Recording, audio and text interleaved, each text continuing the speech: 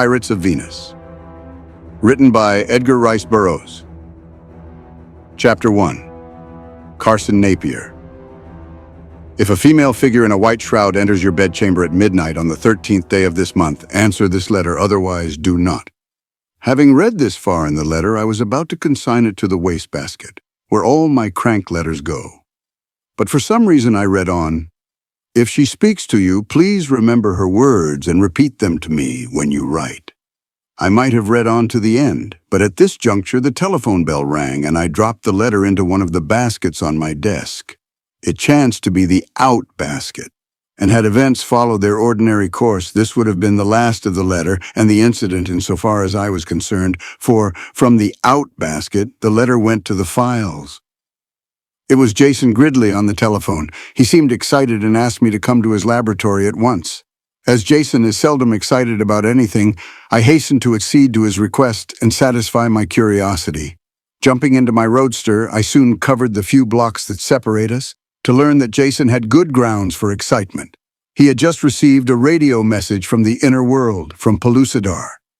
On the eve of the departure of the great dirigible, O-220, from the Earth's core, following the successful termination of that historic expedition, Jason had determined to remain and search for von Horst, the only missing member of the party. But Tarzan, David Innes, and Captain Zupner had persuaded him of the folly of such an undertaking, inasmuch as David had promised to dispatch an expedition of his own native Pellucidarian warriors to locate the young German lieutenant if he still lived, and it were possible to discover any clue to his whereabouts. Notwithstanding this, and though he had returned to the outer world with the ship, Jason had always been harassed by a sense of responsibility for the fate of von Horst, a young man who had been most popular with all the members of the expedition and had insisted time and time again that he regretted having left Pellucidar until he had exhausted every means within his power of rescuing von Horst, or learned definitely that he was dead. Jason waved me to a chair and offered me a cigarette. "I've just had a message from Abner Perry," he announced, "the first for months." "It must have been interesting," I commented, "to excite you." "It was," he admitted. "A rumor has reached Sari that von Horst has been found." Now, as this pertains to a subject entirely foreign to the present volume, I might mention that I have alluded to it only for the purpose of explaining two facts, which, while not vital, have some slight bearing on the remarkable sequence of events which followed. First, it caused me to forget the letter I just mentioned, and second, it fixed the date in my mind, the 10th. My principal reason for mentioning the first fact is to stress the thought that the matter of the letter, so quickly and absolutely forgotten, had no opportunity to impress itself upon my mind and therefore could not, at least objectively, influence my consideration of ensuing events. The letter was gone from my mind within 5 minutes of its reading as completely as though it had never been received. The next 3 days were exceedingly busy ones for me, and when I retired on the night of the 13th, my mind was so filled with the annoying details of a real estate transaction that was going wrong that it was some time before I could sleep. I can truthfully affirm that my last thoughts were of trust deeds, receivers in equity, and deficiency judgments. What awoke me? I do not know. I sat up with a start just in time to see a female figure swathed in what appeared to be a white winding sheet enter my room through the door. You will note that I say door rather than doorway, for such was the fact. The door was closed. It was a clear, moonlit night. The various homely objects in my room were plainly discernible, especially the ghostly figure now hovering near the foot of my bed. I am not subject to hallucinations. I had never seen a ghost. I had never wished to, and I was totally ignorant of the ethics governing such a situation. Even had the lady not been so obviously supernatural, I should yet have been at a loss as to how to receive her at this hour in the intimacy of my bedchamber, for no strange lady had ever before invaded its privacy, and I am of Puritan stock. "It is midnight of the 13th, she said in a low, musical voice. "So it is," I agreed. And then I recalled the letter that I had received on the 10th.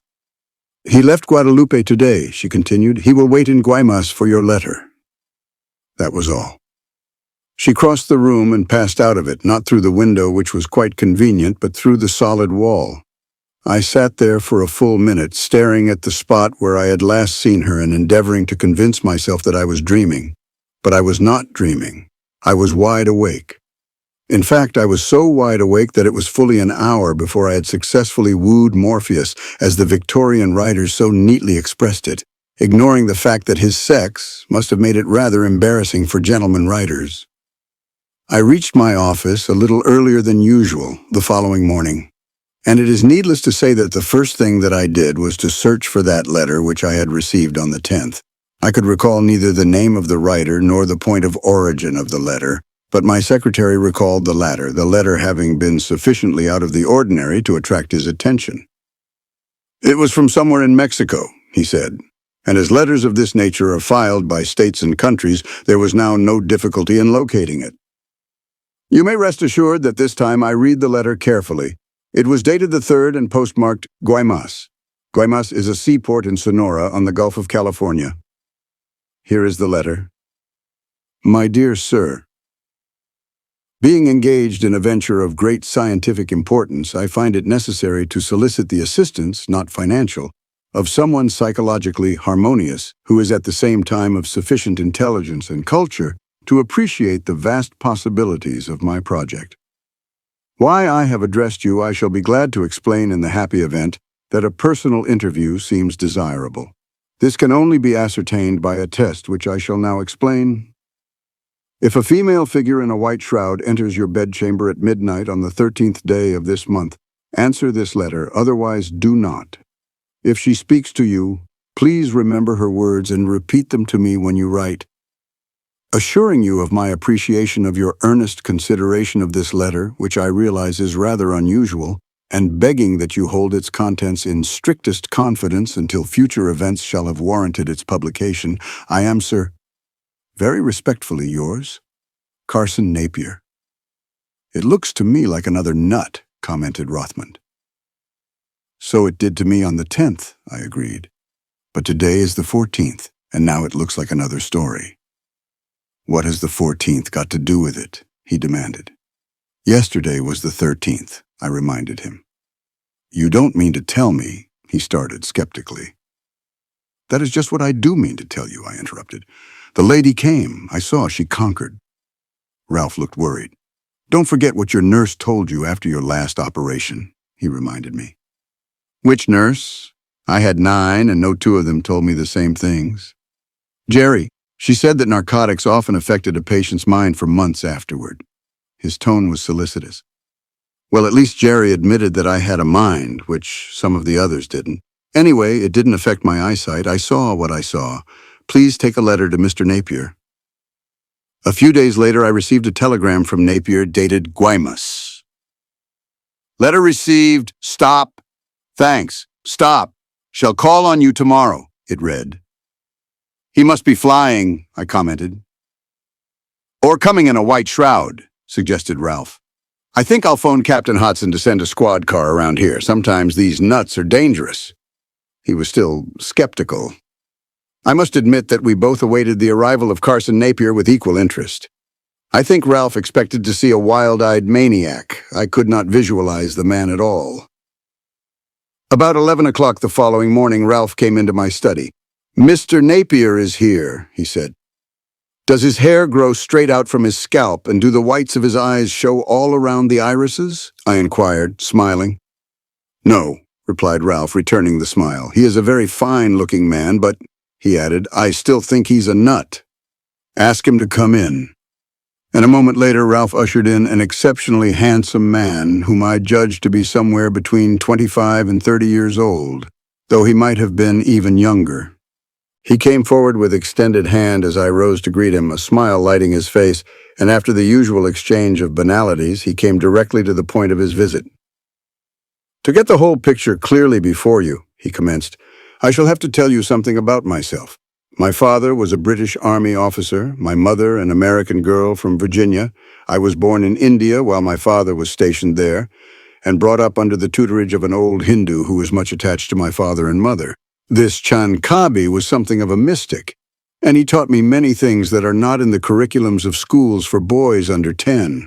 Among them was telepathy, which he had cultivated to such a degree that he could converse with one in psychological harmony with himself quite as easily at great distances as when face to face.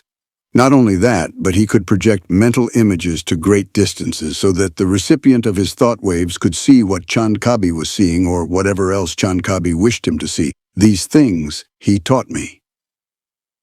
"And it was thus you caused me to see my midnight visitor on the 13th?" I inquired. He nodded. "That test was necessary in order to ascertain if we were in psychological harmony. Your letter, quoting the exact words that I had caused the apparition to appear to speak, convinced me that I had at last found the person for whom I have been searching for some time.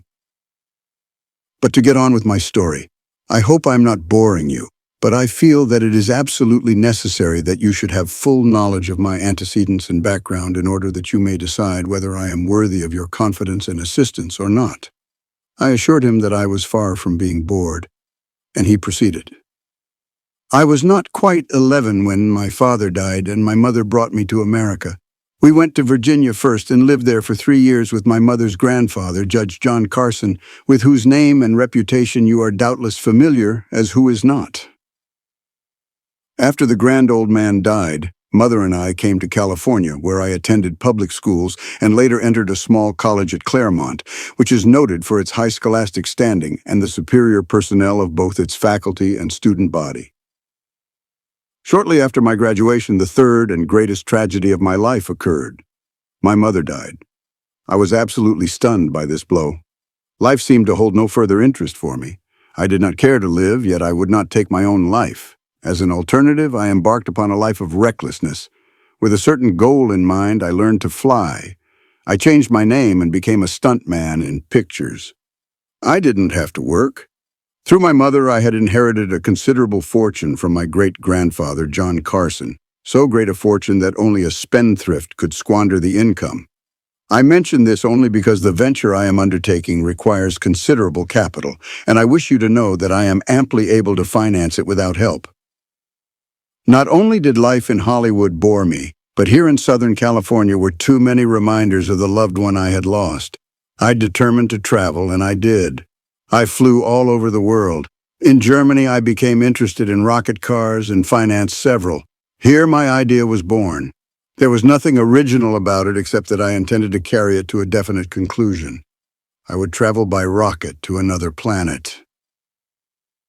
My studies had convinced me that of all the planets, Mars alone offered presumptive evidence of habitability for creatures similar to ourselves. I was at the same time convinced that if I succeeded in reaching Mars, the probability of my being able to return to Earth was remote.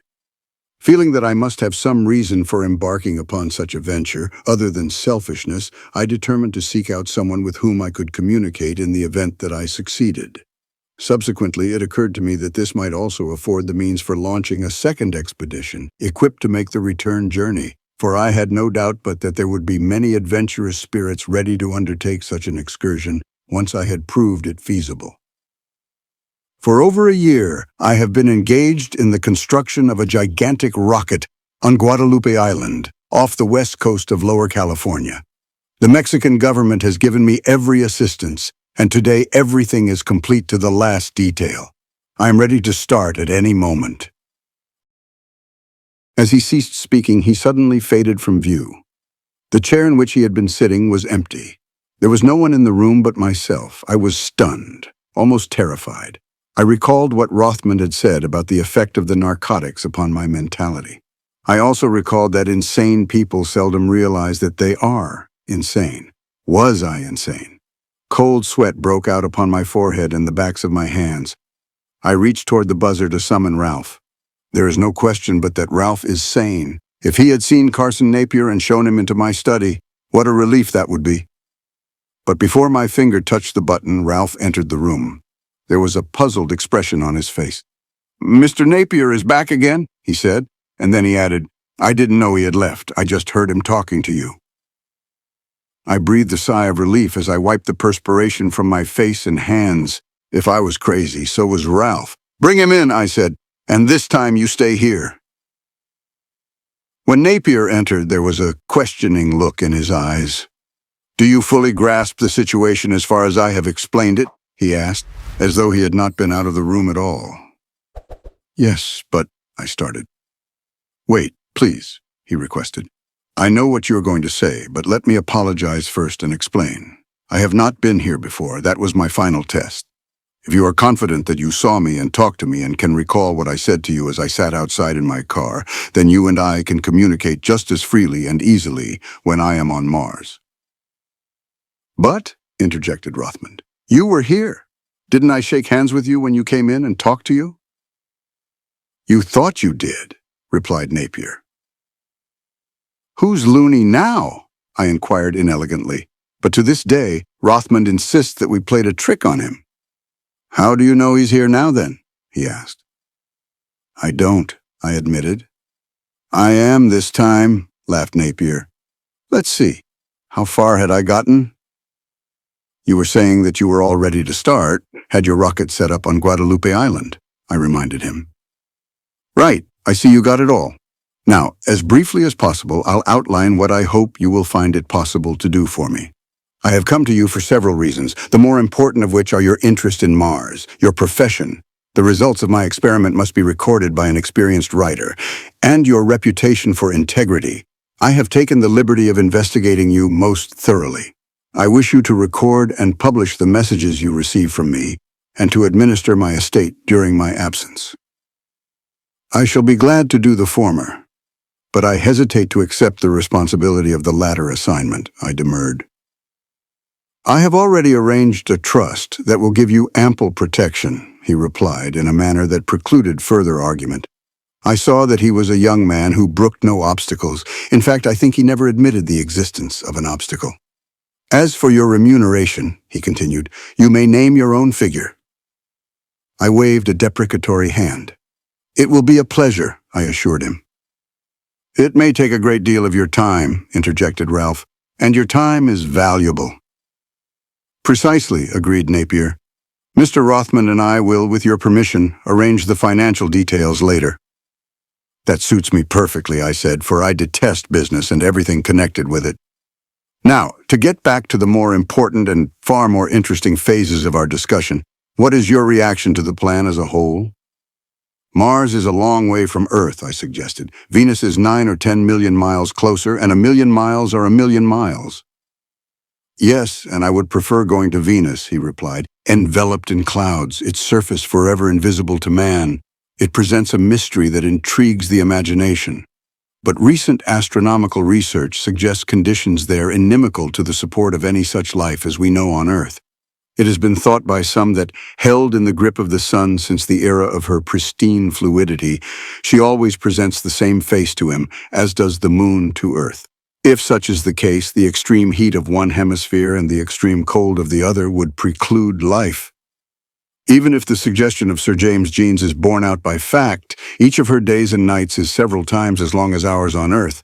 These long nights having a temperature of 13 degrees below zero Fahrenheit, and the long days a correspondingly high temperature. Yet even so, life might have adapted itself to such conditions, I contended. Man exists in equatorial heat and Arctic cold. But not without oxygen, said Napier. St. John has estimated that the amount of oxygen above the cloud envelope that surrounds Venus is less than 1/10 of the terrestrial amount. After all, we have to bow to the superior judgment of such men as Sir James Jeans, who says, the evidence, for what it is worth, goes to suggest that Venus, the only planet in the solar system outside Mars and the Earth on which life could possibly exist, possesses no vegetation and no oxygen for higher forms of life to breathe, which definitely limits my planetary exploration to Mars. We discussed his plans during the remainder of the day and well into the night, and early the following morning he left for Guadalupe Island in his Sikorsky amphibian. I have not seen him since, at least in person yet. Through the marvelous medium of telepathy, I have communicated with him continually and seen him amid strange, unearthly surroundings that have been graphically photographed upon the retina of my mind's eye.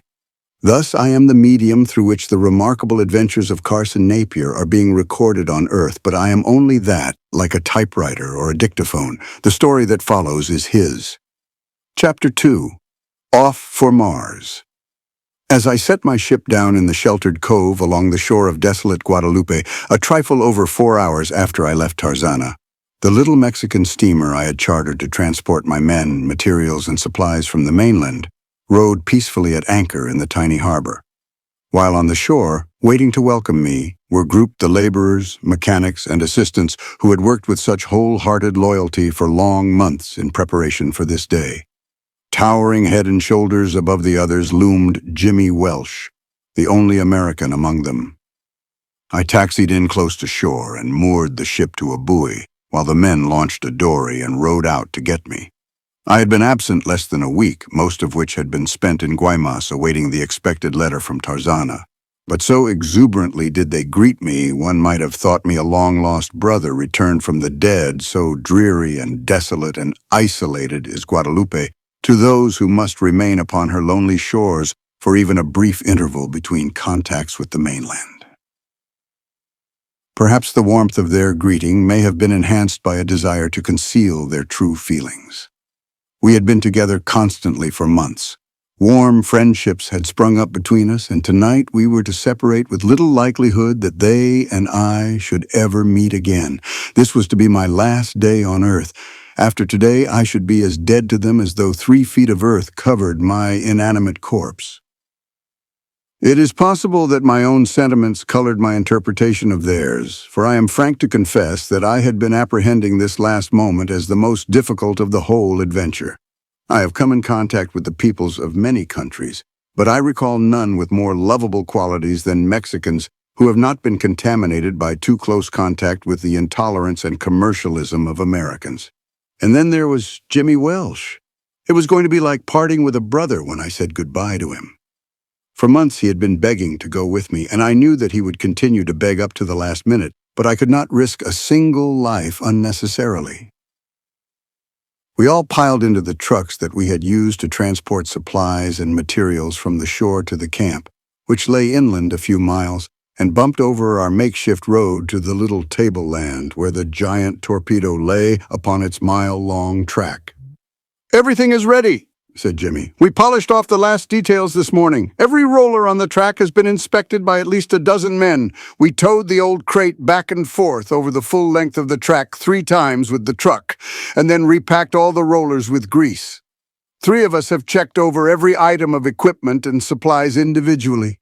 We've done about everything but fire the rockets, and now we're ready to go. You are going to take me along, aren't you, Carr?" I shook my head. "Please don't, Jimmy," I begged. "I have a perfect right to gamble with my own life, but not with yours. So forget it.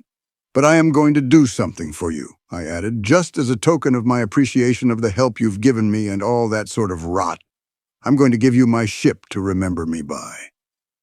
He was grateful, of course, but still he could not hide his disappointment in not being allowed to accompany me, which was evidenced by an invidious comparison he drew between the ceiling of the Sikorsky and that of the old crate, as he had affectionately dubbed the great torpedo-like rocket that was to bear me out into space in a few hours. "A 35-million-mile ceiling," he mourned dolefully. "Think of it, Mars for a ceiling." "And may I hit the ceiling," I exclaimed fervently. The laying of the track upon which the torpedo was to take off had been the subject of a year of calculation and consultation. The day of departure had been planned far ahead, and the exact point at which Mars would rise above the eastern horizon on that night calculated as well as the time. Then it was necessary to make allowances for the rotation of the Earth and the attraction of the nearer heavenly bodies. The track was then laid in accordance with these calculations. It was constructed with a very slight drop in the first 3/4 of a mile and then rose gradually at an angle of 2½ degrees from horizontal.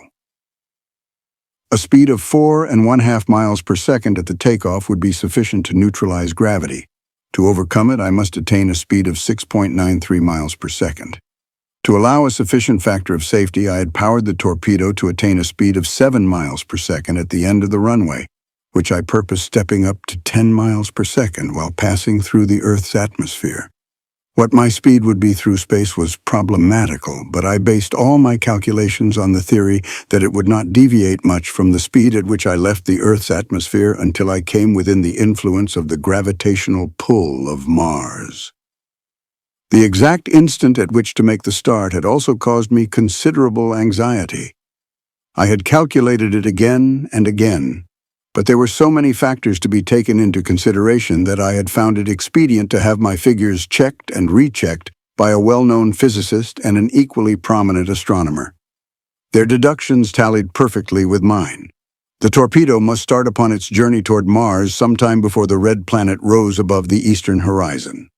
The trajectory would be along a constantly flattening arc, influenced considerably at first by the Earth's gravitational pull, which would decrease inversely as the square of the distance attained. As the torpedo left the Earth's surface on a curved tangent, its departure must be so nicely timed that when it eventually escaped the pull of the Earth, its nose would be directed toward Mars. On paper, these figures appeared most convincing, but as the moment approached for my departure, I must confess to a sudden realization that they were based wholly upon theory, and I was struck with the utter folly of my mad venture. For a moment I was aghast. The enormous torpedo, with its 60 tons lying there at the end of its mile-long track, loomed above me, the semblance of a gargantuan coffin, my coffin in which I was presently to be dashed to Earth or to the bottom of the Pacific or cast out into space to wander there to the end of time. I was afraid.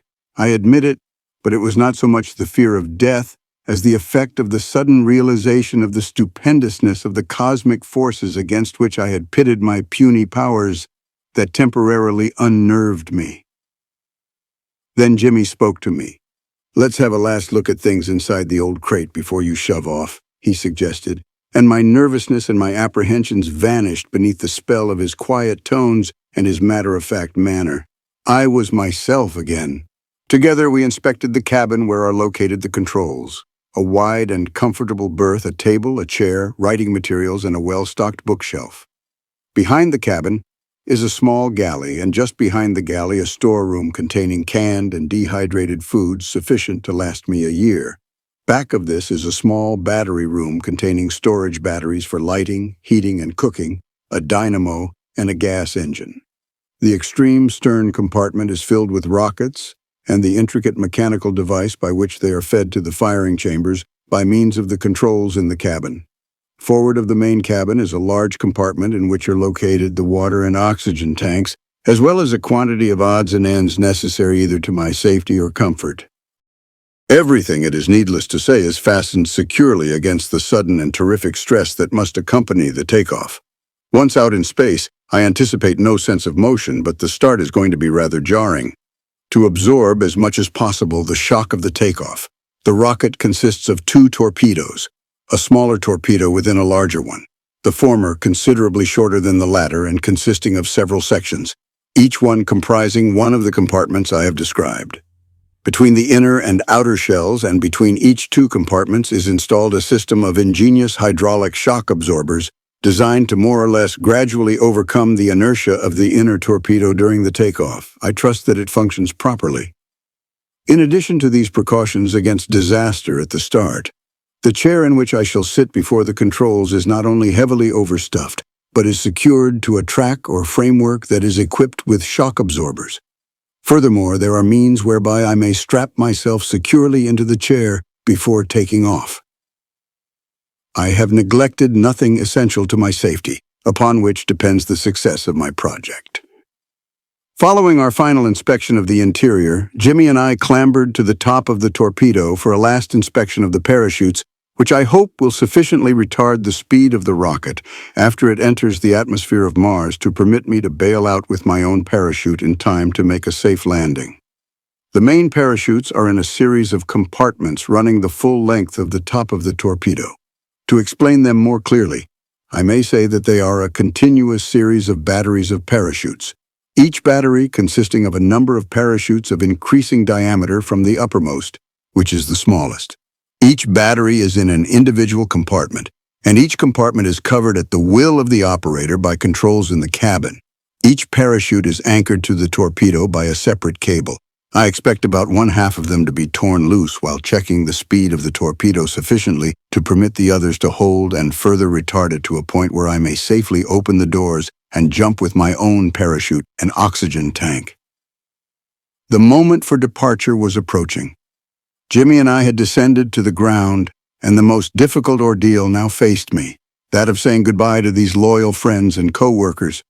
We did not say much. We were too filled with emotion, and there was not a dry eye among us. Without exception, none of the Mexican laborers could understand why the nose of the torpedo was not pointed straight up in the air if my intended destination were marked. Nothing could convince them that I would not shoot out a short distance and make a graceful nosedive into the Pacific, that is, if I started at all, which many of them doubted. There was a hand clasp all around, and then I mounted the ladder leaning against the side of the torpedo and entered it.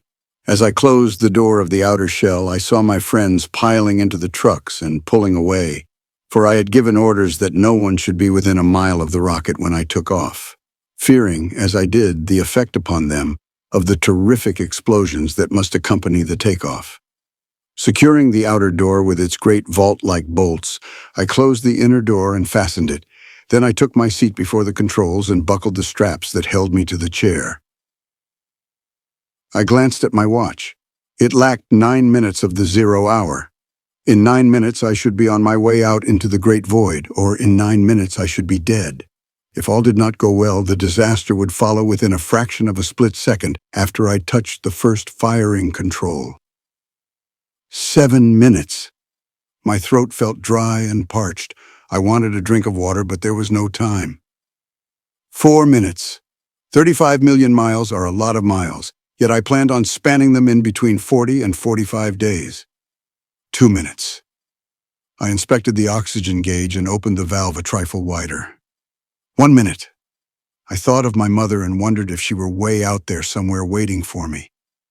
30 seconds. My hand was on the control. 15 seconds. 10, 5, 4, 3, 2, 1. I turned the pointer. There was a muffled roar. The torpedo leaped forward. I was off. I knew that the takeoff was a success. I glanced through the port at my side at the instant that the torpedo started, but so terrific was its initial speed that I saw only a confused blur as the landscape rushed past.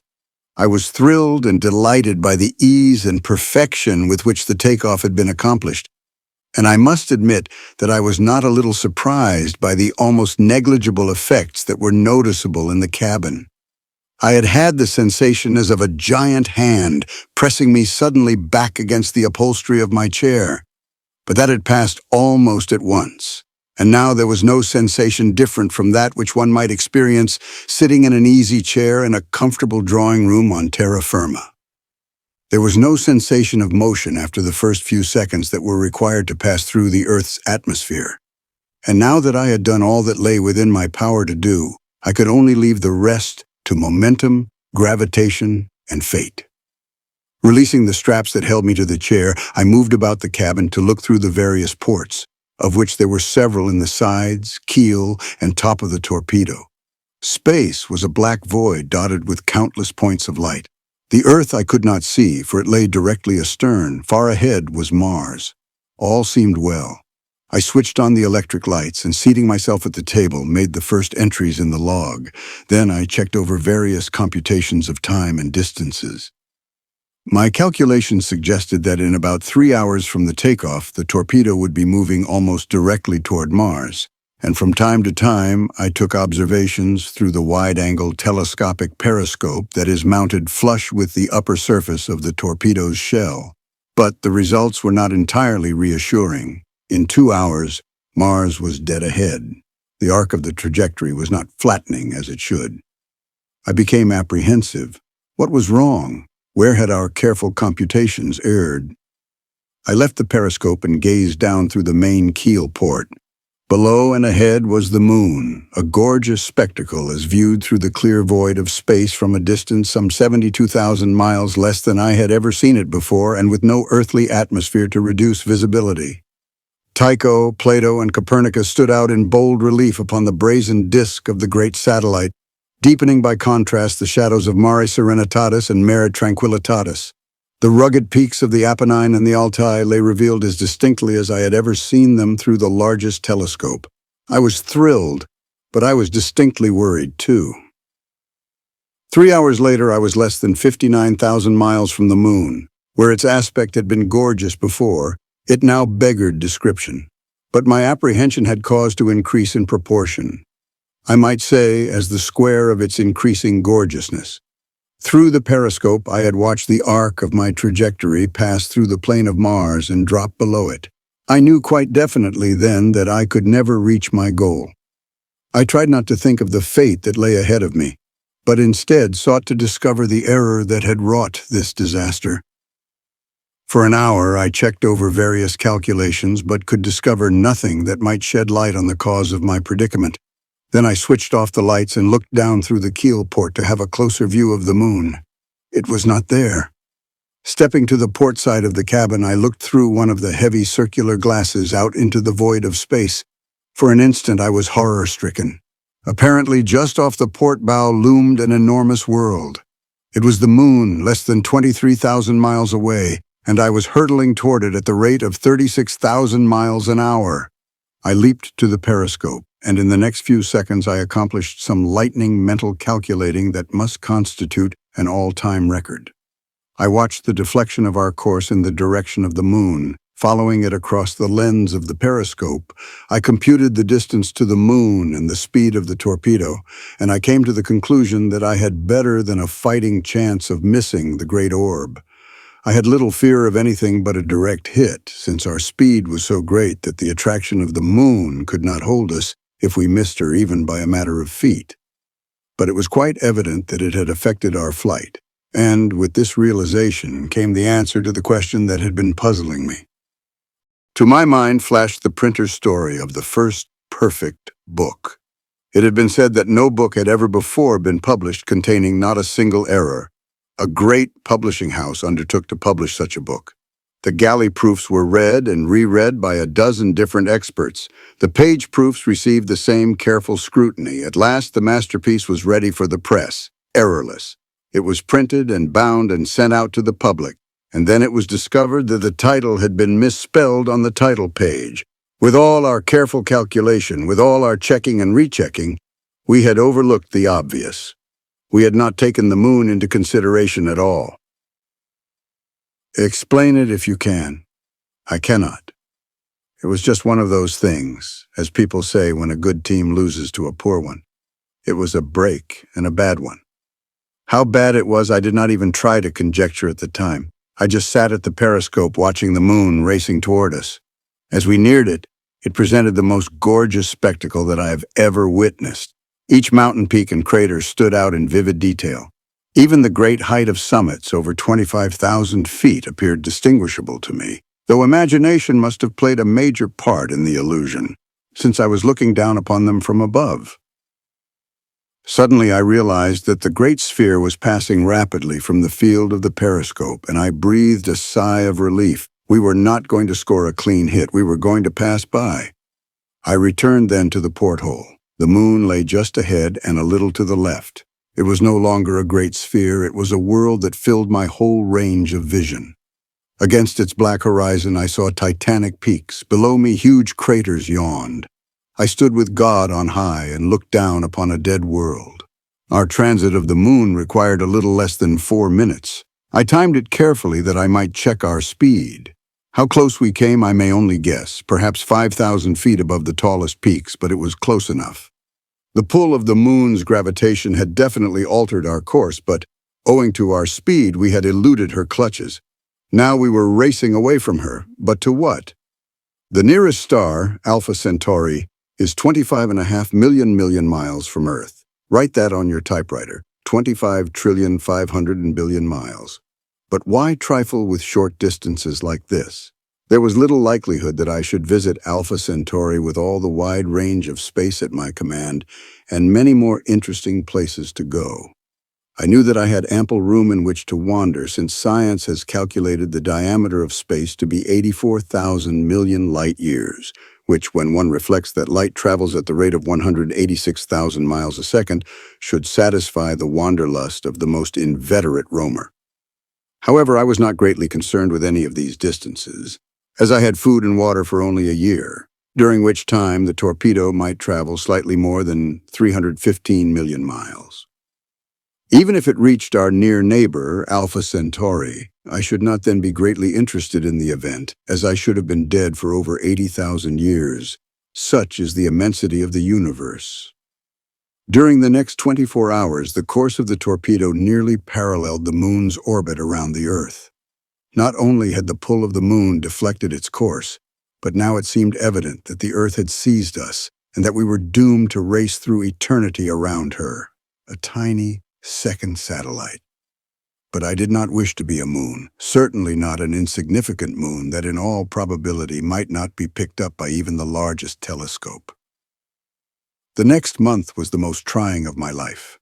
It seems the height of egotism even to mention my life in the face of the stupendous cosmic forces that engulfed it. But it was the only life I had, and I was fond of it, and the more imminent seemed the moment when it should be snuffed out, the better I liked it. At the end of the second day, it was quite apparent that we had eluded the grip of the Earth. I cannot say that I was elated at the discovery. My plan to visit Mars was ruined. I should have been glad to return to Earth. If I could have landed safely on Mars, I certainly could have landed safely on Earth. But there was another reason why I should have been glad to have returned to Earth, a reason that loomed large and terrible ahead. The sun. We were heading straight for the sun now. Once in the grip of that mighty power, nothing could affect our destiny. We were doomed. For 3 months I must await the inevitable end before plunging into that fiery furnace. Furnace is an inadequate word by which to suggest the sun's heat, which is reputedly from 30 to 60 million degrees at the center, a fact which should not have concerned me greatly, since I did not anticipate reaching the center. The days dragged on, or I should say the long night. There were no days, other than the record that I kept of the passing hours. I read a great deal. I made no entries in the log. Why write something that was presently to be plunged into the sun and consumed? I experimented in the galley, attempting fancy cooking. I ate a great deal. It helped to pass the time away, and I enjoyed my meals. On the 30th day, I was scanning space ahead when I saw a gorgeous, shimmering crescent far to the right of our course. But I must confess that I was not greatly interested in sights of any sort. In 60 days, I should be in the sun. Long before that, however, the increasing heat would have destroyed me. The end was approaching rapidly. Chapter 3. Rushing toward Venus. The psychological effects of an experience such as that through which I had been passing must be considerable, and even though they could be neither weighed nor measured, I was yet conscious of changes that had taken place in me because of them. For 30 days I had been racing alone through space toward absolute annihilation, toward an end that would probably not leave a single nucleus of the atoms that compose me an electron to carry on with. I had experienced the ultimate in solitude, and the result had been to deaden my sensibilities. Doubtless, a wise provision of nature. Even the realization that the splendid crescent looming enormously off the starboard bow of the torpedo was Venus failed to excite me greatly. What if I were to approach Venus more closely than any other human being of all time? It meant nothing. Were I to see God himself, even that would mean nothing. It became apparent that the value of what we see is measurable only by the size of our prospective audience.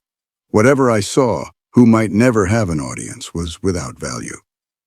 Nevertheless, more to pass away the time than because I was particularly interested in the subject, I began to make some rough calculations. These indicated that I was about 865,000 miles from the orbit of Venus, and that I should cross it in about 24 hours. I could not, however, compute my present distance from the planet accurately. I only knew that it appeared very close. When I say close, I mean relatively.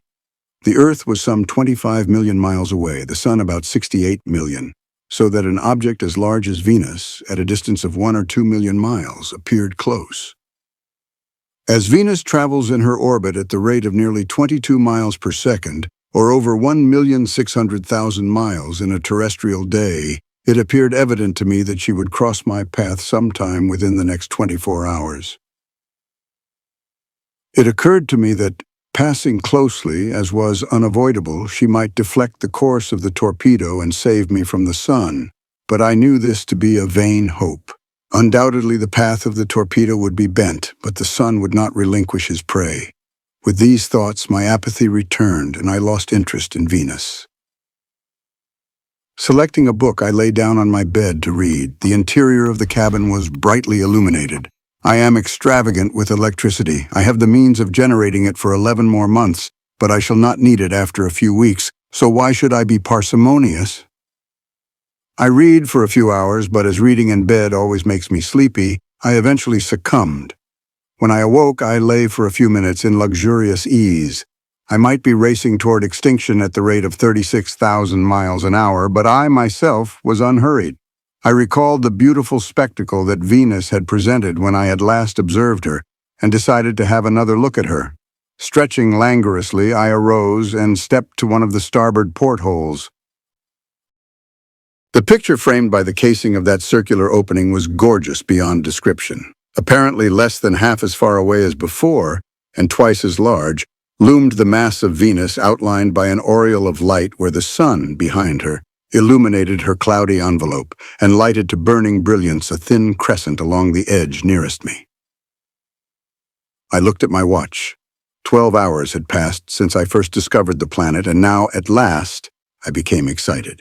Venus was apparently half as far away as it had been 12 hours ago, and I knew that the torpedo had covered half the distance that had separated us from her orbit at that time. A collision was possible. It even seemed within the range of probability that I should be dashed to the surface of this inhospitable, lifeless world. Well, what of it? Am I not already doomed? What difference can it make to me if the end comes a few weeks sooner than I had anticipated? Yet I was excited. I cannot say that I felt fear. I have no fear of death. That left me when my mother died. But now that the great adventure loomed so close, I was overwhelmed by contemplation of it and the great wonder that it induced. What would follow? The long hours dragged on. It seemed incredible to me, accustomed though I am to thinking in units of terrific speed, that the torpedo and Venus were racing toward the same point in her orbit at such inconceivable velocities, the one at the rate of 36,000 miles per hour, the other at over 67,000. It was now becoming difficult to view the planet through the side port as she moved steadily closer and closer to our path. I went to the periscope. She was gliding majestically within its range. I knew that at that moment the torpedo was less than 36,000 miles, less than an hour from the path of the planet's orbit, and there could be no doubt now but that she had already seized us in her grasp. We were destined to make a clean hit.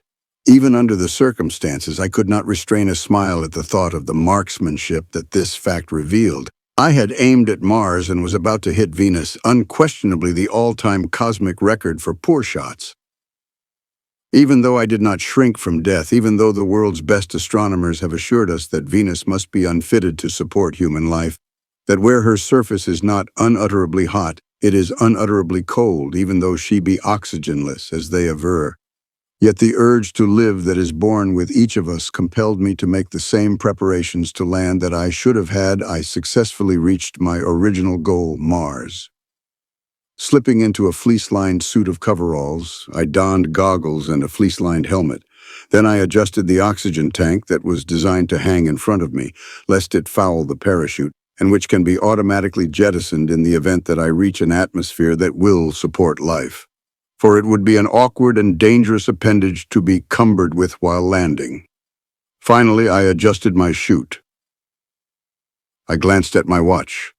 If my calculations have been correct, we should strike in about 15 minutes. Once more, I returned to the periscope. The sight that met my eyes was awe-inspiring. We were plunging toward a billowing mass of black clouds. It was like chaos on the dawn of creation. The gravitation of the planet had seized us. The floor of the cabin was no longer beneath me. I was standing on the forward bulkhead now. But this condition I had anticipated when I designed the torpedo. We were diving nose-on toward the planet.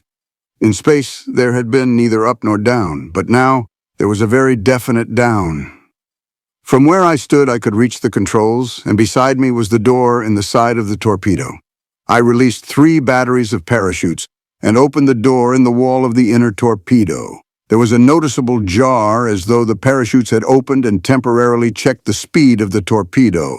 This must mean that I had entered an atmosphere of some description, and that there was not a second to waste.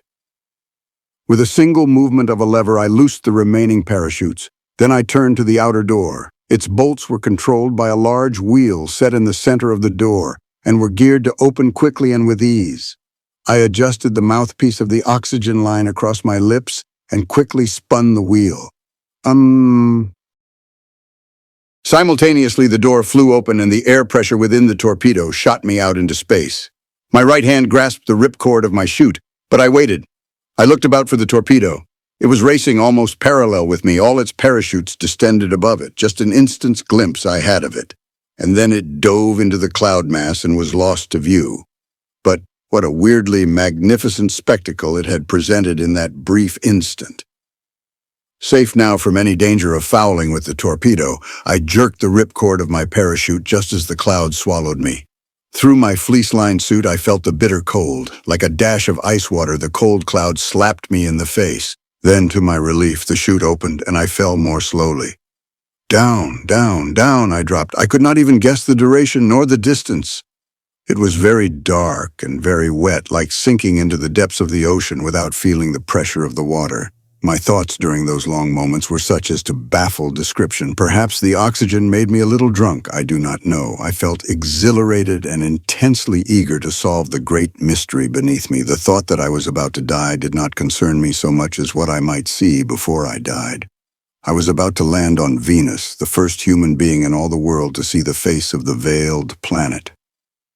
Suddenly, I emerged into a cloudless space, but far below me were what appeared in the darkness to be more clouds, recalling to my mind the often advanced theory of the two cloud envelopes of Venus. As I descended, the temperature rose gradually, but it was still cold. As I entered the second cloud bank, there was a very noticeable rise in temperature the farther I fell. I shut off the oxygen supply and tried breathing through my nose. By inhaling deeply, I discovered that I could take in sufficient oxygen to support life, and an astronomical theory was shattered. Hope flared within me like a beacon on a fog-hid landing field. As I floated gently downward, I presently became aware of a faint luminosity far below. What could it be? There were many obvious reasons why it could not be sunlight. Sunlight would not come from below, and furthermore, it was night on this hemisphere of the planet. Naturally, many weird conjectures raced through my mind. I wondered if this could be the light from an incandescent world, but immediately discarded that explanation as erroneous, knowing that the heat from an incandescent world would long since have consumed me. Then it occurred to me that it might be refracted light from that portion of the cloud envelope illuminated by the sun. Yet if such were the case, it seemed obvious that the clouds about me should be luminous, which they were not. There seemed only one practical solution. It was the solution that an Earthman would naturally arrive at. Being what I am, a highly civilized creature from a world already far advanced by science and invention, I attributed the source of this light to these twin forces of superior intelligence. I could only account for that faint glow by attributing it to the reflection upon the underside of the cloud mass of artificial light produced by intelligent creatures upon the surface of this world toward which I was slowly settling. I wondered what these beings would be like. And if my excitement grew as I anticipated the wonders that were soon to be revealed to my eyes, I believe that it was a pardonable excitement under the circumstances. Upon the threshold of such an adventure, who would not have been moved to excitement by contemplation of the experiences awaiting him? Now I removed the mouthpiece of the oxygen tube entirely and found that I could breathe easily. The light beneath me was increasing gradually. About me, I thought I saw vague, dark shapes among the cloud masses. Shadows, perhaps, but of what? I detached the oxygen tank and let it fall. I distinctly heard it strike something an instant after I had released it. Then a shadow loomed darkly beneath me, and an instant later my feet struck something that gave beneath them. I dropped into a mass of foliage and grasped wildly for support. A moment later, I began to fall more rapidly and guessed what had happened. The parachute had been up-tilted by contact with the foliage. I clutched at leaves and branches fruitlessly, and then I was brought to a sudden stop. Evidently, the chute had fouled something. I hoped that it would hold until I found a secure resting place. As I groped about in the dark, my hand finally located a sturdy branch, and a moment later I was astride it, my back to the bole of a large tree, another theory gone the ignoble path of countless predecessors. It was evident that there was vegetation on Venus. At least there was one tree, I could vouch for that as I was sitting in it, and doubtless the black shadows I had passed were other taller trees. Having found secure lodgment, I divested myself of my parachute after salvaging some of its ropes and the straps from the harness, which I thought I might find helpful in descending the tree. Starting at the top of a tree, in darkness and among clouds, one may not be positive what the tree is like nearer the ground. I also removed my goggles. Then I commenced to descend. The girth of the tree was enormous, but the branches grew sufficiently close together to permit me to find safe footing. I did not know how far I had fallen through the second cloud stratum before I lodged in the tree, nor how far I had descended the tree, but altogether it must have been close to 2,000 feet, yet I was still in the clouds. Could the entire atmosphere of Venus be forever fog-laden? I hope not, for it was a dreary prospect. The light from below had increased a little as I descended, but not much. It was still dark about me. I continued to descend. It was tiresome work and not without danger, this climbing down an unfamiliar tree in a fog at night toward an unknown world. But I could not remain where I was, and there was nothing above to entice me upward. So I continued to descend. What a strange trick fate had played me. I had wanted to visit Venus, but had discarded the idea when assured by my astronomer friends that the planet could not support either animal or vegetable life. I had started for Mars, and now, fully 10 days before I had hoped to reach the red planet, I was on Venus, breathing perfectly good air among the branches of a tree that evidently dwarfed the giant sequoias. The illumination was increasing rapidly now. The clouds were thinning. Through breaks I caught glimpses far below, glimpses of what appeared to be an endless vista of foliage, softly moonlit. But Venus had no moon. In that, insofar as the seeming moonlight was concerned, I could fully concur with the astronomers. This illumination came from no moon unless Venus's satellite lay beneath her inner envelope of clouds, which was preposterous. A moment later, I emerged entirely from the cloud bank, but though I searched in all directions, I saw nothing but foliage. Above, around, below me, yet I could see far down into that abyss of leaves. In the soft light, I could not determine the color of the foliage, but I was sure that it was not green. It was some light, delicate shade of another color. I had descended another 1,000 feet since I had emerged from the clouds, and I was pretty well exhausted. The month of inactivity and overeating had softened me. When I saw just below me what appeared to be a causeway leading from the tree I was descending to another adjacent. I also discovered that from just below where I clung, the limbs had been cut away from the tree to a point below the causeway. Here were two startling and unequivocal evidences of the presence of intelligent beings. Venus was inhabited. But by what? What strange arboreal creatures built causeways high among these giant trees? Were they a species of monkey man? Were they of a high or low order of intelligence? How would they receive me? At this juncture in my vain speculations, I was startled by a noise above me. Something was moving in the branches overhead. The sound was coming nearer, and it seemed to me that it was being made by something of considerable size and weight.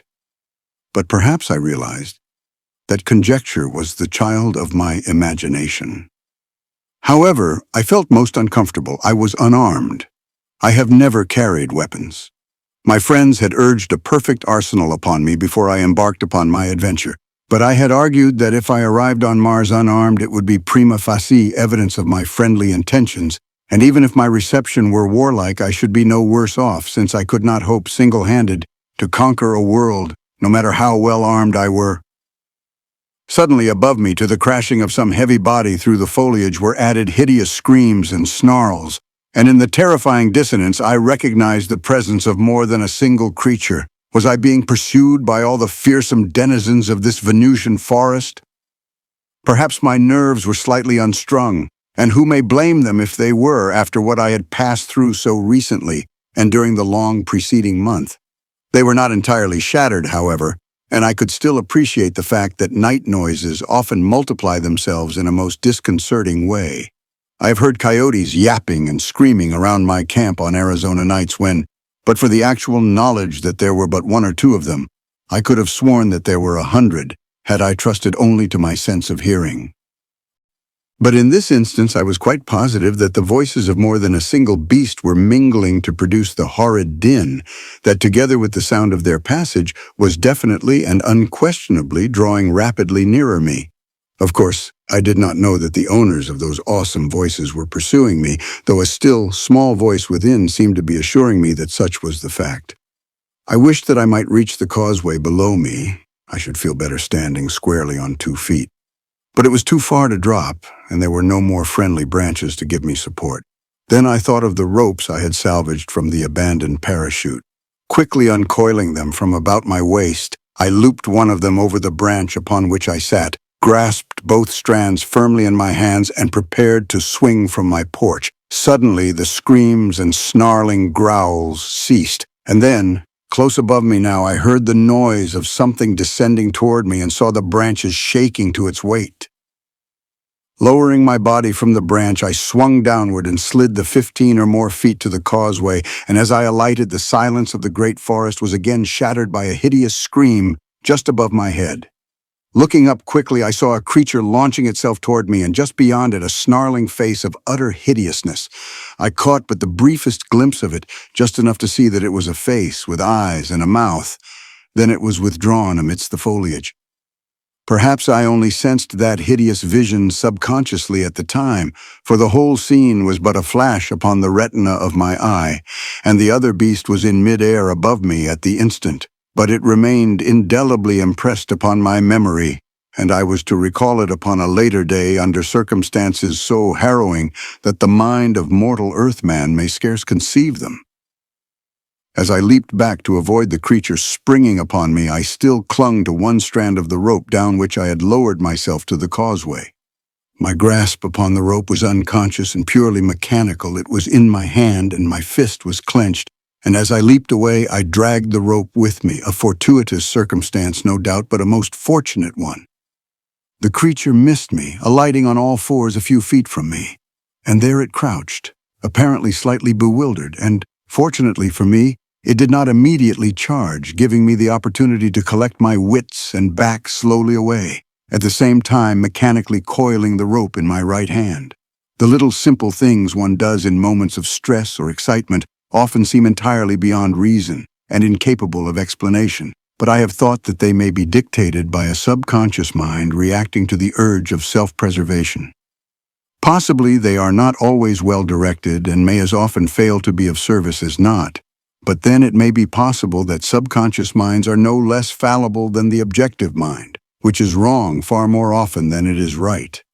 I cannot but seek for some explanation of the urge that caused me to retain that rope, since all unknown to me, it was to be the slender thread upon which my life was to hang.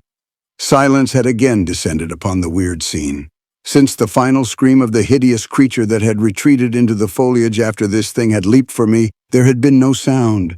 The creature that crouched facing me seemed slightly bewildered. I am positive now that it had not been pursuing me, but that it itself had been the object of pursuit by the other beast that had retreated. In the dim half-light of the Venusian night, I saw confronting me a creature that might be conjured only in the half-delirium of some horrid nightmare. It was about as large as a full-grown puma and stood upon 4 hand-like feet that suggested that it might be almost wholly arboreal. The front legs were much longer than the hind, suggesting, in this respect, the hyena. But here the similarity ceased, for the creature's furry pelt was striped longitudinally with alternate bands of red and yellow, and its hideous head bore no resemblance to any earthly animal.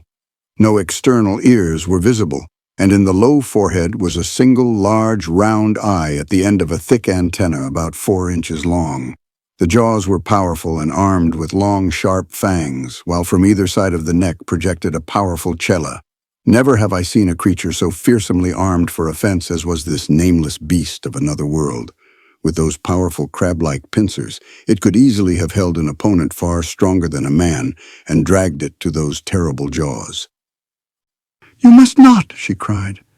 I came closer to her. "Look at me, Dwar. Look me in the eyes and tell me that you do not like to hear me tell you that I love you." Her eyes fell. "I must not listen," she whispered, and rose as though to leave the room. I was mad with love for her. Her near presence sent the hot blood boiling through my veins. I seized her in my arms and drew her to me. Before she could prevent it, I covered her lips with mine. Then she partially tore away from me, and I saw a dagger gleaming in her hand. "You are right," I said. "Strike. I have done an unforgivable thing. My only excuse is my great love for you. It swept away reason and honor." Her dagger hand dropped to her side. "I cannot," she sobbed, and turning, fled from the room. I went back to my own cabin, cursing myself for a beast and a cad. I could not understand how it had been possible for me to have committed such an unpardonable act. I reviled myself, and at the same time the memory of that soft body crushed against mine, and those perfect lips against my lips suffused me with a warm glow of contentment that seemed far removed from repentance. I lay awake for a long time after I went to bed, thinking of Duar, recalling all that had ever passed between us. I found a hidden meaning in her cry, "I must not listen." I rejoiced in the facts that once she had refused to consign me to death at the hands of others, and that again she had refused to kill me herself. Her "I cannot" rang in my ears almost like an avowal of love. My better judgment told that I was quite mad, but I found joy in hugging my madness to me.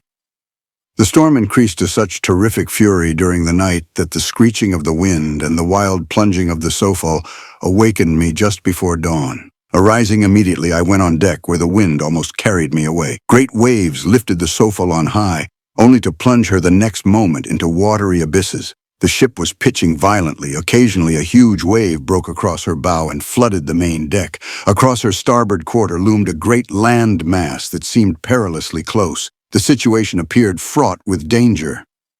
I entered the control room and found both Honan and Gamfor with the helmsman. They were worried because of our proximity to land. Should either the engines or the steering device fail, we must inevitably be driven ashore. I told them to remain where they were, and then I went down to the second deck house to arouse Kieran, Camlot, and Zog. As I turned aft from the foot of the companionway on the second deck, I noticed that the door of Vylor's cabin was swinging open and closing again with each roll of the vessel. But I gave the matter no particular thought at the time and passed on to awaken my other lieutenants. Having done so, I kept on to Duare's cabin, fearing that if awake, she might be frightened by the rolling of the ship and the shrieking of the wind. To my surprise, I found her door swinging on its hinges. Something, I do not know what, aroused my suspicion that all was not right far more definitely than the rather unimportant fact that the door to her outer cabin was unlatched. Stepping quickly inside, I uncovered the light and glanced quickly about the room. There was nothing amiss, except perhaps the fact that the door to the inner cabin where she slept was also open and swinging on its hinges. I was sure that no one could be sleeping in there while both those doors were swinging and banging. It was possible, of course, that Duare was too frightened to get up and close them. I stepped to the inner doorway and called her name aloud. There was no reply. I called again, louder, again. Silence was my only answer. Now I was definitely perturbed. Stepping into the room, I uncovered the light and looked at the bed. It was empty. Duare was not there. But in the far corner of the cabin lay the body of the man who had stood guard outside her door. Throwing conventions overboard, I hastened to each of the adjoining cabins where the rest of the Vepajan women were quartered. All were there except Duar. They had not seen her. They did not know where she was. Frantic from apprehension, I ran back to Camlot's cabin and acquainted him with my tragic discovery. He was stunned. "She must be on board," he cried. "Where else can she be?" "I know she must be," I replied, "but something tells me she is not. We must search the ship at once, from stem to stern." For a time it eyed me with that single terrifying eye that moved to and fro at the end of its antenna, and all the time its chelae were waving slowly, opening and closing. In that brief moment of delay, I looked about me, and the first thing that I discovered was that I stood directly in front of an opening cut in the bole of the tree, an opening about 3 feet wide and over 6 feet high. But the most remarkable thing about it was that it was closed by a door, not a solid door, but one suggesting a massive wooden grill. As I stood contemplating it and wondering what to do, I thought that I saw something moving behind it. Then a voice spoke to me out of the darkness beyond the door. It sounded like a human voice, though it spoke in a language that I could not understand. The tones were peremptory. I could almost imagine that it said, "Who are you, and what do you want here in the middle of the night?" "I am a stranger," I said. "I come in peace and friendship." Of course I knew that whatever it was behind that door, it could not understand me, but I hoped that my tone would assure it of my peaceful designs. There was a moment's silence, and then I heard other voices. Evidently the situation was being discussed. Then I saw that the creature facing me upon the causeway was creeping toward me, and turned my attention from the doorway to the beast. I had no weapons, nothing but a length of futile rope, but I knew that I must do something. I could not stand there supinely and let the creature seize and devour me without striking a blow in my own defense. I uncoiled a portion of the rope, and more in despair than with any hope that I could accomplish anything of a defensive nature, nicked the end of it in the face of the advancing beast. You have seen a boy snap a wet towel at a companion. Perhaps you have been flicked in that way, and if you have, you know that it hurts. Of course, I did not expect to overcome my adversary by any such means as this. To be truthful, I did not know what I did expect to accomplish. Perhaps I just felt that I must do something, and this was the only thing that occurred to me. The result merely demonstrated the efficiency of that single eye and the quickness of the chili. I snapped that rope as a ringmaster snaps a whip, but though the rope end traveled with great speed and the act must have been unexpected, the creature caught the rope in one of its chili before it reached its face. Then it hung on and sought to drag me toward those frightful jaws. I learned many a trick of roping from a cowboy friend of my motion picture days, and one of these I now put into use in an endeavor to entangle the crab-like chili. Suddenly, giving the rope sufficient slack, I threw a half-hitch around the chili that gripped it, immediately following it with a second, whereupon the creature commenced to pull desperately away. I think it was motivated solely by an instinctive urge to pull toward its jaws anything that was held in its chili. But for how long it would continue to pull away before it decided to change its tactics and charge me, I could not even guess. And so I acted upon a sudden inspiration and hurriedly made fast the end of the rope that I held to one of the stout posts that supported the handrail of the causeway. Then of a sudden, the thing charged me, roaring furiously. I turned and ran, hoping that I could get out of the reach of those terrible chili before the creature was stopped by the rope. And this I but barely managed to do. I breathed a sigh of relief as I saw the great body flipped completely over on its back as the rope tautened, but the hideous scream of rage that followed left me cold. Nor was my relief of any great duration, for as soon as the creature had scrambled to its feet, it seized the rope in its other chila and severed it as neatly as one might with a pair of monstrous tinner's snips, and then it was after me again, but this time it did not creep.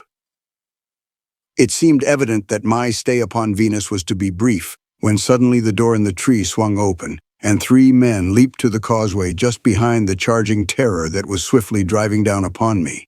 The leading man hurled a short, heavy spear that sank deep into the back of my infuriated pursuer. Instantly the creature stopped in its tracks and wheeled about to face these new and more dangerous tormentors, and as he did so 2 more spears, hurled by the companions of the first man, drove into his chest. And with a last frightful scream, the thing dropped in its tracks, dead. Then the leading man came toward me. In the subdued light of the forest, he appeared no different from an earthman. He held the point of a straight, sharp sword pointed at my vitals. Close behind him were the other 2 men, each with a drawn sword. The first man spoke to me in a stern, commanding voice, but I shook my head to indicate that I could not understand. Then he pressed the point of his weapon against my coveralls, opposite the pit of my stomach, and jabbed. I backed away. He advanced and jabbed at me again, and again I backed along the causeway. Now the other 2 men advanced, and the 3 of them fell to examining me, meanwhile talking among themselves. I could see them better now.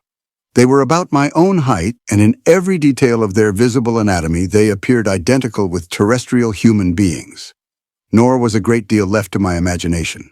The men were almost naked. They wore loincloths and little else, other than the belts that supported the scabbards of their swords.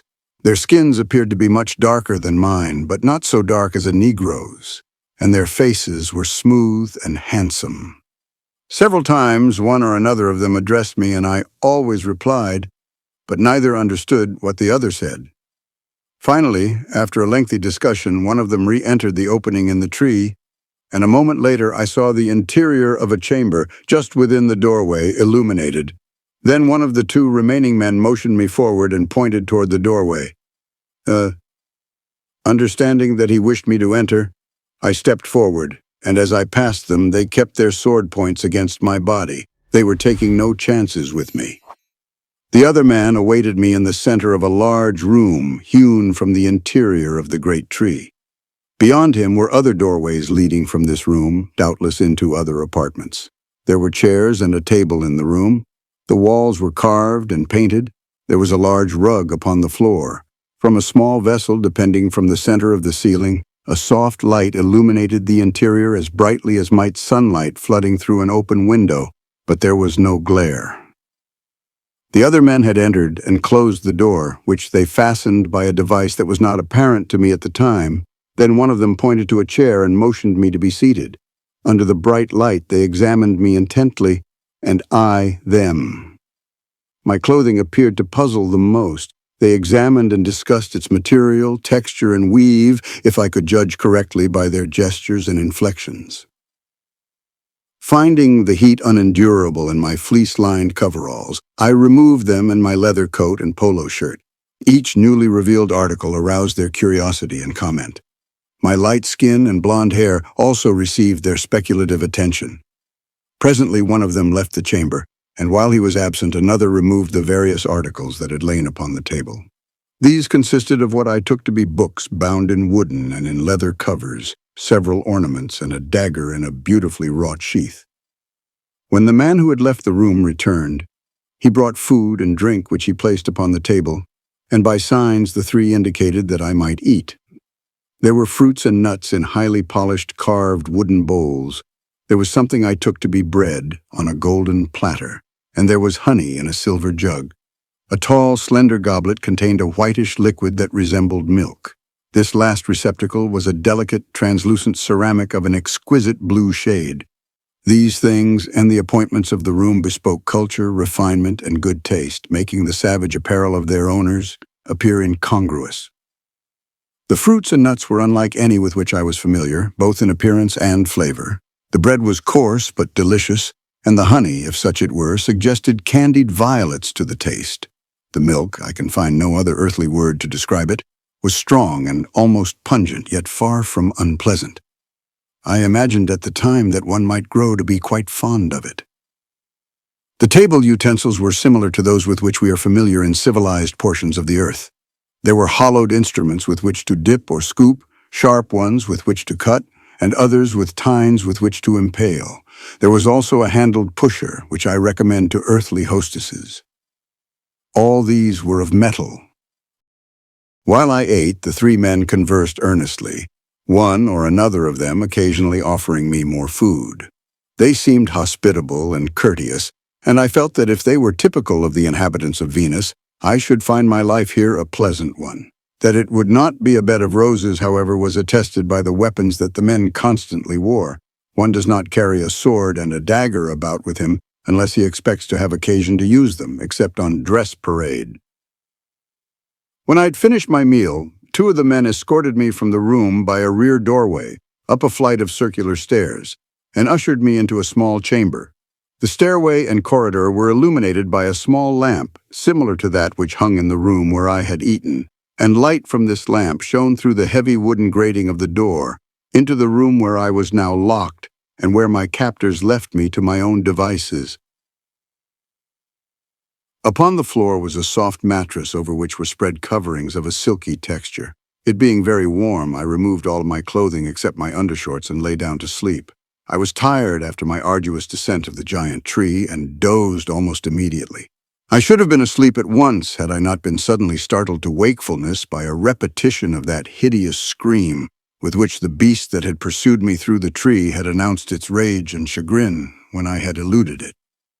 However, it was not long before I fell asleep, my dozing mind filled with a chaos of fragmentary recollections of my stupendous adventure. Chapter 4. To the House of the King.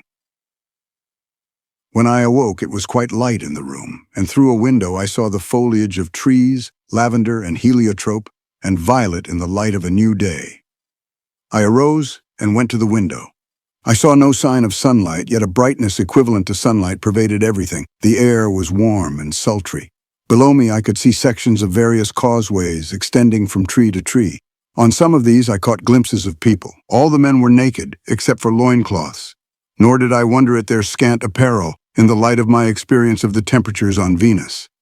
There were both men and women, and all the men were armed with swords and daggers, while the women carried daggers only. All those whom I saw seemed to be of the same age. There were neither children nor old people among them. All appeared comely. From my barred window I sought a glimpse of the ground, but as far down as I could see there was only the amazing foliage of the trees, lavender, heliotrope, and violet. And what trees! From my window I could see several enormous boles, fully 200 feet in diameter. I had thought the tree I descended a giant, but compared with these, it was only a sapling. As I stood contemplating the scene before me, there was a noise at the door behind me. Turning, I saw one of my captors entering the room. He greeted me with a few words which I could not understand, and a pleasant smile that I could. I returned his smile and said, "Good morning." He beckoned me to follow him from the room, but I made signs indicating that I wished to don my clothes first. I knew I should be hot and uncomfortable in them. I was aware that no one I'd seen here wore any clothing, yet so powerful are the inhibitions of custom and habit that I shrank from doing the sensible thing and wearing only my undershorts. At first, when he realized what I wished to do, he motioned me to leave my clothes where they were and come with him as I was. But eventually he gave in with another of his pleasant smiles. He was a man of fine physique, a little shorter than I. By daylight I could see that his skin was about that shade of brown that a heavy suntan imparts to people of my own race. His eyes were dark brown, his hair black. His appearance formed a marked contrast to my light skin, blue eyes, and blonde hair. When I had dressed, I followed him downstairs to a room adjoining the one I had first entered the previous night. Here, the man's 2 companions and 2 women were seated at a table on which were a number of vessels containing food. As I entered the room, the women's eyes were turned upon me curiously. The men smiled and greeted me as had their fellow, and one of them motioned me to a chair. The women appraised me frankly, but without boldness, and it was evident that they were discussing me freely between themselves and with the men. They were both uncommonly good-looking, their skins being a shade lighter than those of the men, while their eyes and hair were of about the same color as those of their male companions. Each wore a single garment of a silken material similar to that of which my bed cover had been made, and in the form of a long sash, which was wrapped tightly around the body below the armpits, confining the breasts. From this point it was carried halfway around the body downward to the waist, where it circled the body again, the loose end then passing between the legs from behind and up through the sash in front, after the manner of a G-string, the remainder falling in front to the knees. In addition to these garments, which were beautifully embroidered in colors, the women wore girdles from which depended pocket pouches and sheathed daggers, and both were plentifully adorned with ornaments such as rings, bracelets, and hair ornaments. I could recognize gold and silver among the various materials of which these things were fabricated, and there were others that might have been ivory and coral. But what impressed me most was the exquisite workmanship they displayed, and I imagined that they were valued more for this than for the intrinsic worth of the materials that composed them. That this conjecture might be in accordance with fact was borne out by the presence among their ornaments of several of the finest workmanship, obviously carved from ordinary bone. On the table was bread different from that which I had had the night before, a dish that I thought might be eggs and meat baked together, several which I could not recognize either by appearance or taste, and the familiar milk and honey that I had encountered before. The foods varied widely in range of flavor, so that it would have been a difficult palate indeed that would not have found something to its liking. During the meal they engaged in serious discussion, and I was certain from their glances and gestures that I was the subject of their debate. The 2 girls enlivened the meal by attempting to carry on a conversation with me, which appeared to afford them a great deal of merriment, nor could I help joining in their laughter, so infectious was it. Finally, one of them hit upon the happy idea of teaching me their language. She pointed to herself and said, Zuro, and to the other girl and said, Alzo. Then the men became interested, and I soon learned that the name of him who seemed to be the head of the house, the man who had first challenged me the preceding night, was Duran, the other two, Olthar and Camlot. But before I had mastered more than these few words and the names of some of the foods on the table, breakfast was over, and the three men had conducted me from the house. As we proceeded along the causeway that passed in front of the house of Duran, the interest and curiosity of those we passed were instantly challenged as their eyes fell upon me, and it was at once evident to me that I was a type either entirely unknown on Venus, or at least rare, for my blue eyes and blonde hair caused quite as much comment as my clothing, as I could tell by their gestures and the direction of their gaze. We were often stopped by curious friends of my captors, or hosts, I was not sure yet in which category they fell. But none offered me either harm or insult, and if I were the object of their curious scrutiny, so were they of mine. While no two of them were identical in appearance, they were all handsome, and all apparently of about the same age. I saw no old people and no children. Presently we approached a tree of such enormous diameter that I could scarcely believe the testimony of my eyes when I saw it. It was fully 500 feet in diameter, stripped of branches for 100 feet above and below the causeway. Its surface was dotted with windows and doors and encircled by wide balconies or verandas. Before a large and elaborately carved doorway was a group of armed men before whom we halted while Duran addressed one of their number. I thought at the time that he called this man Tofar, and such I learned later was his name. He wore a necklace from which depended a metal disc bearing a hieroglyphic in relief. Otherwise, he was not accoutred differently from his companions. As he and Duran conversed, he appraised me carefully from head to feet. Presently, he and Duran passed through the doorway into the interior of the tree, while the others continued to examine me and question Camlot and Olthar. While I waited there, I embraced the opportunity to study the elaborate carvings that surrounded the portal, forming a frame fully 5 feet wide. The motif appeared historical, and I could easily imagine that the various scenes depicted important events in the life of a dynasty or a nation. The workmanship was exquisite, and it required no stretch of the imagination to believe that each delicately carved face was the portrait of some dead or living celebrity. There was nothing grotesque in the delineation of the various figures, as is so often the case in work of a similar character on Earth, and only the borders that framed the whole and separated contiguous plaques were conventional. I was still engrossed by these beautiful examples of the woodcarver's art when Duran and Tofar returned and motioned Olthar and Camlot and me to follow them into the interior of the great tree. We passed through several large chambers and along wide corridors, all carved from the wood of the living tree, to the head of a splendid stairway which we descended to another level.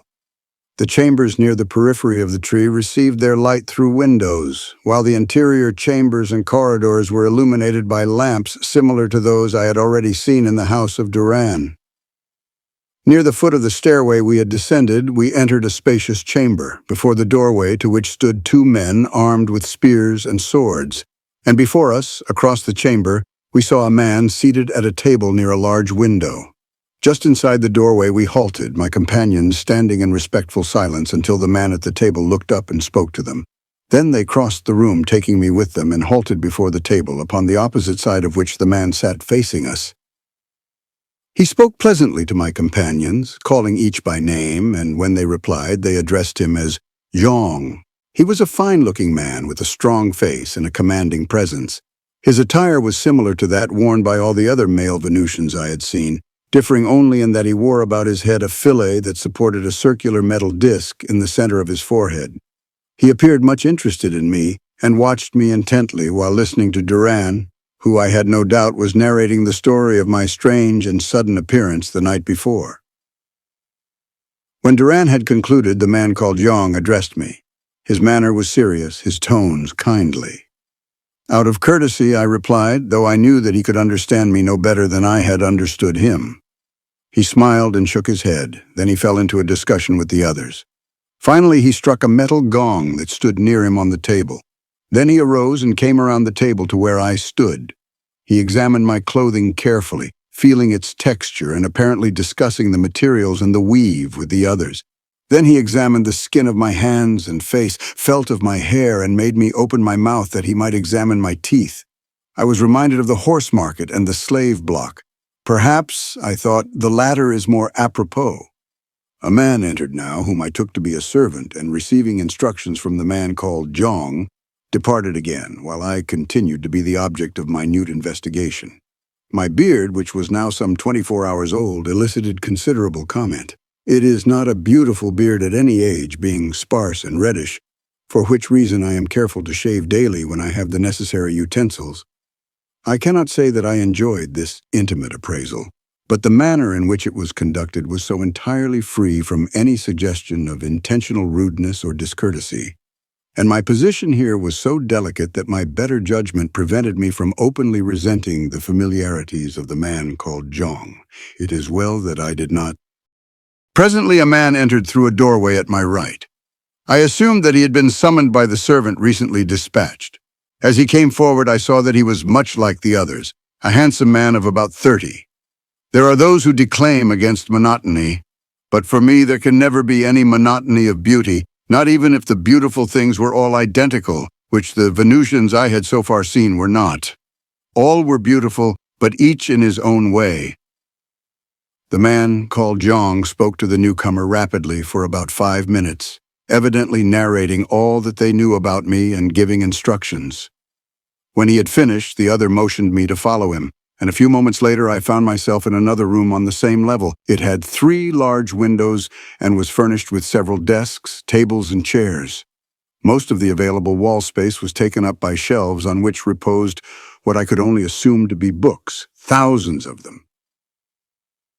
The ensuing 3 weeks were as delightful and interesting as any that I have ever experienced. During this time, Danis, in whose charge I had been placed, taught me the Venusian language and told me much concerning the planet, the people among whom I had fallen, and their history. I found the language easy to master, but I shall not at this time attempt to describe it fully. The alphabet consists of 24 characters, 5 of which represent vowel sounds, and these are the only vowel sounds that the Venusian vocal cords seem able to articulate. The characters of the alphabet all have the same value, there being no capital letters. Their system of punctuation differs from ours and is more practical. For example, before you start to read a sentence, you know whether it is exclamatory, interrogative, a reply to an interrogation, or a simple statement. Characters having values similar to the comma and semicolon are used much as we use these too. They have no colon. Their character that functions as does our period follows each sentence. Their question mark and exclamation point preceding the sentences, the nature of which they determine. A peculiarity of their language that renders it easy to master is the absence of irregular verbs. The verb root is never altered for voice, mode, tense, number, or person, distinctions that are achieved by the use of several simple auxiliary words. While I was learning to speak the language of my hosts, I also learned to read and write it, and I spent many enjoyable hours delving into the large library of which Danis is the curator, while my tutor was absent attending to his other duties, which are numerous. He is chief physician and surgeon of his country, physician and surgeon to the king, and head of a college of medicine and surgery. One of the first questions that Danis had asked me when I had acquired a working knowledge of his language was where I came from, but when I told him I had come from another world more than 26 million miles from his familiar Amtor, which is the name by which the Venusians know their world, he shook his head skeptically. "There is no life beyond Amtor," he said. "How can there be life where all is fire?" "What is your theory of the—" I started, but I had to stop. There is no Amtorian word for universe, neither is there any for sun, moon, star, or planet. The gorgeous heavens that we see are never seen by the inhabitants of Venus, obscured as they perpetually are by the 2 great cloud envelopes that surround the planet. I started over again. "What do you believe surrounds Amtor?" I asked. He stepped to a shelf and returned with a large volume, which he opened at a beautifully executed map of Amtor. It showed 3 concentric circles. Between the 2 inner circles lay a circular belt designated as Trabol, which means warm country. Here the boundaries of seas, continents, and islands were traced to the edges of the 2 circles that bounded it, in some places crossing these boundaries as though marking the spots at which venturesome explorers had dared the perils of an unknown and inhospitable land. "This is Trable," explained Danis, placing a finger upon that portion of the map I have briefly described.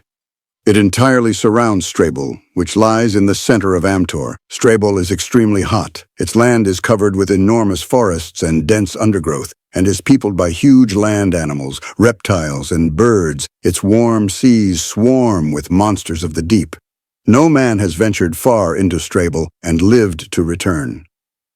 "Beyond Trable," he continued, placing his finger on the outer band designated as Carbol, cold country, "lies Carbol. Here it is as cold as Strable is hot. There are strange animals there too, and adventurers have returned with tales of fierce human beings clothed in fur. But it is an inhospitable land into which there is no occasion to venture and which few dare penetrate far for fear of being precipitated over the rim into the molten sea." "Over what rim?" I asked. He looked at me in astonishment. "I can well believe that you come from another world when you ask me such questions as you do," he remarked. "Do you mean to tell me that you know nothing of the physical structure of Amtor?" "I know nothing of your theory concerning it," I replied. "It is not a theory. It is a fact," he corrected me gently. "In no other way may the various phenomena of nature be explained. Amtor is a huge disk with an upturned rim like a great saucer. It floats upon a sea of molten metal and rock, a fact that is incontrovertibly proved by the gushing forth of this liquid mass occasionally from the summits of mountains, when a hole has been burned in the bottom of Amtor. Carbol, the cold country, is a wise provision of nature that tempers the terrific heat that must constantly surge about the outer rim of Amtor. Above Amtor, and entirely surrounding her above the molten sea, is a chaos of fire and flame. From this our clouds protect us. Occasionally there have occurred rifts in the clouds, and at such times the heat from the fires above, when the rifts occurred in the daytime, has been so intense as to wither vegetation and destroy life, while the light that shone through was of blinding intensity. When these rifts occurred at night, there was no heat, but we saw the sparks from the fire shining above us. I tried to explain the spherical shape of the planets and that Carbol was only the colder country surrounding one of Amtor's poles, while Strubble, the hot country, lay in the equatorial region, that Treble was merely one of two temperate zones, the other one being beyond the equatorial region, which was a band around the middle of a globe and not, as he supposed, a circular area in the center of a disk. He listened to me politely, but only smiled and shook his head when I had finished.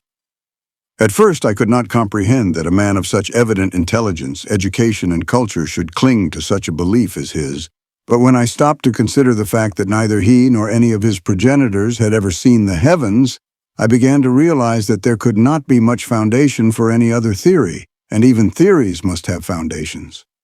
I also realized, even more than I had before, something of what astronomy has meant to the human race of Earth in the advancement of science and civilization. Could there have been such advancement had the heavens been perpetually hidden from our view? I wondered. But I did not give up. I drew his attention to the fact that, if his theory were correct, the boundary between Trable and Strabo, the temperate and the equatorial zones, should be much shorter than that separating Trable from Carbol, the polar region, as was shown on the map, but could not have been proved by actual survey. While my theory would require that the exact opposite be true, which was easily demonstrable and must have been demonstrated if surveys had ever been made, which I judged from the markings on the map to be the case. He admitted that surveys had been made and that they had shown the apparent discrepancy that I had pointed out, but he explained this ingeniously by a purely Amtorian theory of the relativity of distance, which he proceeded to elucidate. "A degree is 1,000th part of the circumference of a circle," he commenced. "This is the Amtorian degree, her savants not having had the advantage of a visible sun to suggest another division of the circumference of a circle, as did the Babylonians, who hit upon 360 as being close enough. And no matter what the length of the circumference, it measures just 1,000 degrees. The circle which separates Strabo from Trabol is necessarily 1,000 degrees in length. You will admit that?" "Certainly," I replied. "Very good. Then will you admit that the circle which separates Trable from Carbol measures exactly 1,000 degrees?" I nodded my assent. Things which equal the same thing equal each other, do they not? Therefore, the inner and outer boundaries of trouble are of equal length, and this is true because of the truth of the theory of relativity of distance. The degree is our unit of linear measure. It would be ridiculous to say that the farther one was removed from the center of Amtor, the longer the unit of distance became. It only appears to become longer.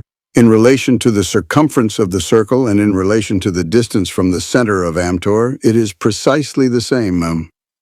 I know, he admitted, that on the map it does not appear to be the same, nor do actual surveys indicate that it is the same, but it must be the same, for if it were not, it is obvious that Amtor would be larger around the closer one approached the center and smallest of all at the perimeter, which is so obviously ridiculous as to require no refutation. This seeming discrepancy caused the ancients considerable perturbation until about 3,000 years ago when Clufar, the great scientist, expounded the theory of relativity of distance and demonstrated that the real and apparent measurements of distance could be reconciled by multiplying each by the square root of -1. I saw that argument was useless and said no more. There is no use arguing with a man who can multiply anything by the square root of -1. Chapter 5. The Girl in the Garden. For some time I had been aware that I was in the house of Mintep, the king, and that the country was called Vepaja. Jong, which I had originally thought to be his name, was his title. It is Amtorian for king. I learned that Duran was of the house of Zar, and that Ulthar and Camlot were his sons. Zuro, one of the women I had met there, was attached to Duran. The other, also, was attached to Ulthar. Camlot had no woman. I use the word attached partially because it is a reasonably close translation of the Amtorian word for the connection, and partially because no other word seems exactly to explain the relationship between these men and women. They were not married because the institution of marriage is unknown here. One could not say that they belonged to the men because they were in no sense slaves or servants, nor had they been acquired by purchase or feat of arms. They had come willingly, following a courtship, and they were free to depart whenever they chose, just as the men were free to depart and seek other connections. But, as I was to learn later, these connections are seldom broken, while infidelity is as rare here as it is prevalent on earth. Each day I took exercise on the broad veranda that encircled the tree at the level upon which my apartment was located. At least I assumed that it encircled the tree, but I did not know, as that portion assigned to me was but 100 feet long, a 15th part of the circumference of the great tree. At each end of my little segment was a fence. The section adjoining mine on the right appeared to be a garden, as it was a mass of flowers and shrubbery growing in soil that must have been brought up from that distant surface of the planet that I had as yet neither set foot upon nor seen. The section on my left extended in front of the quarters of several young officers attached to the household of the king. I call them young because Donis told me they were young, but they appear to be about the same age as all the other Amtorians I have seen. They were pleasant fellows, and after I learned to speak their language, we occasionally had friendly chats together. But in the section at my right, I had never seen a human being. And then one day, when Danis was absent and I was walking alone, I saw a girl among the flowers there. She did not see me, and I only caught the briefest glimpse of her. But there was something about her that made me want to see her again, and thereafter I rather neglected the young officers on my left. Though I haunted the end of my veranda next the garden for several days, I did not again see the girl during all that time. The place seemed utterly deserted, until one day I saw the figure of a man among the shrubbery. He was moving with great caution, creeping stealthily, and presently behind him I saw another and another, until I had counted 5 of them, all together. They were similar to the Vepajans, yet there was a difference. They appeared coarser, more brutal than any of the men I had as yet seen, and in other ways they were dissimilar to Danis, Duran, Camlot, and my other Venusian acquaintances. There was something menacing and sinister, too, in their silent, stealthy movements. I wondered what they were doing there. And then I thought of the girl, and for some reason the conclusion was forced upon me that the presence of these men here had something to do with her, and that it boded her harm. Just in what way I could not even surmise, knowing so little of the people among whom fate had thrown me. But the impression was quite definite, and it excited me. Perhaps it rather overcame my better judgment, too, if my next act is an index to the matter. Without thought of the consequences and in total ignorance of the identity of the men or the purpose for which they were in the garden, I vaulted the low fence and followed them. I made no noise. They had not seen me originally because I had been hidden from their view by a larger shrub that grew close to the fence that separated the garden from my veranda. It was through the foliage of this shrub that I had observed them, myself unobserved. Moving cautiously but swiftly, I soon overtook the hindmost man and saw that the five were moving toward an open doorway beyond which, in a richly furnished apartment, I saw the girl who had aroused my curiosity and whose beautiful face had led me into this mad adventure. Almost simultaneously, the girl glanced up and saw the leading man at the doorway. She screamed, and then I knew that I had not come in vain. Instantly, I leaped upon the man in front of me, and as I did so, I gave a great shout, hoping by that means to distract the attention of the other four from the girl to me, and in that I was wholly successful. The other four turned instantly.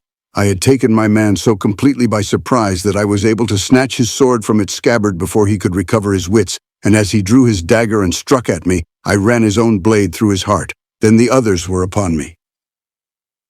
Their faces were contorted by rage, and I could see that they would give me no quarter. The narrow spaces between the shrubbery reduced the advantage which four men would ordinarily have had over a single antagonist, for they could attack me only singly. But I knew what the outcome must eventually be if help did not reach me, and as my only goal was to keep the men from the girl, I backed slowly toward the fence and my own veranda as I saw that all four of the men were following me. My shout and the girl's scream had attracted attention, and presently I heard men running in the apartment in which I had seen the girl, and her voice directing them toward the garden. I hoped they would come before the fellows had backed me against the wall, for I was confident that I must go down in defeat beneath four swords wielded by men more accustomed to them than I. I thanked the good fortune, however, that had led me to take up fencing seriously in Germany, for it was helping me now, though I could not long hold out against these men with the Venusian sword, which was a new weapon to me. I had reached the fence at last and was fighting with my back toward it. The fellow facing me was cutting viciously at me. I could hear the men coming from the apartment. Could I hold out? Then my opponent swung a terrific cut at my head, and instead of parrying it, I leaped to one side and simultaneously stepped in and cut at him. His own swing had carried him off balance, and of course his guard was down. My blade cut deep into his neck, severing his jugular. From behind him, another man was rushing upon me. Relief was coming. The girl was safe. I could accomplish no more by remaining there and being cut to pieces, a fate I had only narrowly averted in the past few seconds. I hurled my sword point first at the oncoming Venusian, and as it tore into his breast, I turned and vaulted the fence into my own veranda. Then, as I looked back, I saw a dozen Vepajan warriors overwhelm the two remaining intruders, butchering them like cattle. There was no shouting and no sound other than the brief clash of swords as the two sought desperately but futilely to defend themselves. The Vepajans spoke no word. They seemed shocked and terrified, though their terror had most certainly not been the result of any fear of their late antagonists. There was something else which I did not understand, something mysterious in their manner, their silence, and their actions immediately following the encounter. Quickly they seized the bodies of the five strange warriors that had been killed and carrying them to the outer garden wall, hurled them over into that bottomless abyss of the forest, the terrific depths of which my eyes had never been able to plumb. Then, in equal silence, they departed from the garden by the same path by which they had entered it. I realized that they had not seen me, and I knew that the girl had not. I wondered a little how they accounted for the deaths of the three men I had disposed of, but I never learned. The whole affair was a mystery to me and was only explained long after in the light of ensuing events. I thought that Danis might mention it and thus give me an opportunity to question him. But he never did, and something kept me from broaching the subject to him, modesty perhaps. In other respects, however, my curiosity concerning these people was insatiable. And I fear that I bored Danis to the verge of distraction with my incessant questioning. But I excused myself on the plea that I could only learn the language by speaking it and hearing it spoken. And Danis, that most delightful of men, insisted that it was not only a pleasure to inform me, but his duty as well, the Yong having requested him to inform me fully concerning the life, customs, and history of the Vepajans. One of the many things that puzzled me was why such an intelligent and cultured people should be living in trees, apparently without servants or slaves, and with no intercourse, as far as I had been able to discover, with other peoples. So, one evening I asked him, "It is a long story," replied Danis. "Much of it you will find in the histories here upon my shelves, but I can give you a brief outline that will at least answer your question. Hundreds of years ago, the kings of Vepaja ruled a great country. It was not this forest island where you now find us, but a broad empire that embraced 1,000 islands and extended from Strabol to Karbol. It included broad land masses and great oceans. It was graced by mighty cities and boasted a wealth and commerce unsurpassed through all the centuries before or since. The people of Vepaja in those days were numbered in the millions. There were millions of merchants and millions of wage earners and millions of slaves, and there was a smaller class of brain workers. This class included the learned professions of science, medicine, and law, of letters and the creative arts. The military leaders were selected from all classes. Overall was the hereditary Zhong. The lines between the classes were neither definitely nor strictly drawn. A slave might become a free man. A free man might become anything he chose within the limits of his ability, short of Zhong. In social intercourse, the four principal classes did not intermingle with each other, due to the fact that members of one class had little in common with members of the other classes, and not through any feeling of superiority or inferiority. When a member of a lower class had won by virtue of culture, learning, or genius to a position in a higher class, he was received upon an equal footing, and no thought was given to his antecedents. Vepaja was prosperous and happy, yet there were malcontents. These were the lazy and incompetent. Many of them were of the criminal class. They were envious of those who had won to positions which they were not mentally equipped to attain. Over a long period of time, they were responsible for minor discord and dissension, but the people either paid no attention to them or laughed them down. Then they found a leader. He was a laborer named Thor, a man with a criminal record. This man founded a secret order known as Thorists and preached a gospel of class hatred called Thorism. By means of lying propaganda, he gained a large following, and as all his energies were directed against a single class, he had all the vast millions of the other three classes to draw from, though naturally he found few converts among the merchants and employers, which also included the agrarian class. The sole end of the Thorist leaders was personal power and aggrandizement. Their aims were wholly selfish, yet, because they worked solely among the ignorant masses, they had little difficulty in deceiving their dupes, who finally rose under their false leaders in a bloody revolution that sounded the doom of the civilization and advancement of a world. Their purpose was the absolute destruction of the cultured class. Those of the other classes who opposed them were to be subjugated or destroyed. The Yong and his family were to be killed. These things accomplished, the people would enjoy absolute freedom. There would be no masters, no taxes, no laws. They succeeded in killing most of us and a large proportion of the merchant class. Then the people discovered what the agitators already knew, that someone must rule, and the leaders of Thorism were ready to take over the reins of government. The people had exchanged the beneficent rule of an experienced and cultured class for that of greedy incompetents and theorists. I chanced to mention the matter to Camelot in the presence of Vyler, when the latter immediately suggested that he would share his own small cabin with Musco and be responsible for him. As this seemed an easy solution of the problem, I ordered Musco turned over to Vylor, who took him at once to his cabin. The pursuit of the Yan had taken us off our course, and now, as we headed once more toward Vepaja, a dark land mass was dimly visible to starboard. I could not but wonder what mysteries lay beyond that shadowy coastline, what strange beasts and men inhabited that terra incognita that stretched away into Strabol and the unexplored equatorial regions of Venus. To partially satisfy my curiosity, I went to the chart room, and after determining our position as accurately as I could by dead reckoning, I discovered that we were off the shore of Noble. I remembered having heard Danis mention this country, but I could not recall what he had told me about it. Lured by imaginings, I went out onto the tower deck and stood alone, looking out across the faintly illuminated nocturnal waters of Amtor toward mysterious Noble. The wind had risen to almost the proportions of a gale, the first that I had encountered since my coming to the Shepherd's Star. Heavy seas were commencing to run, but I had every confidence in the ship and in the ability of my officers to navigate her under any circumstances, so I was not perturbed by the increasing violence of the storm. It occurred to me, though, that the women aboard might be frightened, and my thoughts, which were seldom absent from her for long, returned to Duar. Perhaps she was frightened.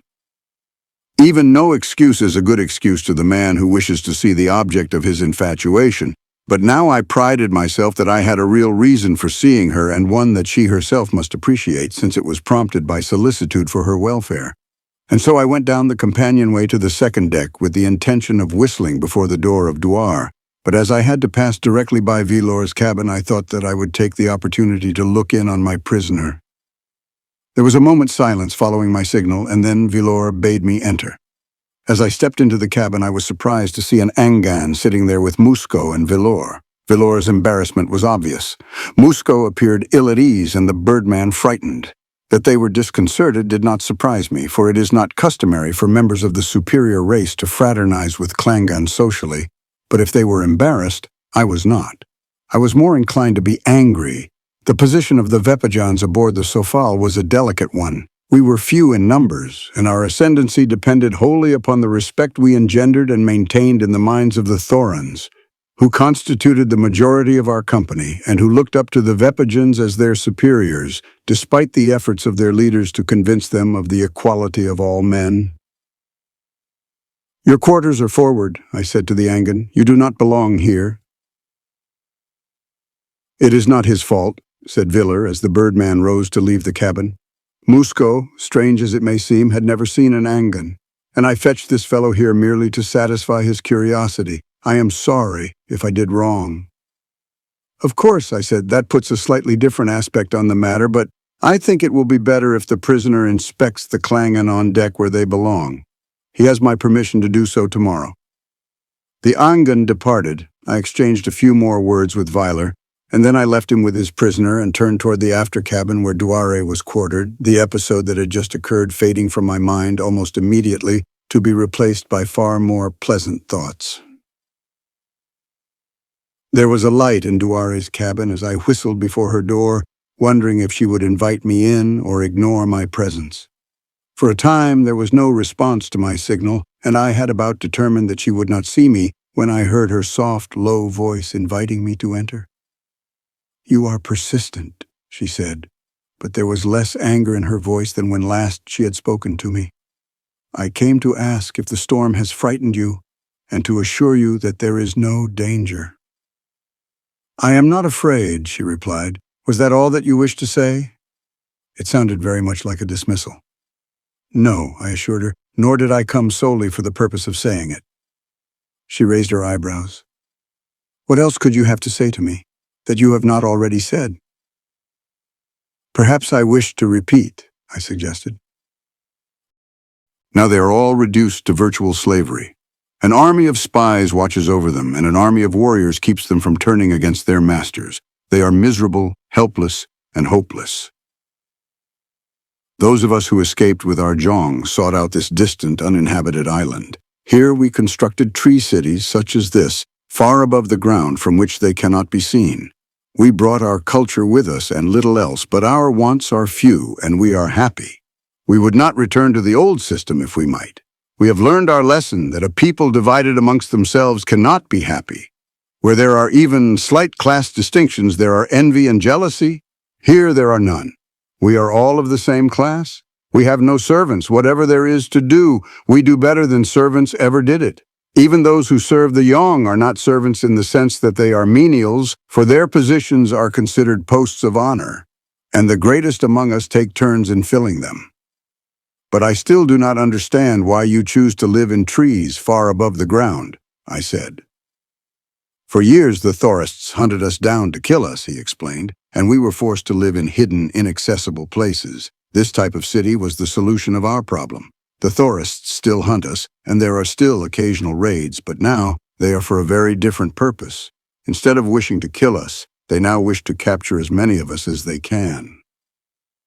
Having killed or driven away the brains of the nation, their civilization has deteriorated. Disease is making frightful inroads upon them which they are unable to check. Old age has reappeared and is taking its toll. So they seek to capture the brains and the skill and the knowledge which they have been unable to produce, and which we alone possess. Old age is reappearing. What do you mean? I asked. Have you not noticed that there are no signs of old age among us? He inquired. Yes, of course, I replied, nor any children. I have often meant to ask you for an explanation. These are not natural phenomena, he assured me. They are the crowning achievements of medical science. 1,000 years ago, the serum of longevity was perfected. It is injected every 2 years and not only provides immunity from all diseases, but ensures the complete restoration of all wasted tissue. But even in good, there is evil. As none grew old and none died except those who met with violent death, we were faced with the grave dangers of overpopulation. To combat this, birth control became obligatory. Children are permitted now only in sufficient numbers to replace actual losses in population. If a member of a house is killed, a woman of that house is permitted to bear a child if she can. But after generations of childlessness, there is a constantly decreasing number of women who are capable of bearing children. This situation we have met by anticipating it. Statistics compiled over a period of 1,000 years indicate the average death rate expectancy per 1,000 people. They have also demonstrated that only 50% of our women are capable of bearing children. Therefore, 50% of the required children are permitted yearly to those who wish them in the order in which their applications are filed. I have not seen a child since I arrived in Amtor, I told him. There are children here, he replied, but of course not many. And no old people, I mused. Could you administer that serum to me, Danus? He smiled. With Mintep's permission, which I imagine will not be difficult to obtain. Come, he added, I'll take some blood tests now to determine the type and attenuation of serum best adapted to your requirements. He motioned me into his laboratory. When he had completed the tests, which he accomplished with ease and rapidity, he was shocked by the variety and nature of malignant bacteria they revealed. You are a menace to the continued existence of human life on Amtor, he exclaimed with a laugh. I am considered a very healthy man in my own world, I assured him. How old are you? He asked. 27? You would not be so healthy 200 years from now if all those bacteria were permitted to have their way with you. How old might I live to be if they were eradicated? I asked. He shrugged. We do not know. The serum was perfected 1,000 years ago. There are people among us today who were of the first to receive injections. I am over 500 years old. Mintep is 700. We believe that, barring accidents, we shall live forever. But of course, we do not know. Theoretically, we should. He was called away at this juncture, and I went out on the veranda to take my exercise, of which I have found that I require a great deal, having always been athletically inclined. Swimming, boxing, and wrestling had strengthened and developed my muscles since I had returned to America with my mother when I was 11, and I became interested in fencing while I was traveling in Europe after she died. During my college days, I was amateur middleweight boxer of California, and I captured several medals for distance swimming, so the enforced inactivity of the past 2 months had galled me considerably. Toward the end of my college days, I had grown into the heavyweight class, but that had been due to an increase of healthy bone and sinew. Now I was at least 20 pounds heavier, and that 20 pounds was all fat.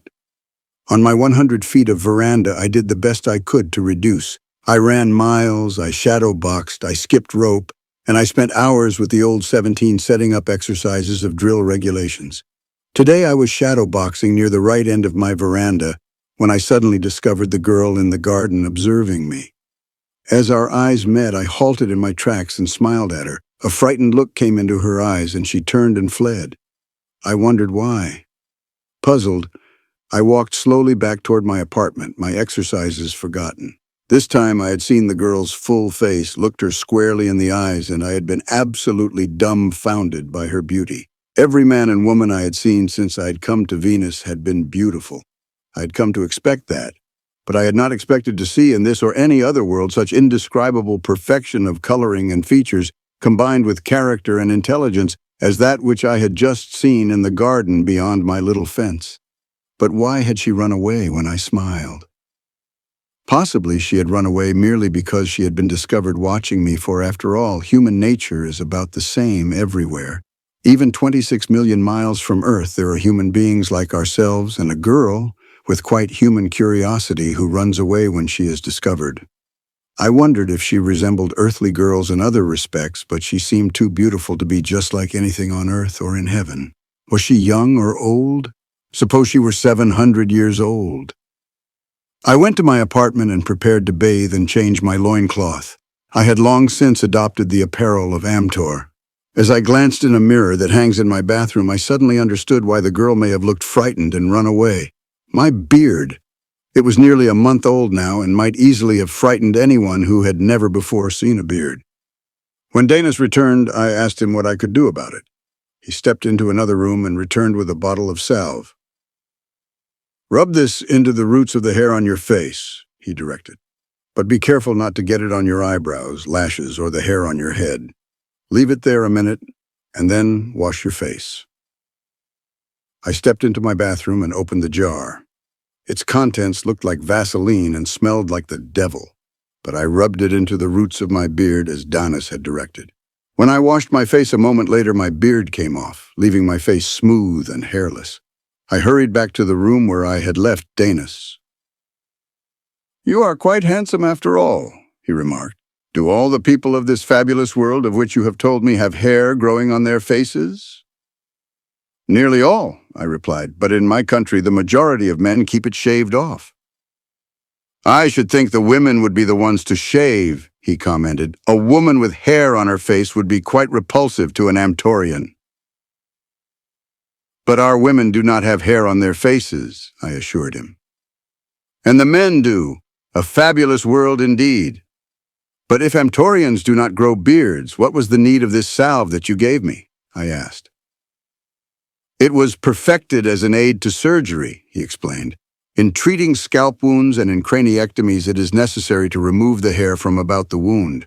This unguent serves the purpose better than shaving and also retards the growth of new hair for a longer time." "But the hair will grow out again?" I asked. "Yes, if you do not apply the unguent too frequently," he replied. "How frequently?" I demanded. "Use it every day for 6 days and the hair will never again grow on your face. We used to use it on the heads of confirmed criminals. Whenever one saw a bald-headed man or a man wearing a wig, he watched his valuables." "In my country, when one sees a bald-headed man," I said, "he watches his girls. And that reminds me, I have seen a beautiful girl in a garden just to the right of us here. Who is she?" "She is one whom you are not supposed to see," he replied. "Were I you, I should not again mention the fact that you have seen her. Did she see you?" "She saw me," I replied. "What did she do?" His tone was serious. "She appeared frightened and ran." "Perhaps you had best keep away from that end of the veranda," he suggested. There was that in his manner which precluded questions, and I did not pursue the subject further. Here was a mystery, the first suggestion of mystery that I had encountered in the life of Vepaja, and naturally it piqued my curiosity. Why should I not look at the girl? I had looked at other women without incurring displeasure. Was it only this particular girl upon whom I must not look, or were there other girls equally sacrosanct? It occurred to me that she might be a priestess of some holy order, but I was forced to discard that theory because of my belief that these people had no religion, at least none that I could discover in my talks with Danis. I had attempted to describe some of our earthly religious beliefs to him, but he simply could not perceive either their purpose or meaning any more than he could visualize the solar system of the universe. Having once seen the girl, I was anxious to see her again. And now that the thing was prescribed, I was infinitely more desirous than ever to look upon her divine loveliness and to speak with her. I had not promised Danis that I would heed his suggestions, for I was determined to ignore them should the opportunity arise.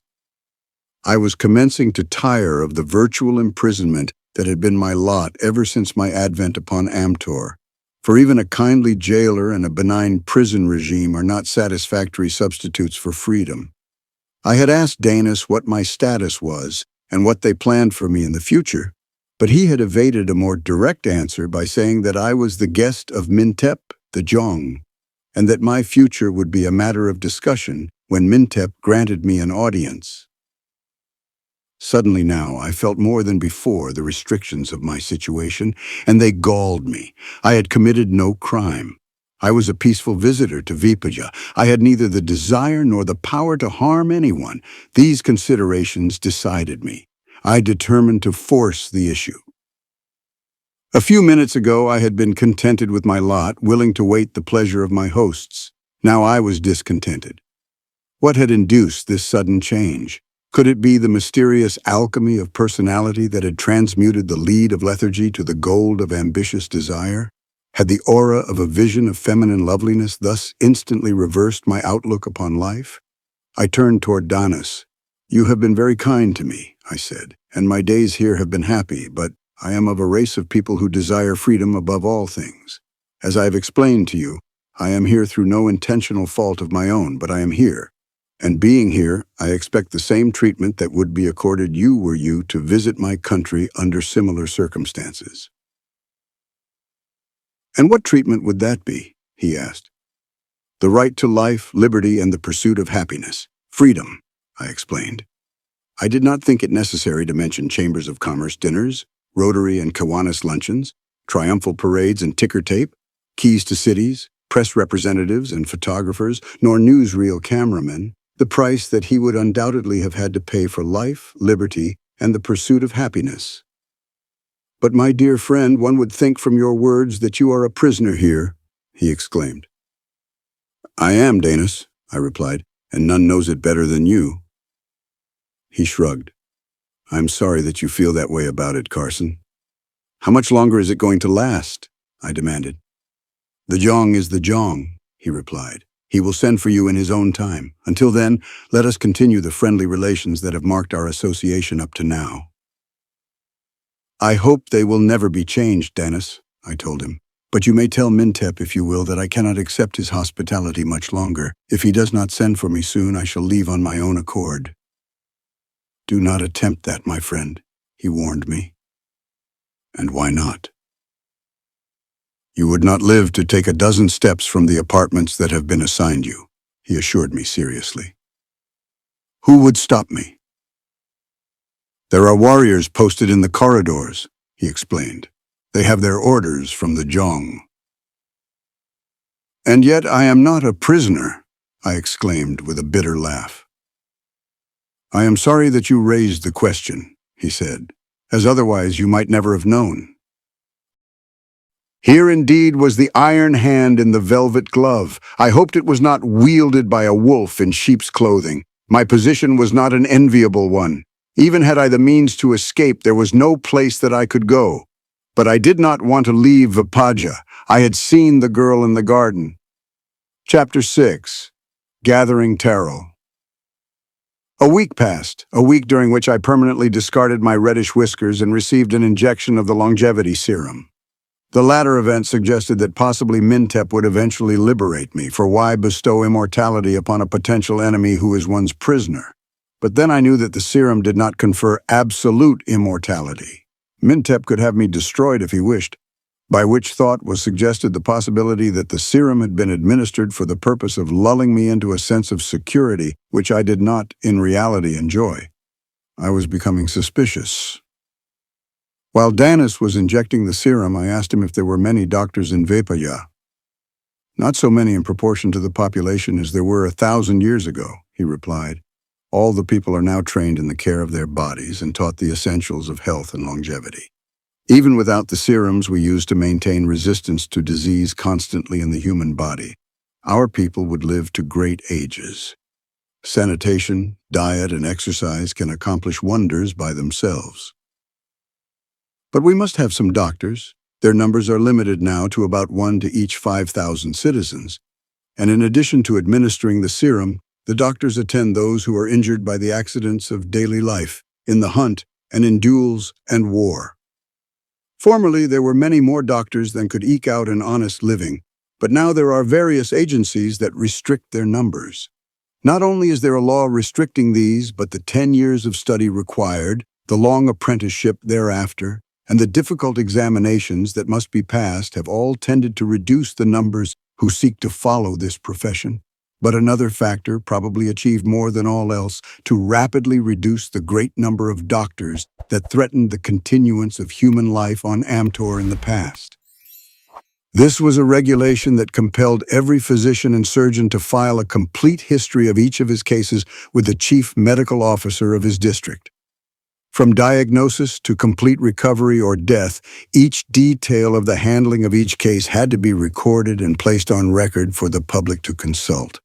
When a citizen requires the services of a physician or surgeon now, he may easily determine those who have been successful and those who have not. Fortunately, today there are few of the latter. The law has proved a good one.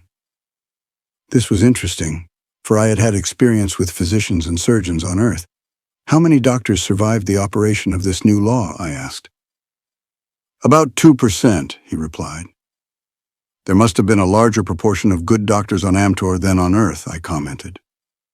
Time hung heavily upon my hands. I read a great deal, but an active young man cannot satisfy all his varied life interests with books alone. And then there was the garden at my right. I had been advised to avoid that end of my veranda, but I did not, at least not when Dennis was absent. When he was away, I haunted that end of the veranda, but it seemed deserted. And then one day I caught a glimpse of her. She was watching me from behind a flowering shrub. I was close to the fence that separated my runway from her garden. It was not a high fence, perhaps slightly under 5 feet. She did not run this time, but stood looking straight at me, possibly thinking that I could not see her because of the intervening foliage. I could not see her plainly enough, that is true, and God, how I wanted to see her. What is that inexplicable, subtle attraction that some woman holds for every man?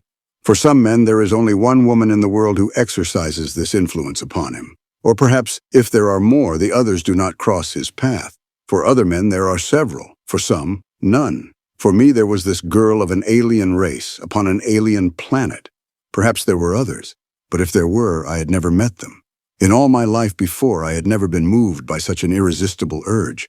What I did upon the strength of an impulse as uncontrollable as a law of nature. Perhaps it was a law of nature that motivated me. I vaulted the fence. Before the girl could escape me, I stood before her. There were consternation and horror in her eyes. I thought that she was afraid of me. "Do not be afraid," I said. "I have not come to harm you, only to speak to you." She drew herself up proudly. "I am not afraid of you," she said. She hesitated and then started over. "If you are seen here, you will be destroyed. Go back to your quarters at once and never dare such a rash act again." I thrilled to the thought that the fear that I had seen so clearly reflected in her eyes was for my safety. "How may I see you?" I asked. "You may never see me," she replied. "But I have seen you, and I intend seeing you again. I am going to see a lot of you or die in the attempt." "Either you do not know what you are doing or you are mad," she said, and turned her back on me as she started to walk away. I seized her arm. "Wait," I begged. She wheeled on me like a tigress and slapped my face, and then she whipped the dagger from the scabbard at her girdle. "How dared you," she cried, "lay a hand upon me? I should kill you." "Why don't you?" I asked. "I loathe you," she said, and it sounded as though she meant it. "I love you," I replied, and I knew that I spoke the truth. At that declaration, her eyes did indeed reflect horror. She wheeled then so quickly that I could not stop her and was gone. I stood for a moment, debating whether I should follow her or not, and then a modicum of reason intervened to save me from such an asininity. An instant later, I had vaulted the fence again. I did not know whether anyone had seen me or not, and I did not care. When Danis returned a short time later, he told me that Mintep had sent him for me. I wondered if the summons was in any way related to my adventure in the garden at the right, but I did not inquire. If it were, I should know in due time. The attitude of Danis was unchanged, but that no longer reassured me. I was beginning to suspect that the Amtorians were masters of dissimulation. Two young officers from the quarters adjoining mine accompanied us to the chamber where the Zhong was to question me. Whether or not they were acting as an escort to prevent my escape, I could not tell. They chatted pleasantly with me during the short walk along the corridor and up the staircase to the level above. But then the guards usually chat pleasantly with the condemned man, if he feels like chatting. They accompanied me into the room where the Zhong sat. This time he was not alone. There were a number of men gathered about him, and among these I recognized Duran, Ulthar, and Camlot. For some reason, the assemblage reminded me of a grand jury, and I could not help but wonder if they were going to return a true bill. I bowed to the Yong, who greeted me quite pleasantly enough, and smiled and nodded to the three men in whose home I had spent my first night on Venus. Mintep looked me over in silence for a moment or two. When he had seen me before, I had been dressed in my earthly clothes. Now I was garbed or ungarbed like a Vepaja. "Your skin is not as light in color as I thought it," he commented.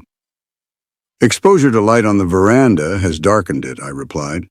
"I could not say sunlight because they have no word for sun, of the existence of which they do not dream. However, such was the case, the ultraviolet rays of sunlight having penetrated the cloud envelopes surrounding the planet and tanned my body quite as effectively as would exposure to the direct rays of the sun have done." "You have been quite happy here, I trust," he said. "I have been treated with kindness and consideration," I replied, "and have been quite as happy as any prisoner could reasonably be expected to be." The shadow of a smile touched his lips. "You are candid," he commented. "Candor is a characteristic of the country from which I come," I replied. "However, I do not like the word prisoner," he said. "Neither do I, Zhong, but I like the truth. I have been a prisoner, and I have been awaiting this opportunity to ask you why I am a prisoner, and to demand my freedom." He raised his eyebrows, then he smiled quite openly. "I think that I am going to like you," he said. "You are honest and you are courageous, or I am no judge of men." I inclined my head in acknowledgement of the compliment. I had not expected that he would receive my blunt demand in a spirit of such generous understanding. But I was not entirely relieved, for experience had taught me that these people could be very suave while being most uncompromising. "There are some things that I wish to tell you and some questions that I wish to ask you," he continued. "We are still beset by our enemies, who yet send occasional raiding parties against us, who upon numerous occasions have sought to introduce their spies among us. We have three things that they require if they are not to suffer extinction: scientific knowledge and the brains and experience to apply it. Therefore they go to any length to abduct our men, whom they purpose holding in slavery and forcing to apply the knowledge that they themselves do not have.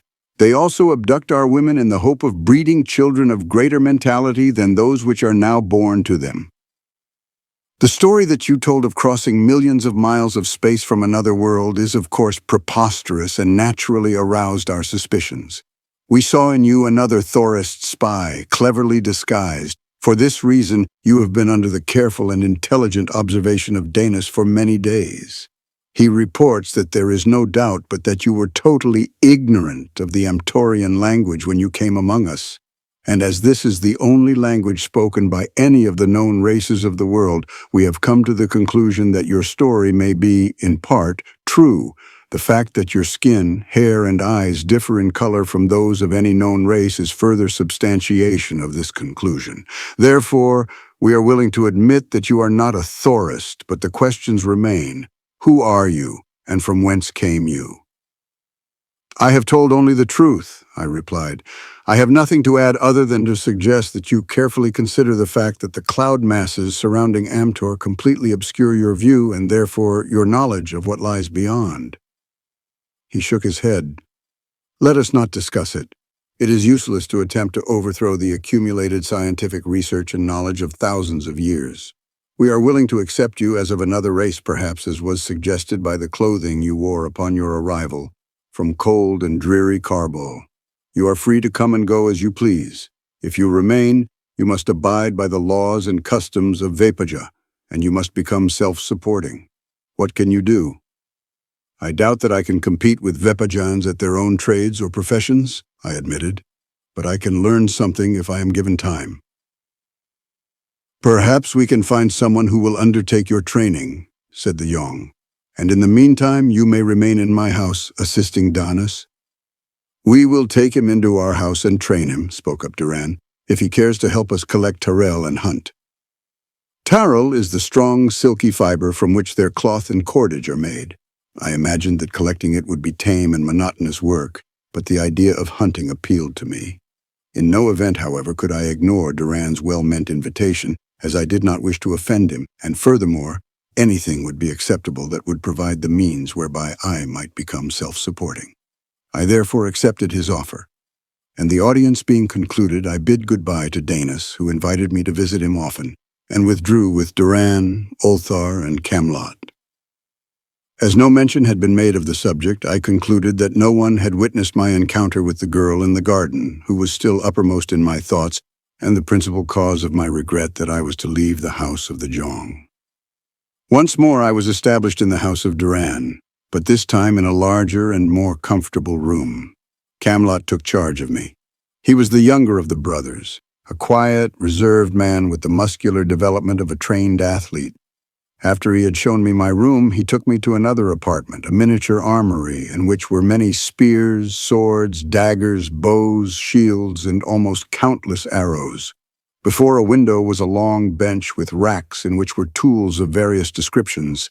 Above the bench were shelves upon which were stacked the raw materials for the manufacture of bows, arrows, and spear shafts.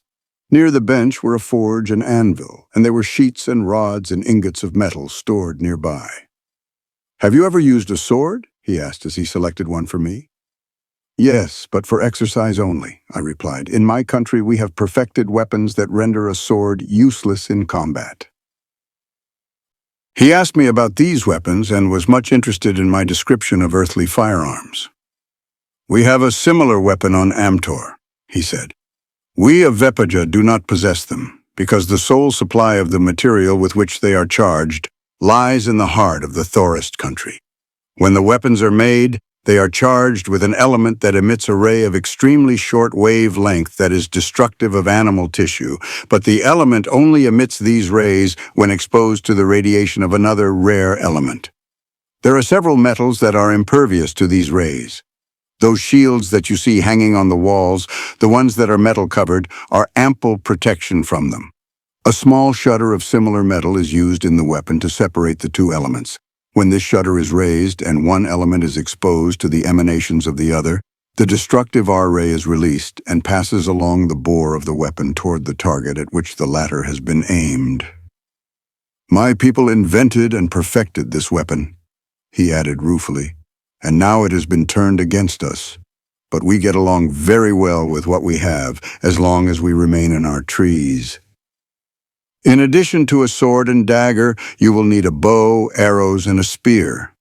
And as he enumerated them, he selected the various articles for me, the last of which was really a short, heavy javelin. A swiveled ring was attached to the end of the shaft of this weapon, and attached to the ring was a long, slender cord with a hand loop at its extremity.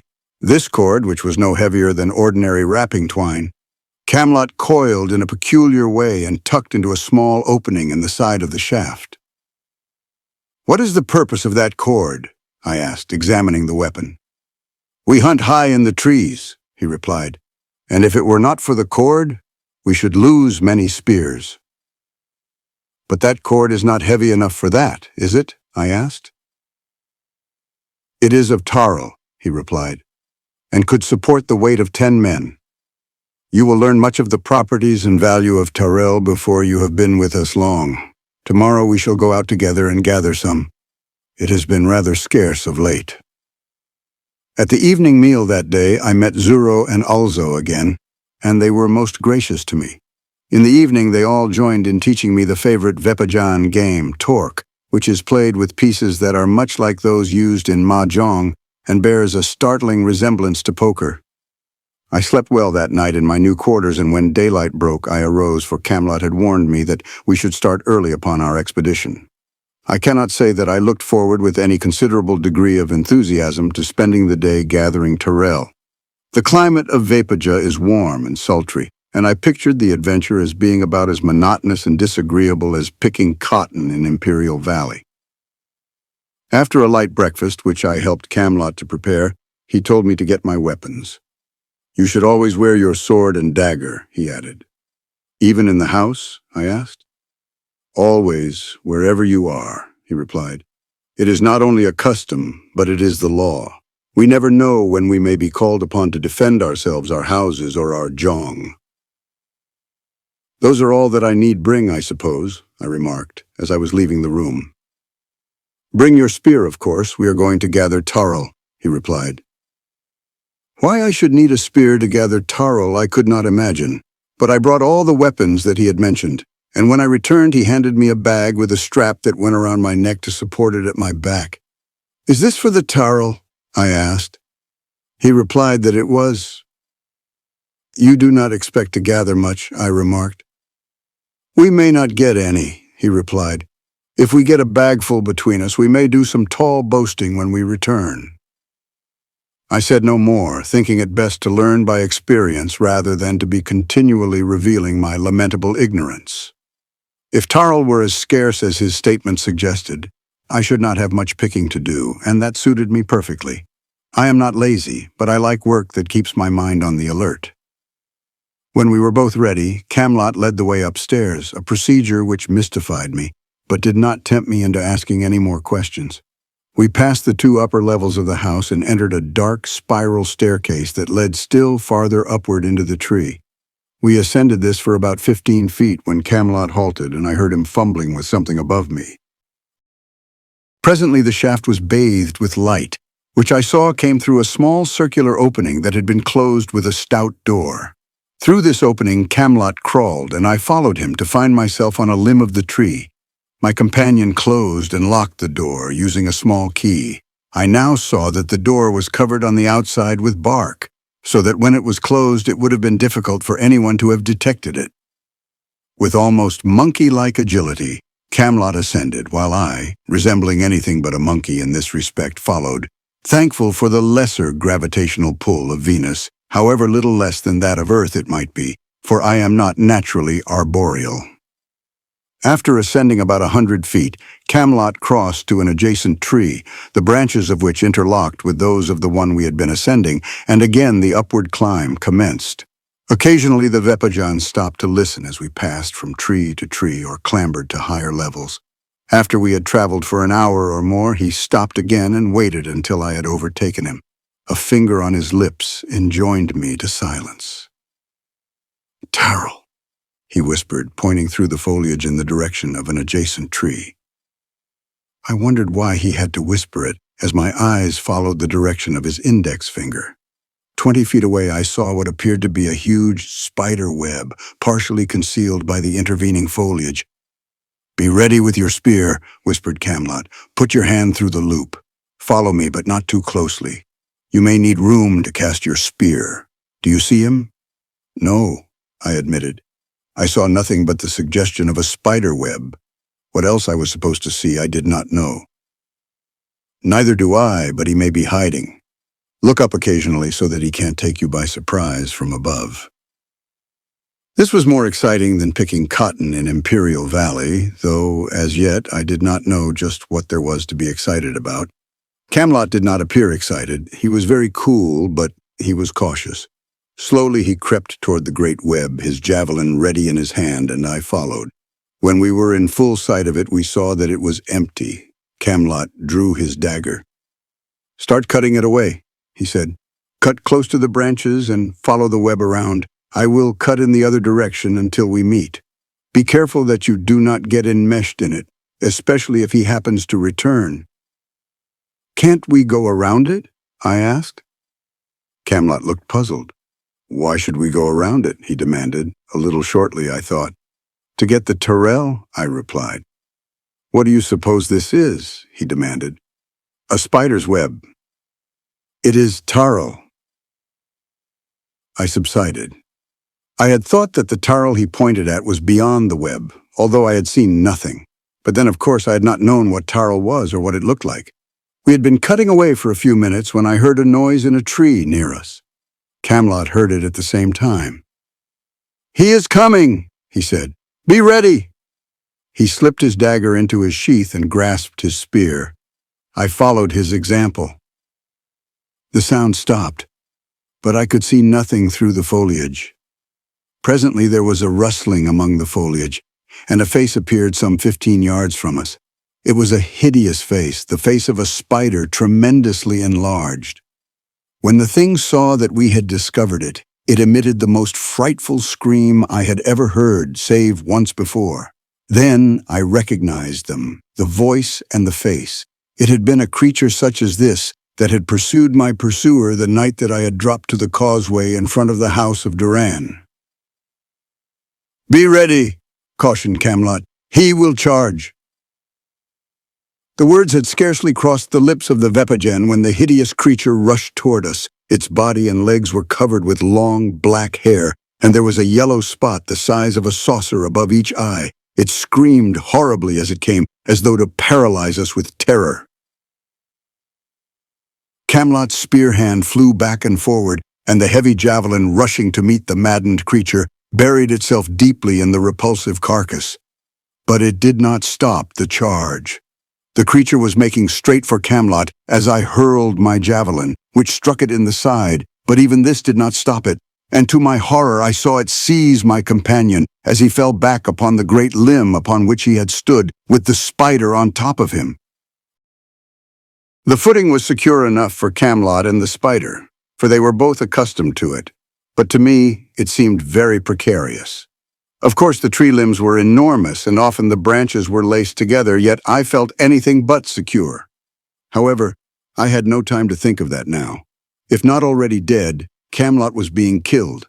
Drawing my sword, I leaped to the side of the huge arachnid and struck viciously at its head, whereupon it abandoned Camelot and turned upon me. But it was badly wounded now and moved with difficulty. As I struck at that hideous face, I was horrified to see that Camelot lay as though dead. He did not move, but I had only time for that single brief glance. If I were not careful, I too should soon be dead. The thing confronting me seemed endowed with unsapable vitality. It was oozing sticky blood from several wounds, at least two of which I thought should have been almost instantly lethal. Yet still it struggled to reach me with the powerful claws that terminated its forelegs, that it might draw me to those hideous jaws. The Vepajan blade is a keen, two-edged affair, a little wider and thicker near the point than at the haft, and while not well balanced to my way of thinking, is a deadly cutting weapon. I found it so in this, my first experience with it, for as a great claw reached out to seize me, I severed it with a single blow. At this, the creature screamed more horribly than ever, and with its last remaining vitality sprang upon me as you have seen spiders spring upon their prey. I cut at it again as I stepped back, and then thrust my point directly into that hideous visage as the weight of the creature overbore me and I went down beneath it. As it crashed upon me, my body toppled from the great branch upon which I had been standing, and I felt myself falling. Fortunately, the interlacing smaller branches gave me some support. I caught at them and checked my fall, bringing up upon a broad, flat limb 10 or 15 feet below. I had clung to my sword, and being unhurt, clambered back as quickly as I could to save Camelot from further attack, but he needed no protection. The great Targo, as the creature is called, was dead. Dead also was Camelot. I could find no pulse nor detect any beating of the heart. My own sank within my breast. I had lost a friend, I who had so few here, and I was as utterly lost as one may be. I knew that I could not retrace our steps to the Vepajan city, even though my life depended upon my ability to do so, as it doubtless did. I could descend, but whether I was still over the city or not, I did not know. I doubted it. So this was gathering tarl. This was the occupation that I had feared would bore me with its monotony. Chapter 7, by Camelot's Grave. Having set out to gather tarl, I finished the work that Camelot and I had nearly completed when the Targo attacked us. If I succeeded in finding the city, I should at least bring something to show for our efforts. But what about Camelot? The idea of leaving the body here was repugnant to me, even in the brief association I had had with the man. I had come to like him and to look upon him as my friend. His people had befriended me. The least that I could do would be to take his body back to them. I realized, of course, that that was going to be something of a job, but it must be done. Fortunately, I am extraordinarily muscular, and then, too, the gravitational pull of Venus favored me more than would that of Earth, giving me an advantage of over 20 pounds in the dead weight I should have to carry, and even a little better than that in the amount of my own live weight, for I am heavier than Camelot. With less difficulty than I had anticipated, I succeeded in getting Camelot's body onto my back, and trussed there with the cord attached to his javelin. I had previously strapped his weapons to him with strands of the tarl that half filled my bag, for, being unfamiliar with all the customs of the country, I did not know precisely what would be expected of me in an emergency of this nature and preferred to be on the safe side. The experiences of the next 10 or 12 hours are a nightmare that I should like to forget. Contact with the dead and naked body of my companion was sufficiently gruesome, but the sense of utter bewilderment and futility in this strange world was even more depressing. As the hours passed, during which I constantly descended except for brief rests, the weight of the corpse seemed to increase. In life, Camelot would have weighed about 180 pounds on Earth, nearly 160 on Venus, but by the time darkness enveloped the gloomy forest, I could have sworn that he weighed a ton. So fatigued was I that I had to move very slowly, testing each new hand and foothold before trusting my tired muscles to support the burden they were carrying, for a weak hold or a misstep would have plunged me into eternity. Death was ever at my elbow. It seemed to me that I descended thousands of feet, and yet I had seen no sign of the city. Several times I heard creatures moving through the trees at a distance, and twice I heard the hideous scream of a targo. Should one of these monstrous spiders attack me? Well, I tried not to think about that. Instead, I tried to occupy my mind with recollections of my earthly friends. I visualized my childhood days in India as I studied under old Chand Kabi. I thought of dear old Jimmy Welsh, and I recalled a bevy of girls I had liked, and with some of whom I had almost been serious. These recalled the gorgeous girl in the garden of the Jong, and the visions of the others faded into oblivion. Who was she? What strange interdiction had forbidden her to see or to speak with me? She had said that she loathed me, but she had heard me tell her that I loved her. That sounded rather silly now that I gave it thought. How could I love a girl the first instant that I laid eyes upon her? A girl concerning whom I knew absolutely nothing, neither her age nor her name. It was preposterous, yet I knew that it was true. I loved the nameless beauty of the little garden. Perhaps my preoccupation with these thoughts made me careless, I do not know, but my mind was filled with them when my foot slipped a little after night had fallen. I grasped for support, but the combined weights of myself and the corpse tore my hands loose, and with my dead companion I plunged downward into the darkness. I felt death's cold breath upon my cheek.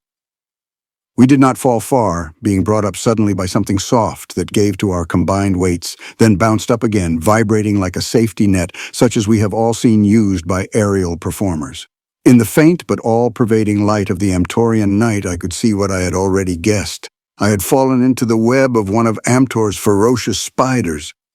I tried to crawl to an edge where I might seize hold of a branch and drag myself free, but each move but entangled me the more. The situation was horrible enough, but a moment later it became infinitely worse as, glancing about me, I saw at the far edge of the web the huge, repulsive body of a targo. I drew my sword and hacked at the entangling meshes of the web as the fierce arachnid crept slowly toward me. I recall wondering if a fly entangled in a spider's web suffered the hopelessness and the mental anguish that seized me as I realized the futility of my puny efforts to escape this lethal trap and the ferocious monster advancing to devour me. But at least I had some advantages that no fly enjoys. I had my sword and a reasoning brain. I was not so entirely helpless as the poor fly. The targo crept closer and closer.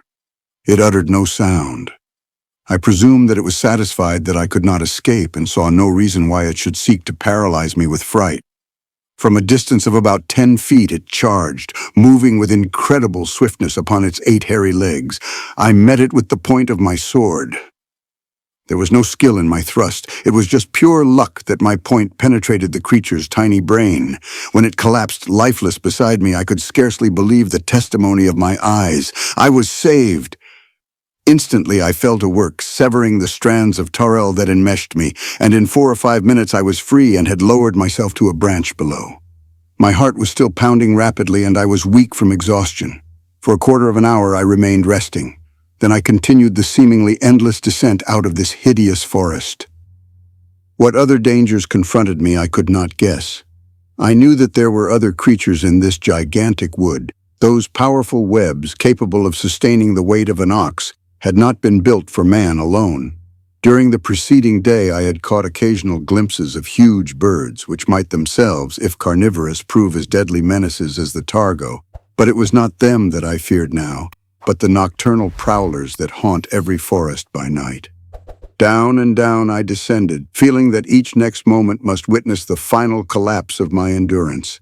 The encounter with the targo had taken terrific toll of my great strength, already sapped by the arduous experiences of the day. Yet I could not stop. I dared not. Yet how much longer could I drive exhausted nature on toward the brink of utter collapse? I had about reached the end of my endurance when my feet struck solid ground. At first I could not believe the truth, but glancing down and about me, I saw that I had indeed reached the floor of the forest. After a month on Venus, I had at last placed foot upon her surface. I could see little or nothing, just the enormous boles of great trees in whatever direction I looked. Beneath my feet lay a thick matting of fallen leaves, turned white in death. I cut the cords that bound the corpse of Camelot to my back, and lowered my poor comrade to the ground. Then I threw myself down beside him and was asleep almost immediately. When I awoke, it was daylight again. I looked about me, but could see nothing but the counterpane of whitened leaves spread between the boles of trees of such gargantuan girth that I almost hesitate to suggest the size of some of them, lest I discredit the veracity of this entire story of my experiences on Venus. But indeed, they must needs be huge to support their extraordinary height, for many of them towered over 6,000 feet above the surface of the ground, their lofty pinnacles enshrouded forever in the eternal fog of the inner cloud envelope. To suggest an idea of the size of some of these monsters of the forest, I may say that I walked around the bole of one, counting over 1,000 paces in the circuit, which gives roughly a diameter of 1,000 feet, and there were many such. A tree 10 feet in diameter appeared a frail and slender sapling, and there can be no vegetation upon Venus. What little knowledge of physics I had and a very slight acquaintance with botany argued that trees of such height could not exist, but there must be some special adaptive forces operating on Venus that permit the seemingly impossible. I have attempted to figure it out in terms of earthly conditions, and I have arrived at some conclusions that suggest possible explanations for the phenomenon. If vertical osmosis is affected by gravity, then the lesser gravity of Venus would favor the growth of taller trees, and the fact that their tops are forever in the clouds would permit them to build up an ample supply of carbohydrates from the abundant water vapor, provided there was the requisite amount of carbon dioxide in the atmosphere of Venus to promote this photosynthetic process. I must admit, however, that at the time I was not greatly interested in these intriguing speculations. I had to think about myself and poor Camelot. What was I to do with the corpse of my friend? I had done my best to return him to his people and failed. I doubted now that I could ever find his people. There remained but a single alternative. I must bury him. This decided, I started to scrape away the leaves beside him, that I might reach the ground beneath and dig a grave. There were about a foot of leaves and leaf mold, and below that a soft, rich soil which I loosened easily with the point of my spear and scooped out with my hands. It did not take me long to excavate a nice grave. It was 6 feet long, 2 feet wide, and 3 feet deep. I gathered some freshly fallen leaves and carpeted its bottom with them, and then I gathered some more to place around and over Camelot after I had lowered him to his final resting place. While I worked, I tried to recall the service for the dead. I wanted Camelot to have as decent and orderly a burial as I could contrive. I wondered what God would think about it, but I had no doubt but that he would receive this first Amtorian soul to be launched into the unknown with a Christian burial and welcome him with open arms. As I stooped and put my arms about the corpse to lower it into the grave, I was astounded to discover that it was quite warm. This put an entirely new aspect on the matter. A man dead for 18 hours should be cold. Could it be that Camelot was not dead? I pressed an ear to his chest. Faintly I heard the beating of his heart. Never before had I experienced such an access of relief and joy. I felt as one reborn to new youth, to new hopes, to new aspirations. I had not realized until that instant the depth of my loneliness. I had about reached the end of my endurance when my feet struck solid ground. At first I could not believe the truth, but glancing down and about me I saw that I had indeed reached the floor of the forest. After a month on Venus, I had at last placed foot upon her surface. I could see little or nothing, just the enormous boles of great trees in whatever direction I looked. Beneath my feet lay a thick matting of fallen leaves, turned white in death. I cut the cords that bound the corpse of Camelot to my back and lowered my poor comrade to the ground. Then I threw myself down beside him and was asleep almost immediately. When I awoke, it was daylight again. I looked about me, but could see nothing but the counterpane of whitened leaves spread between the boles of trees of such gargantuan girth that I almost hesitate to suggest the size of some of them, lest I discredit the veracity of this entire story of my experiences on Venus. But indeed, they must needs be huge to support their extraordinary height, for many of them towered over 6,000 feet above the surface of the ground, their lofty pinnacles enshrouded forever in the eternal fog of the inner cloud envelope. To suggest an idea of the size of some of these monsters of the forest, I may say that I walked around the bole of one, counting over 1,000 paces in the circuit, which gives roughly a diameter of 1,000 feet, and there were many such. A tree 10 feet in diameter appeared a frail and slender sapling, and there can be no vegetation upon Venus. What little knowledge of physics I had and a very slight acquaintance with botany argued that trees of such height could not exist, but there must be some special adaptive forces operating on Venus that permit the seemingly impossible. I have attempted to figure it out in terms of earthly conditions, and I have arrived at some conclusions that suggest possible explanations for the phenomenon. If vertical osmosis is affected by gravity, then the lesser gravity of Venus would favor the growth of taller trees, and the fact that their tops are forever in the clouds would permit them to build up an ample supply of carbohydrates from the abundant water vapor. Provided there was the requisite amount of carbon dioxide in the atmosphere of Venus to promote this photosynthetic process. I must admit, however, that at the time I was not greatly interested in these intriguing speculations. I had to think about myself and poor Camelot. What was I to do with the corpse of my friend? I had done my best to return him to his people and failed. I doubted now that I could ever find his people. There remained but a single alternative. I must bury him. This decided, I started to scrape away the leaves beside him, that I might reach the ground beneath and dig a grave. There were about a foot of leaves and leaf mold, and below that a soft, rich soil which I loosened easily with the point of my spear and scooped out with my hands. It did not take me long to excavate a nice grave. It was 6 feet long, 2 feet wide, and 3 feet deep. I gathered some freshly fallen leaves and carpeted its bottom with them, and then I gathered some more to place around and over Camelot after I had lowered him to his final resting place. While I worked, I tried to recall the service for the dead. I wanted Camelot to have as decent and orderly a burial as I could contrive.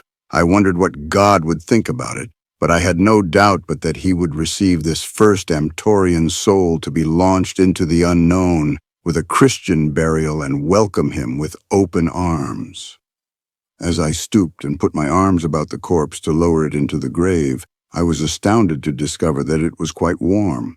This put an entirely new aspect on the matter. A man dead for 18 hours should be cold.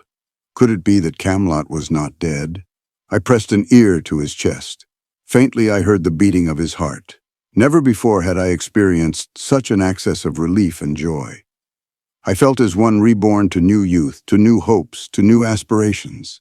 I had not realized until that instant the depth of my loneliness. But why was Camelot not dead? And how was I to resuscitate him? I felt that I should understand the former before I attempted the latter. I examined the wound again. There were 2 deep gashes on his chest just below the prosternum.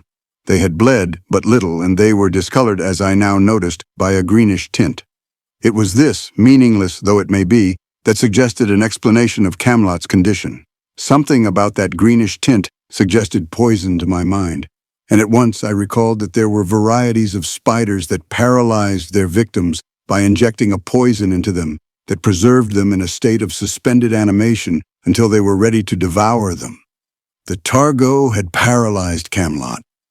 My first thought was to stimulate circulation and respiration, and to this end I alternately massaged his body and applied the first aid measures adapted to the resuscitation of the drowned. Which of these accomplished the result I do not know. Perhaps each helped a little. But at any rate I was rewarded after a long period of effort with evidences of returning animation. Camelot sighed and his eyelids fluttered. After another considerable period, during which I nearly exhausted myself, he opened his eyes and looked at me. At first his gaze was expressionless, and I thought that perhaps his mind had been affected by the poison. Then a puzzled, questioning look entered his eyes and eventually recognition. I was witnessing a resurrection. "What happened?" he asked in a whisper, and then, "Oh yes, I recall. The targo got me." He sat up with my assistance and looked around. "Where are we?" he demanded. "On the ground," I replied, "but where on the ground I do not know." "You saved me from the targo," he said. "Did you kill it? But you must have, or you never could have gotten me away from it. Tell me about it." "Briefly," I told him. "I tried to get you back to the city, but I became lost and missed it. I have no idea where it lies." "What is this?" he asked, glancing at the excavation beside him. "Your grave," I replied. "I thought that you were dead." "And you carried a corpse half a day and half a night. But why?" "I do not know all the customs of your people," I replied. "But your family has been kind to me, and the least that I could do was to bring your body back to them, nor could I leave a friend up there to be devoured by birds and beasts."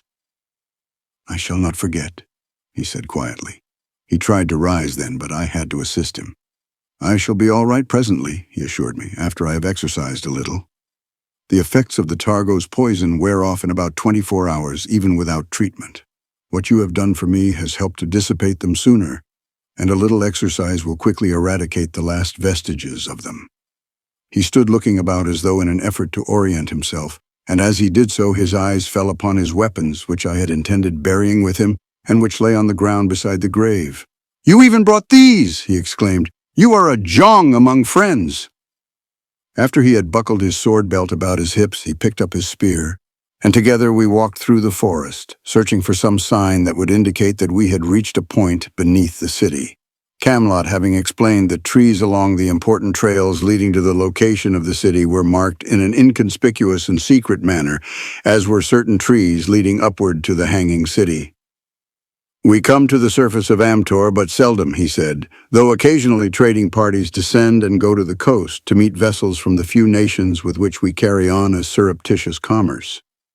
The curse of Thorism has spread far, however, and there are few nations of which we have knowledge that are not subject to its cruel and selfish domination. Once in a while we descend to hunt the basto for its hide and flesh." "What is a basto?" I inquired. "It is a large, omnivorous animal with powerful jaws armed with 4 great fangs in addition to its other teeth. On its head grow 2 heavy horns. At the shoulder it is as tall as a tall man. I have killed them that weighed 3,600 tob." A tob is the Amtorian unit of weight and is the equivalent of 1/3 of an English pound. All weights are computed in tobs or decimals thereof, as they use the decimal system exclusively in their tables of weights and measures. It seems to me much more practical than the confusing, earthly collection of grains, grams, ounces, pounds, tons, and the other designations in common use among the various nations of our planet. From Camelot's description, I visualized the basto as an enormous boar with horns, or a buffalo with the jaws and teeth of a carnivore, and judged that its 1,200 pounds of weight would render it a most formidable beast. I asked him with what weapons they hunted the animal. "Some prefer arrows, others spears," he explained. "And it is always handy to have a low-branched tree nearby," he added with a grin. "They are bellicose?" I asked.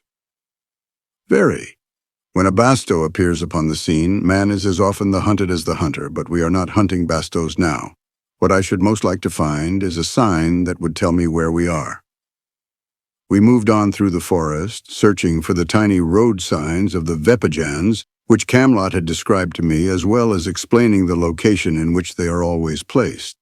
The sign consists of a long, sharp nail with a flat head bearing a number in relief.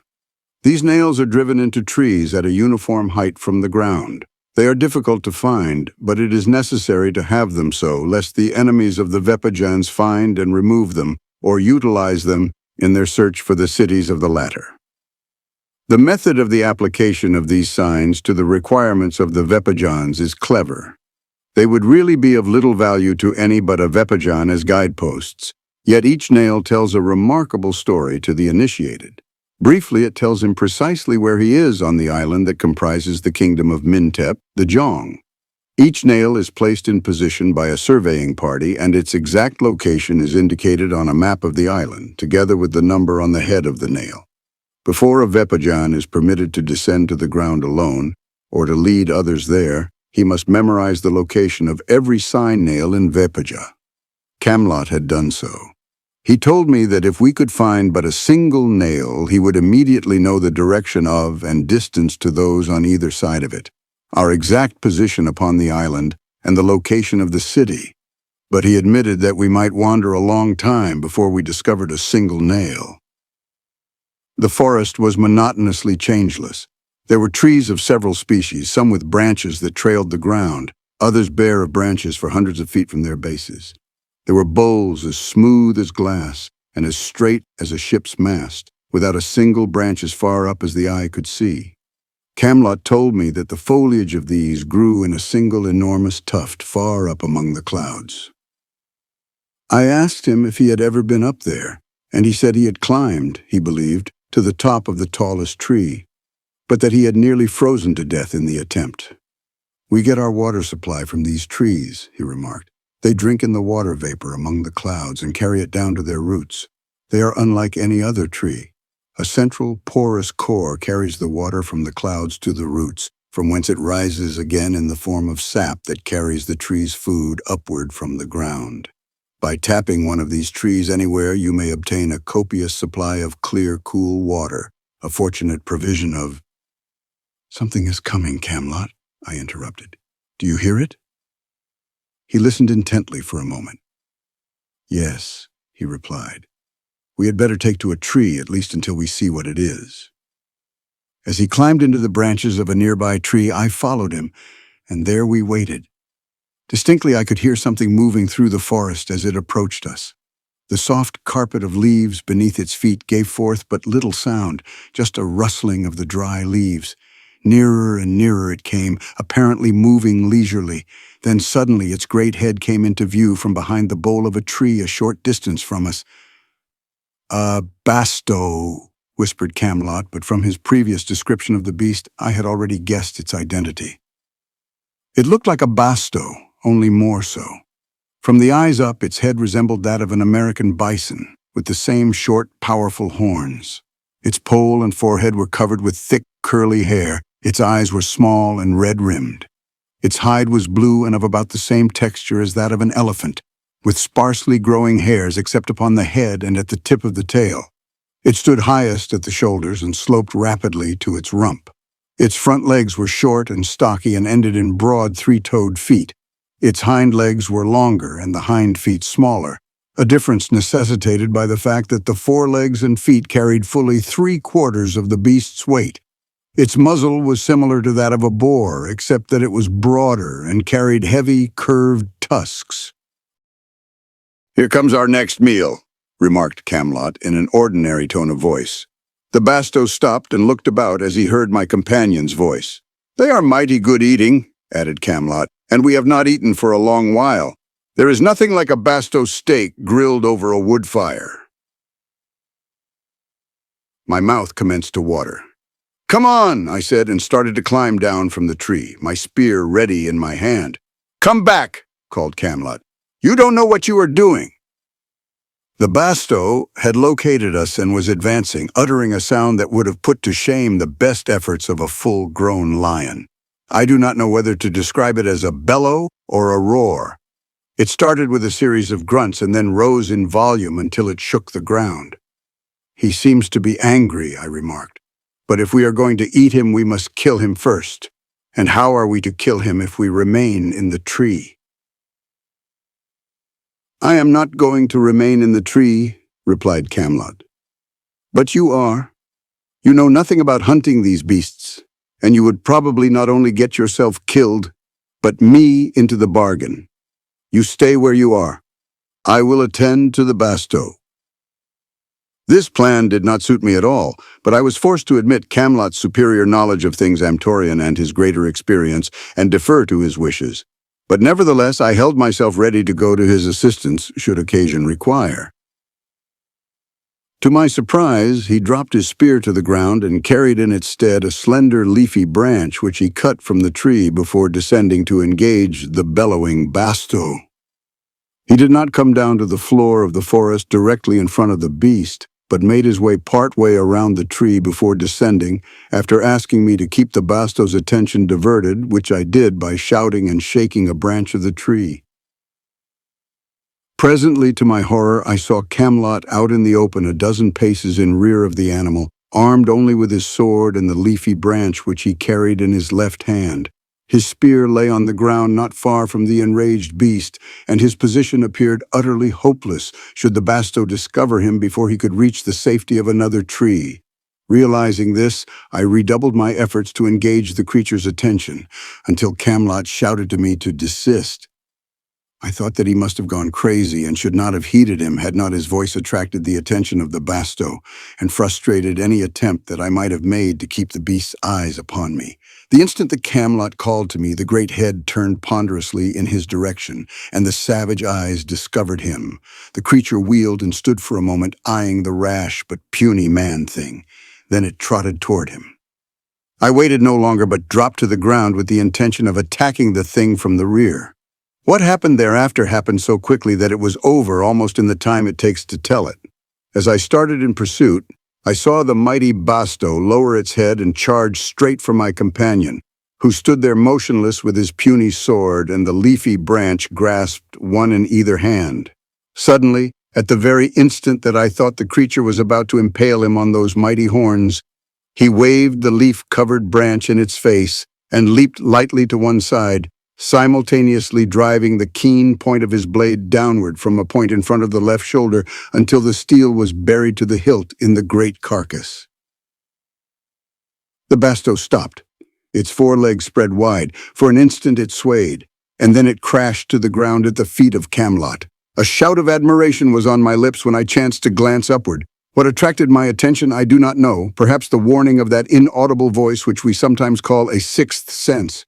What I saw drove the Basto and the feet of Camelot from my thoughts. "My God!" I cried in English and then in Amtorian. "Look, Camelot, what are those?" Chapter 8. On board the Sofal.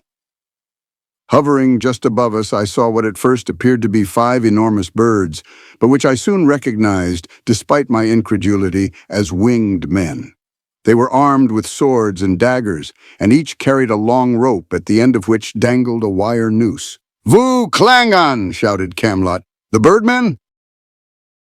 Even as he spoke, a couple of wire nooses settled around each of us. We struggled to free ourselves, striking at the snares with our swords, but our blades made no impression upon the wires, and the ropes to which they were attached were beyond our reach. As we battled futilely to disengage ourselves, the Klangan settled to the ground, each pair upon opposite sides of the victim they had snared. Thus, they held us so that we were helpless, as 2 cowboys hold a roped steer, while the 5th Angan approached us with drawn sword and disarmed us. Perhaps I should explain that Angan is singular, Klangan plural, plurals of Amtorian words being formed by prefixing "klu" to words commencing with a consonant and "kl" to those commencing with a vowel. Our capture had been accomplished so quickly and so deftly that it was over, with little or no effort on the part of the birdmen, before I had had time to recover from the astonishment that their weird appearance induced. I now recalled having heard Dana speak of Vu Clanagan upon 1 or 2 occasions, but I had thought that he referred to poultry breeders or something of that sort. How little could I have dreamed of the reality? "I guess we are in for it," remarked Camelot gloomily. "What will they do with us?" I inquired. "Ask them," he replied. "Who are you?" demanded one of our captors. For some reason I was astonished to hear him speak, although I do not know why anything should have astonished me now. "I am a stranger from another world," I told him. "My friend and I have no quarrel with you. Let us go." "You are wasting your breath," Camelot advised me. "Yes, he is wasting his breath," agreed the Angan. "You are Vepajans, and we have orders to bring Vepajans to the ship. You do not look like a Vepajan," he added, surveying me from head to feet. "But the other does." "Anyway, you are not a Thorist, and therefore you must be an enemy," interjected another. They removed the nooses from about us and tied ropes around our necks and other ropes about our bodies beneath our arms. Then 2 Klangons seized the ropes attached to Camelot and 2 more, those attached to me, and spreading their wings rose into the air, carrying us with them. Our weight was supported by the ropes beneath our arms, but the other ropes were a constant suggestion to us of what might happen if we did not behave ourselves. As they flew, winding their way among the trees, our bodies were suspended but a few feet above the ground, for the forest lanes were often low-ceiled by overhanging branches. The Klangon talked a great deal among themselves, shouting to one another and laughing and singing, seemingly well satisfied with themselves and their exploit. Their voices were soft and mellow, and their songs were vaguely reminiscent of Negro spirituals, a similarity which may have been enhanced by the color of their skins, which were very dark.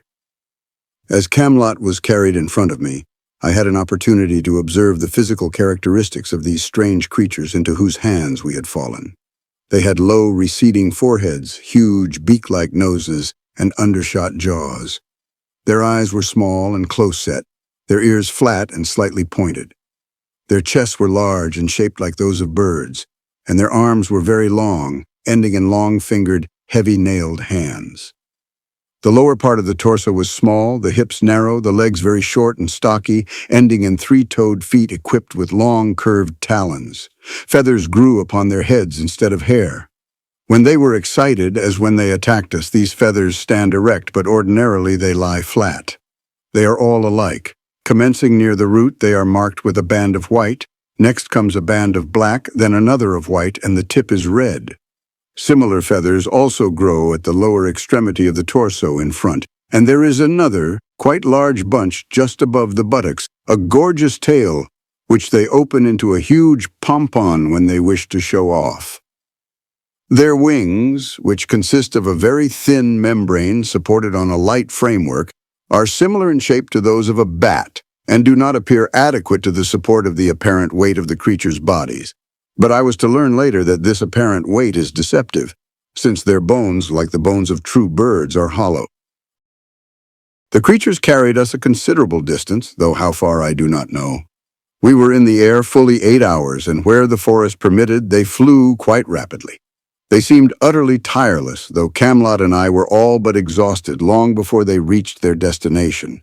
The ropes beneath our arms cut into our flesh, and this contributed to our exhaustion, as did our efforts to relieve the agony by seizing the ropes above us and supporting the weight of our bodies with our hands. But as all things must, this hideous journey ended at last. Suddenly we broke from the forest and winged out across a magnificent landlocked harbor, and for the first time I looked upon the waters of a Venusian sea. Between 2 points that formed the harbor's entrance, I could see it stretching away as far as the eye could reach, mysterious, intriguing, provocative. What strange lands and stranger people lay off there beyond the beyond? Would I ever know? Suddenly, now my attention and my thoughts were attracted to something in the left foreground that I had not before noticed. A ship lay at anchor on the quiet waters of the harbor, and just beyond it a second ship. Toward one of them our captors were winging. As we approached the nearer and smaller, I saw a craft that differed but little in the lines of its hull from earthly ships. It had a very high bow. Its prow was sharp and sloped forward in a scimitar-like curve. The ship was long and narrow of beam. It looked as though it might have been built for speed. But what was its motive power? It had no masts, sails, stacks, nor funnels. Aft were two oval houses, a smaller one resting upon the top of a larger. On top of the upper house was an oval tower surmounted by a small crow's nest. There were doors and windows in the two houses and the tower. As we came closer, I could see a number of open hatches in the deck and people standing on the walkways that surrounded the tower and the upper house, and also upon the main deck. They were watching our approach. As our captors deposited us upon the deck, we were immediately surrounded by a horde of jabbering men. A man whom I took to be an officer ordered the ropes removed from us, and while this was being done, he questioned the Klangen who had brought us. All the men that I saw were similar in color and physique to the Vepajans, but their countenances were heavy and unintelligent. Very few of them were good-looking, and only one or two might have been called handsome. I saw evidences of age among them and of disease, the first I had seen on Amtor. After the ropes had been removed, the officer ordered us to follow him after detailing 4 villainous-looking fellows to guard us, and conducted us aft and up to the tower that surmounted the smaller house. Here he left us outside the tower, which he entered. The 4 men guarding us eyed us with surly disfavor. "Vepajans, eh?" sneered one. "Think you're better than ordinary men, don't you? But you will find out you ain't. Not in the free land of Thora. They're everybody's equal. I don't see no good in bringing your kind into the country anyway. If I had my way, you'd get a dose of this." And he tapped a weapon that hung in a holster at his belt. The weapon, or the grip of it, suggested a pistol of some kind, and I supposed that it was one of those curious firearms discharging deadly rays that Camelot had described to me. I was about to ask the fellow to let me see it when the officer emerged from the tower and ordered the guard to bring us in. We were escorted into a room in which sat a scowling man with a most unprepossessing countenance. There was a sneer on his face as he appraised us, the sneer of the inferior man for his superior, that tries to hide but only reveals the inferiority complex that prompts it. I knew that I was not going to like him. "2 more Klugenfall!" he exclaimed. A Ganfall is a criminal. "2 more of the beasts that tried to grind down the workers, but you didn't succeed, did you? Now we are the masters. You'll find that out even before we reach Thora. Is either of you a doctor?" Camelot shook his head. "Not I," he said.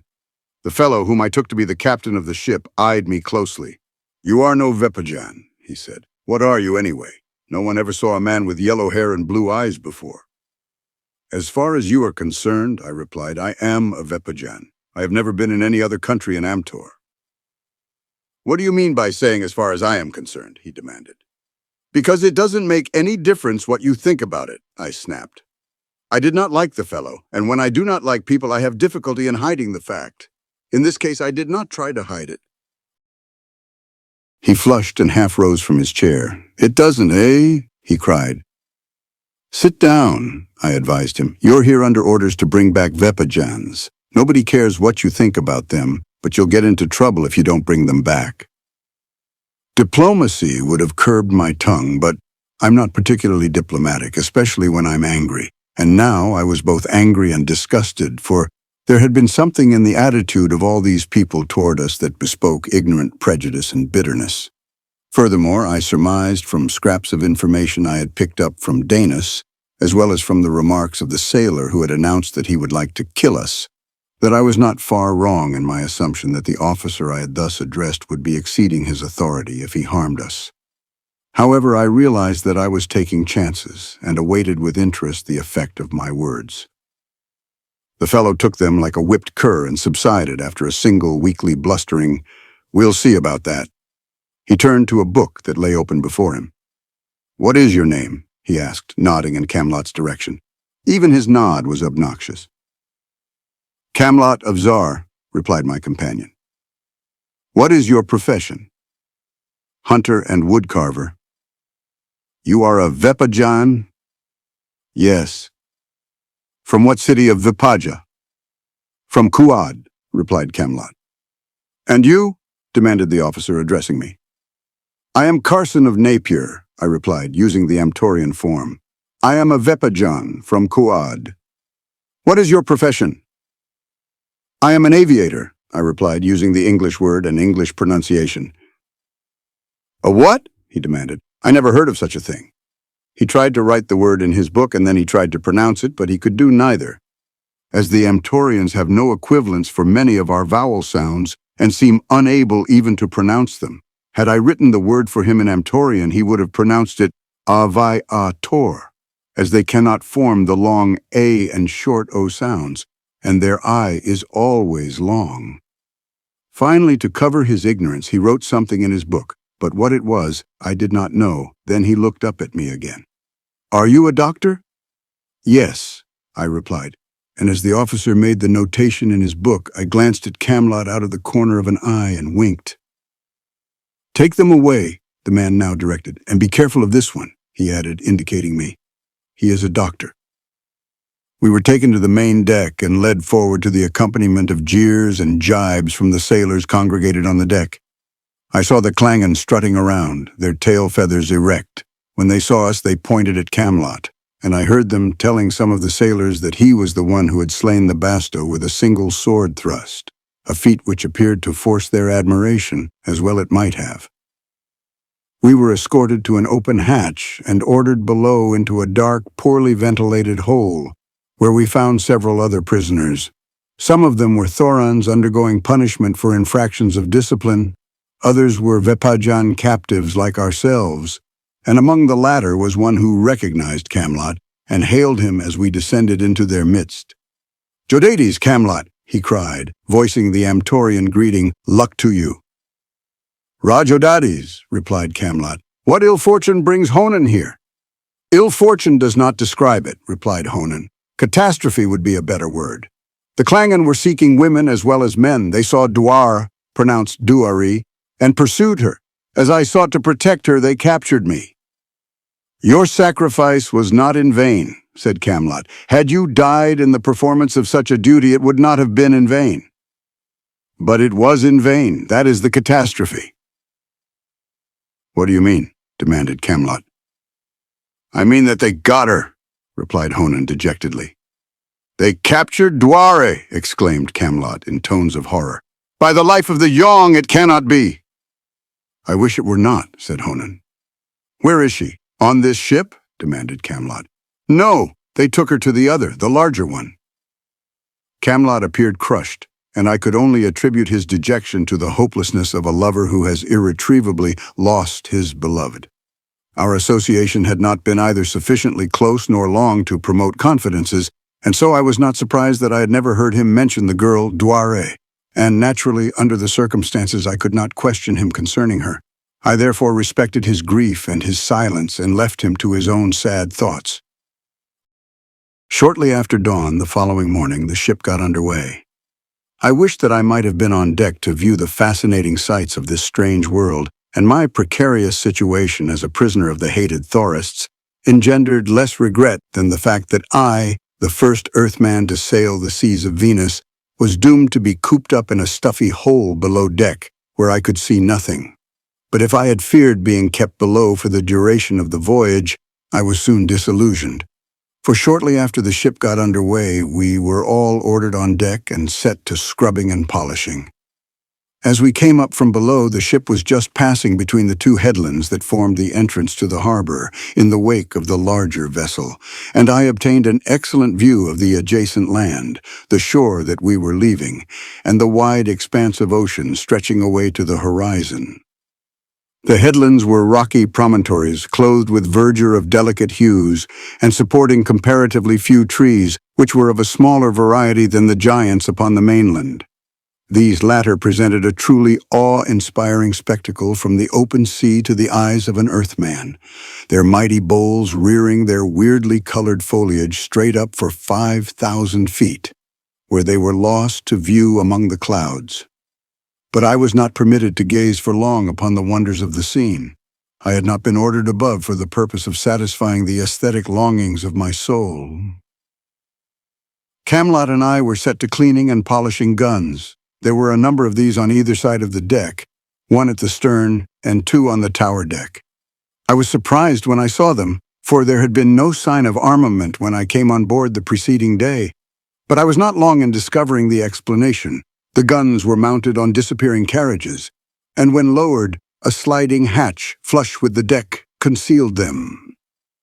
The barrels of these pieces were about 8 inches in diameter, while the bore was scarcely larger than my little finger. The sights were ingenious and complicated, but there was no breech block in evidence nor any opening into a breech, unless there was one hidden beneath a hoop that encircled the breech to which it was heavily bolted. The only thing that I could discover that might have been a firing device projected from the rear of the breech and resembled the rotating crank that is used to revolve the breech block in some types of earthly guns. The barrels of the guns were about 15 feet long and of the same diameter from breech to muzzle. When in action, they can be extended beyond the rail of the ship about 2/3 of their length, thus affording a wider horizontal range and more deck room, which would be of value on a ship such as that on which I was a captive, which was of narrow beam. "What do these guns fire?" I asked Camlot, who was working at my side. "T-rays," he replied. "Do those differ materially from the R-rays you described when you were telling me about the small arms used by the Thorons?" "The R-ray destroys only animal tissue," he replied, "while there is nothing that the T-ray may not dissipate. It is a most dangerous ray to work with because even the material of the gun barrel itself is not wholly impervious to it, and the only reason that it can be used at all is that its greatest force is expended along the line of least resistance, which in this case naturally is the bore of the gun, but eventually it destroys the gun itself." "How is it fired?" I asked. He touched the crank at the end of the breech. "By turning this, a shutter is raised that permits radiations from element 93 to impinge on the charge, which consists of element 97, thus releasing the deadly T-ray." "Why couldn't we turn this gun about and rake the ship above deck?" I suggested, thus wiping out the Thorans and giving us our freedom. He pointed to a small, irregular hole in the end of the crankshaft. "Because we haven't the key that fits this," he replied. "Who has the key?" "The officers have keys to the guns they command," he replied. "In the captain's cabin are keys to all the guns, and he carries a master key that will unlock any of them. At least that was the system in the ancient Vepajan Navy, and it is doubtless the same today in the Thoron Navy." "I wish we could get hold of the master key," I said. "So do I," he agreed, "but that is impossible." "Nothing is impossible," I retorted. He made no answer, and I did not pursue the subject, but I certainly gave it a lot of thought. As I worked, I noted the easy, noiseless propulsion of the ship and asked Camlot what drove it. His explanation was long and rather technical. Suffice it to say that the very useful element 93, Vic-Rho, is here again employed upon a substance called lore, which contains a considerable proportion of the element Yor-San, 105. The action of Vic-Rho upon Yor-San results in absolute annihilation of the lore, releasing all its energy. When you consider that there is 18,000 million times as much energy liberated by the annihilation of a ton of coal than by its combustion, you will appreciate the inherent possibilities of this marvelous Venusian scientific discovery. Fuel for the life of the ship could be carried in a pint jar. I noticed as the day progressed that we cruised parallel to a coastline, after crossing one stretch of ocean where no land was in sight, and thereafter for several days I noted the same fact. Land was almost always in sight. This suggested that the land area of Venus might be much greater in proportion to its seas, but I had no opportunity to satisfy my curiosity on that point, and of course I took no stock in the maps that Danis had shown me, since the Amtorians' conception of the shape of their world precluded the existence of any dependable maps. Camlot and I had been separated, he having been detailed to duty in the ship's galley, which was located in the forward part of the main deckhouse aft. I struck up a friendship with Honan, but we did not work together, and at night we were usually so tired that we conversed but little before falling asleep on the hard floor of our prison. One night, however, the sorrow of Camlot having been brought to my mind by my own regretful recollections of the nameless girl of the garden, I asked Honan who Dware was. "She is the hope of Vepaja," he replied, "perhaps the hope of a world." Chapter 9. Soldiers of Liberty. Constant association breeds a certain camaraderie even between enemies. As the days passed, the hatred and contempt which the common sailors appeared to have harbored for us when we first came aboard the ship were replaced by an almost friendly familiarity, as though they had discovered that we were not half bad fellows after all. And for my part, I found much to like in these simple, though ignorant men. That they were the dupes of unscrupulous leaders is about the worst that may be said of them. Most of them were kindly and generous, but their ignorance made them gullible, and their emotions were easily aroused by specious arguments that would have made no impression upon intelligent minds. Naturally, I became better acquainted with my fellow prisoners than with my guards, and our relations were soon established upon a friendly basis. They were greatly impressed by my blonde hair and blue eyes, which elicited inquiries as to my genesis. As I answered their questions truthfully, they became deeply interested in my story, and every evening after the day's work was completed, I was besieged for tales of the mysterious, far-distant world from which I came. Unlike the highly intelligent Vepajans, they believed all that I told them, with the result that I was soon a hero in their eyes. I should have been a god had they had any conception of deities of any description. In turn, I questioned them, and discovered, with no surprise, that they were not at all contented with their lots. The former free men among them had long since come to the realization that they had exchanged this freedom and their status of wage earners for slavery to the state that could no longer be hidden by a nominal equality. Among the prisoners were three to whom I was particularly attracted by certain individual characteristics in each. There was Amtor, for instance, a huge, hulking fellow who had been a farmer in the old days under the Yongs. He was unusually intelligent, and although he had taken part in the revolution, he was now bitter in his denunciation of the Thorists, though this he was careful to whisper to me in secrecy. Another was Chiron, the soldier, a clean-limbed, handsome, athletic fellow who had served in the army of the Yong but mutinied with the others at the time of the revolution. He was being disciplined now for insubordination to an officer who had been a petty government clerk before his promotion. The third had been a slave. His name was Zog. What he lacked in intelligence, he made up in strength and good nature. He had killed an officer who had struck him and was being taken back to Thora for trial and execution. Zog was proud of the fact that he was a free man, though he admitted that the edge was taken off his enthusiasm by the fact that everyone else was free and the realization that he had enjoyed more freedom as a slave than he did now as a free man. Then, he explained, I had one master. Now I have as many masters as there are government officials, spies, and soldiers, none of whom cares anything about me, while my old master was kind to me and looked after my welfare. Would you like to be really free? I asked him, for a plan had been slowly forming in my mind. But to my surprise, he said, No, I should rather be a slave. But you'd like to choose your own master, wouldn't you? I demanded. Certainly, he replied, if I could find someone who would be kind to me and protect me from the Thorists. And if you could escape from them now, you would like to do so? Of course, but what do you mean? I cannot escape from them. Not without help, I agreed. But if others would join you, would you make the attempt? Why not? They are taking me back to Thora to kill me. I could be no worse off no matter what I did, but why do you ask all these questions? If we could get enough to join us, there is no reason why we should not be free, I told him. When you are free, you may remain free or choose a master to your liking. I watched closely for his reaction. You mean another revolution? He asked. It would fail. Others have tried, but they have always failed. Not a revolution, I assured him, just a break for liberty. But how could we do it? It would not be difficult for a few men to take this ship, I suggested. The discipline is poor, the night watches consist of too few men. They are so sure of themselves that they would be taken completely by surprise. Zog's eyes lighted.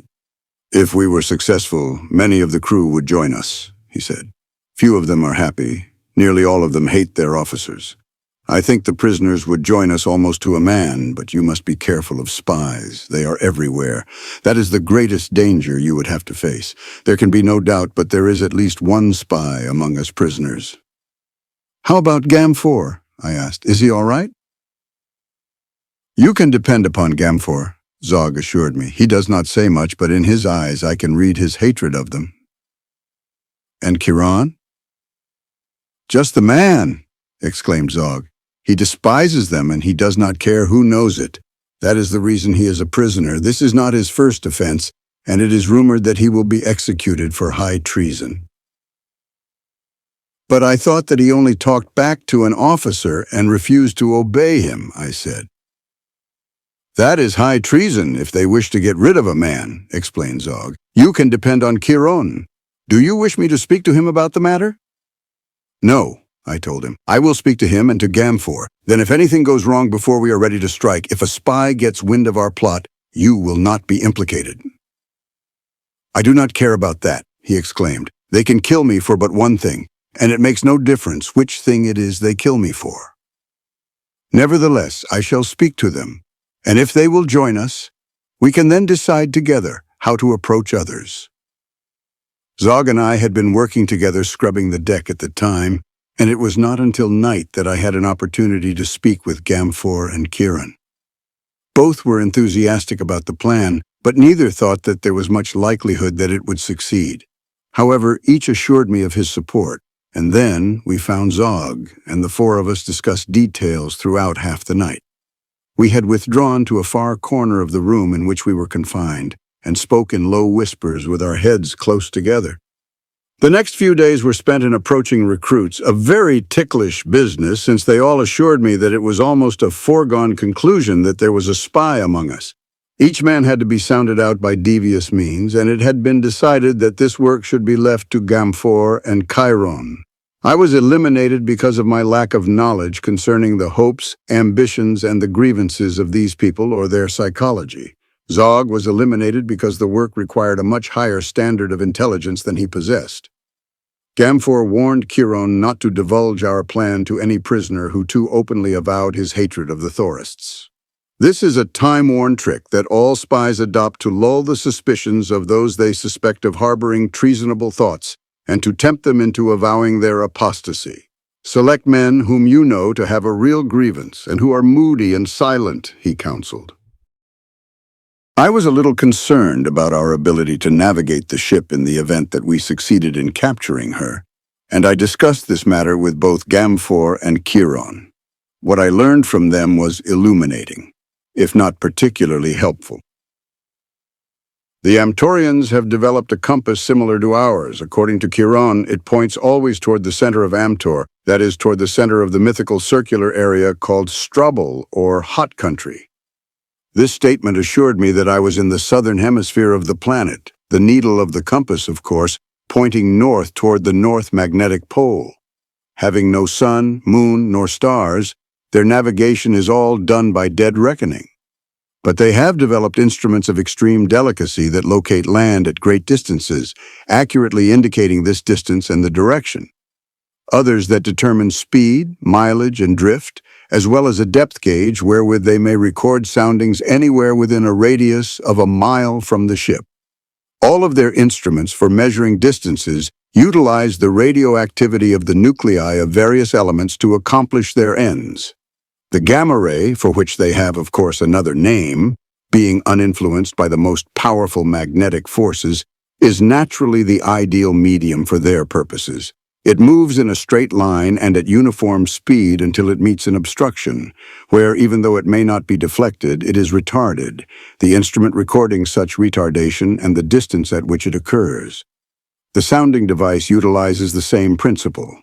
The instrument records the distance from the ship at which the ray encounters the resistance of the ocean's bottom. By constructing a right triangle with this distance representing the hypotenuse, it is simple to compute both the depth of the ocean and the distance from the ship at which bottom was found, for they have a triangle of which one side and all three angles are known.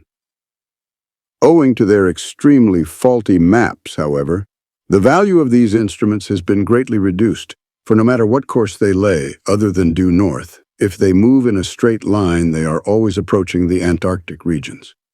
They may know that land is ahead and its distance, but they are never sure what land it is except where the journey is a short and familiar one.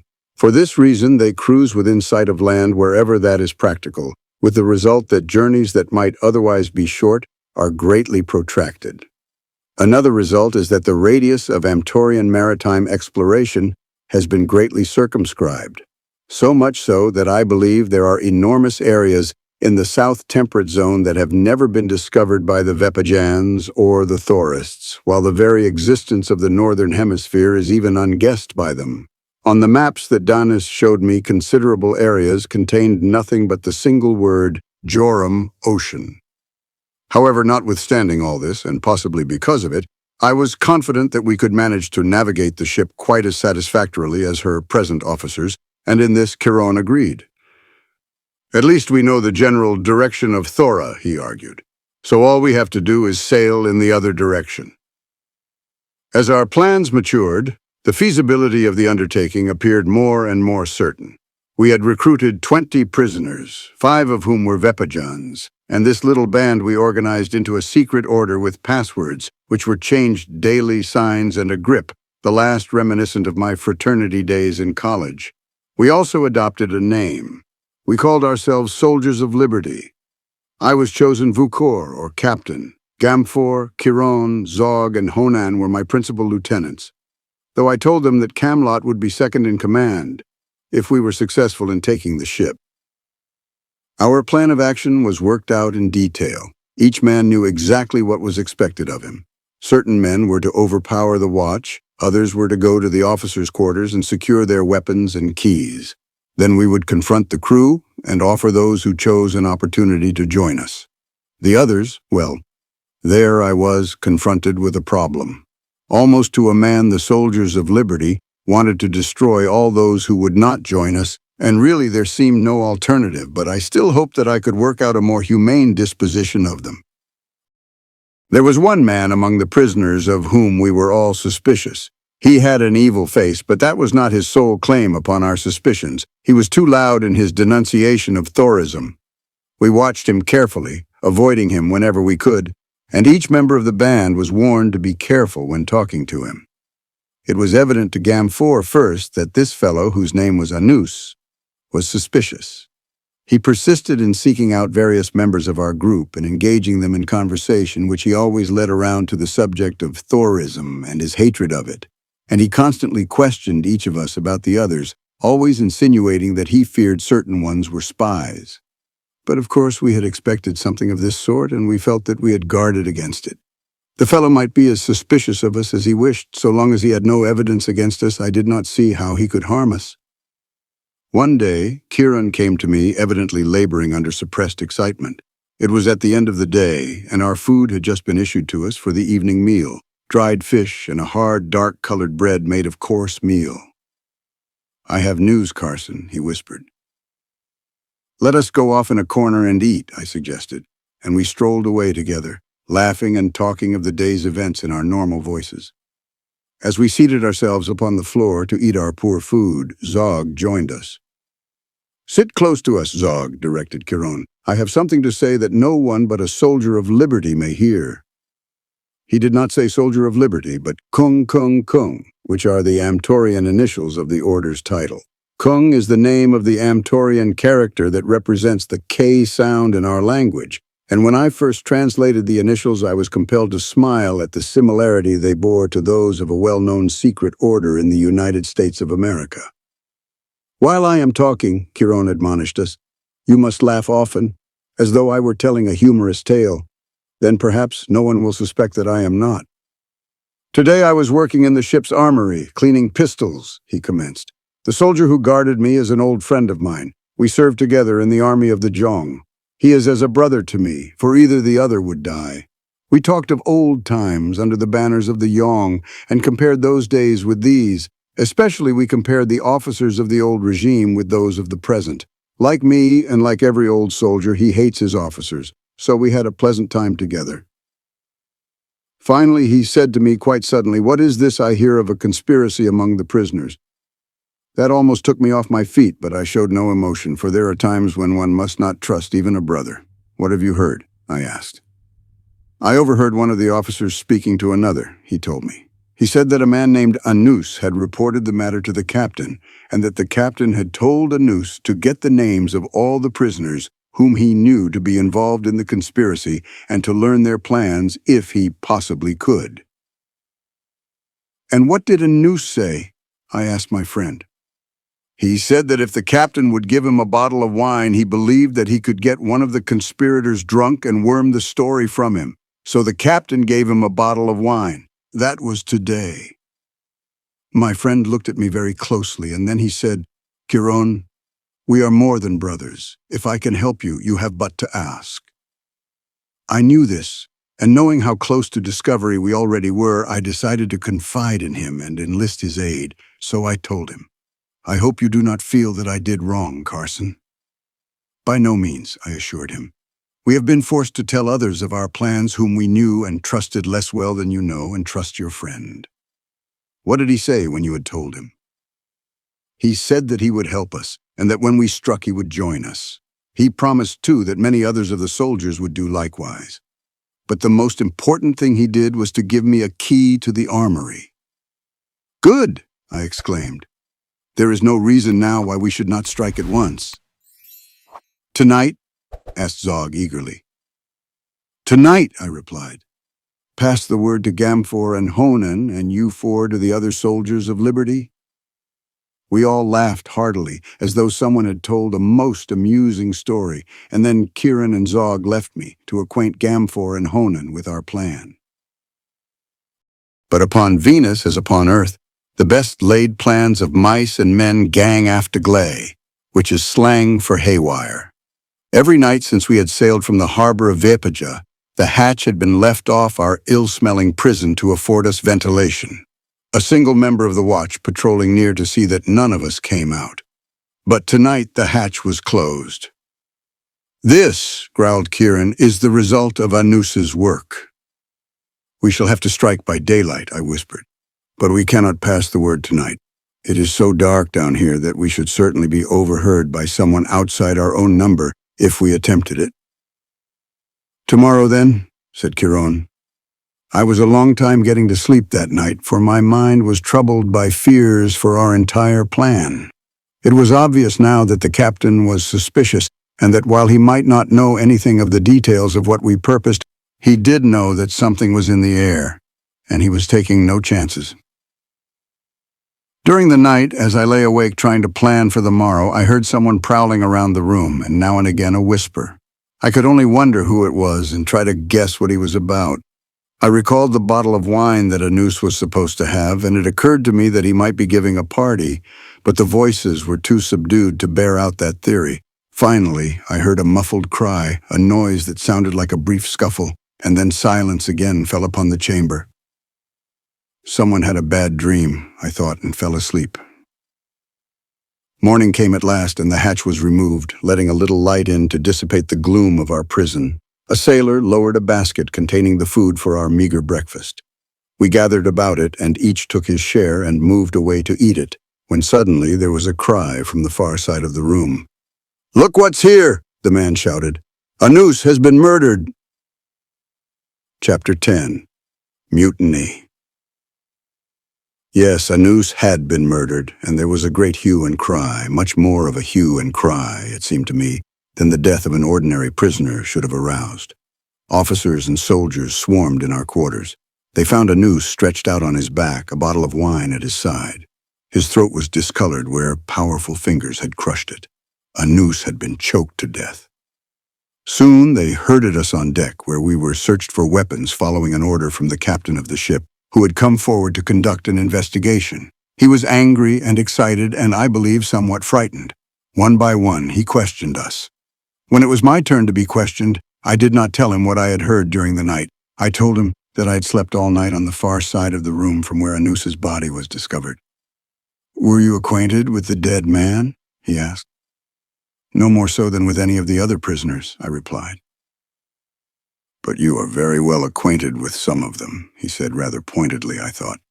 "Have you ever spoken with the man?" "Yes, he has talked to me on several occasions." "About what?" demanded the captain. "Principally about his grievances against the Thorists." "But he was a Thorist," exclaimed the captain. I knew that he was trying to pump me to discover if I harbored any suspicions concerning the actual status of Anus, but he was not clever enough to succeed. I certainly would never have suspected it from his conversation, I replied. If he were a Thorist, he must have been a traitor to his country, for he continually sought to enlist my interest in a plan to seize the ship and murder all her officers. I think he approached others also. I spoke in a tone loud enough to be heard by all, for I wanted the soldiers of liberty to take the cue from me. If enough of us told the same story, it might convince the officers that Anus's tale of a conspiracy was hatched in his own brain and worked up by his own efforts in an attempt to reap commendation and reward from his superiors, a trick by no means foreign to the ethics of spies. "Did he succeed in persuading any of the prisoners to join him?" asked the captain. "I think not. They all laughed at him." "Have you any idea who murdered him?" "Probably some patriot who resented his treason," I lied glibly. As he questioned the other men along similar lines, I was pleased to discover that nearly every one of the soldiers of liberty had been approached by the perfidious Anus, whose traitorous overtures they had virtuously repulsed. Zog said that he had never talked with the man, which to the best of my knowledge was the truth. When the captain finished his investigation, he was farther from the truth than when he commenced it, for I am certain that he went aft convinced that there had been no truth in the tales that Anus had carried to him. I had been considerably worried at the time we were being searched for fear that the key to the armory would be discovered on Chiron, but it had not been, and later he told me that he had hidden it in his hair the night before as a precaution against just such an eventuality as had occurred. The Amtorian day consists of 26 hours, 56 minutes, 4 seconds of Earth time, which the Amtorians divide into 20 equal periods called T, which, for clarity, I shall translate into its nearest earthly equivalent, hour, although it contains 80.895 Earth minutes. On shipboard, the hours are sounded by a trumpeter, there being a distinguishing bar of music for each hour of the day. The first hour, or 1 o'clock, corresponds to mean sunrise. It is then that the prisoners are awakened and given food. 40 minutes later, they start work, which continues until the 10th hour, with a short recess for food in the middle of the day. Occasionally, we were allowed to quit work at the 9th and even the 8th hour, according to the caprices of our masters. On this day, the soldiers of liberty congregated during the midday rest period, and my mind being definitely determined on immediate action, I passed the word around that we would strike during the afternoon at the moment the trumpeter sounded the 7th hour.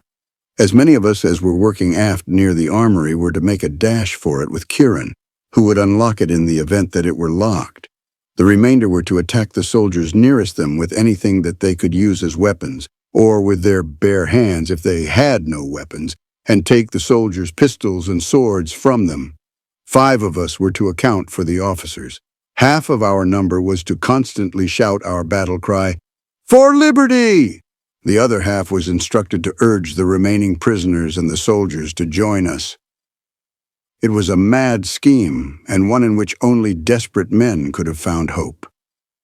The 7th hour was chosen because at that time the officers were nearly all congregated in the wardroom, where a light meal and wine were served them daily.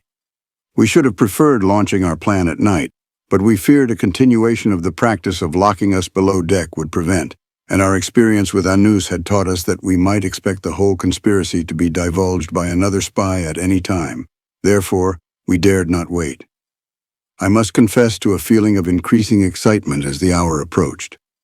As from time to time I glanced at the other members of our little band, I thought that I could note signs of nervousness in some of them, while others worked on as placidly as though nothing unusual was about to occur. Zog was one of these. He was working near me. He never glanced toward the tower deck, from which the trumpeter would presently sound the fateful notes, though it was with difficulty that I kept my eyes from it at all. No one would have thought that Zog was planning to attack the soldier lolling near him, nor have imagined that the night before he had murdered a man. He was humming a tune as he polished the barrel of the big gun on which he was working. Gamfor and fortunately Chiron were working aft, scrubbing the deck, and I saw that Chiron kept scrubbing closer and closer to the door of the armory. How I wished for Camelot as the crucial moment approached. He could have done so much to ensure the success of our coup, and yet he did not even know that such a stroke was contemplated, much less that it was so soon to be launched. As I glanced about, I met Zog's gaze. Very solemnly, he closed his left eye. At last he had given a sign that he was alert and ready. It was a little thing, but it put new heart into me. For some reason, during the past half hour, I had felt very much alone. The time was approaching the 0 hour. I moved closer to my guard so that I stood directly in front of him with my back toward him. I knew precisely what I was going to do, and I knew that it would be successful. Little did the man behind me dream that in a minute, or perhaps a few seconds, he would be lying senseless on the deck, or that the man he guarded would be carrying his sword, his dagger, and his pistol as the last notes of the 7th hour floated sweetly out across the calm waters of this Amtorian sea. My back was now toward the deck houses. I could not see the trumpeter when he emerged from the tower to sound the hour, but I knew that it could not be long now before he stepped out onto the tower deck. Yet when the first note sounded, I was as startled as though I had expected it never to sound. I presume it was the reaction after the long period of nervous tension. My nervousness, however, was all mental. It did not affect my physical reactions to the needs of the moment. As the first note came softly down to my awaiting ears, I pivoted to a heel and swung my right for the chin of my unsuspecting guard. It was one of those blows that is often described as a haymaker, and it made hay. The fellow dropped in his tracks. As I stooped to recover his arms, pandemonium broke loose upon the deck. There were shrieks and groans and curses, and above all rose the war cry of the soldiers of liberty. My band had struck, and it had struck hard. For the first time now, I heard the weird staccato hiss of Amtorian firearms. "You have heard an X-ray machine in operation?" It was like that, but louder and more sinister. I had wrenched the sword and pistol from the scabbard and holster of my fallen guard, not taking the time to remove his belt. Now I faced the scene for which I had so long waited. I saw the powerful Zog wrest the weapons from a soldier, and then lift the man's body above his head and cast it overboard. Evidently, Zog had no time for proselyting.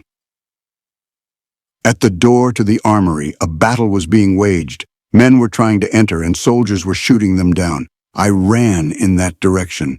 A soldier leaped in front of me, and I heard the hiss of the death rays that must have passed close to my body as he tried to stop me. He must have been either nervous or a very poor shot, for he missed me. I turned my own weapon upon him and pressed the lever. The man slumped to the deck with a hole in his chest, and I ran on.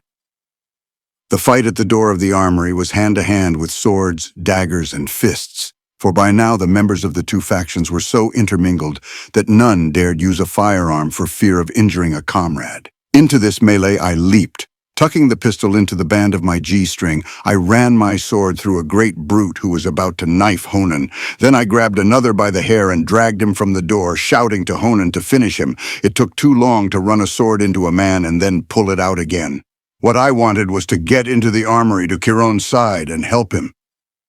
All the time I could hear my men shouting, "For liberty!" or urging the soldiers to join us. As far as I had been able to judge, all the prisoners had already done so. Now another soldier barred my way. His back was toward me, and I was about to seize him and hurl him back to Honan and the others who were fighting at his side, when I saw him slip his dagger into the heart of a soldier in front of him, and as he did so, cry, "For liberty!" Here was one convert, at least. I did not know it then, but at that time there were already many such. When I finally got into the armory, I found Chiron issuing arms as fast as he could pass them out. Many of the mutineers were crawling through the windows of the room to get weapons, and to each of these Chiron passed several swords and pistols, directing the men to distribute them on deck. Seeing that all was right here, I gathered a handful of men and started up the companionway to the upper decks, from which the officers were firing down upon the mutineers and, I may say, upon their own men as well. In fact, it was this heartless and stupid procedure that swung many of the soldiers to our side. Almost the first man I saw as I leaped to the level of the second deck was Camelot. He had a sword in one hand and a pistol in the other, and he was firing rapidly at a group of officers who were evidently attempting to reach the main deck to take command of the loyal soldiers there. You may be assured that it did my heart good to see my friend again. and as I ran to his side and opened fire on the officers, he flashed me a quick smile of recognition. 3 of the 5 officers opposing us had fallen, and now the remaining 2 turned and fled up the companionway to the top deck.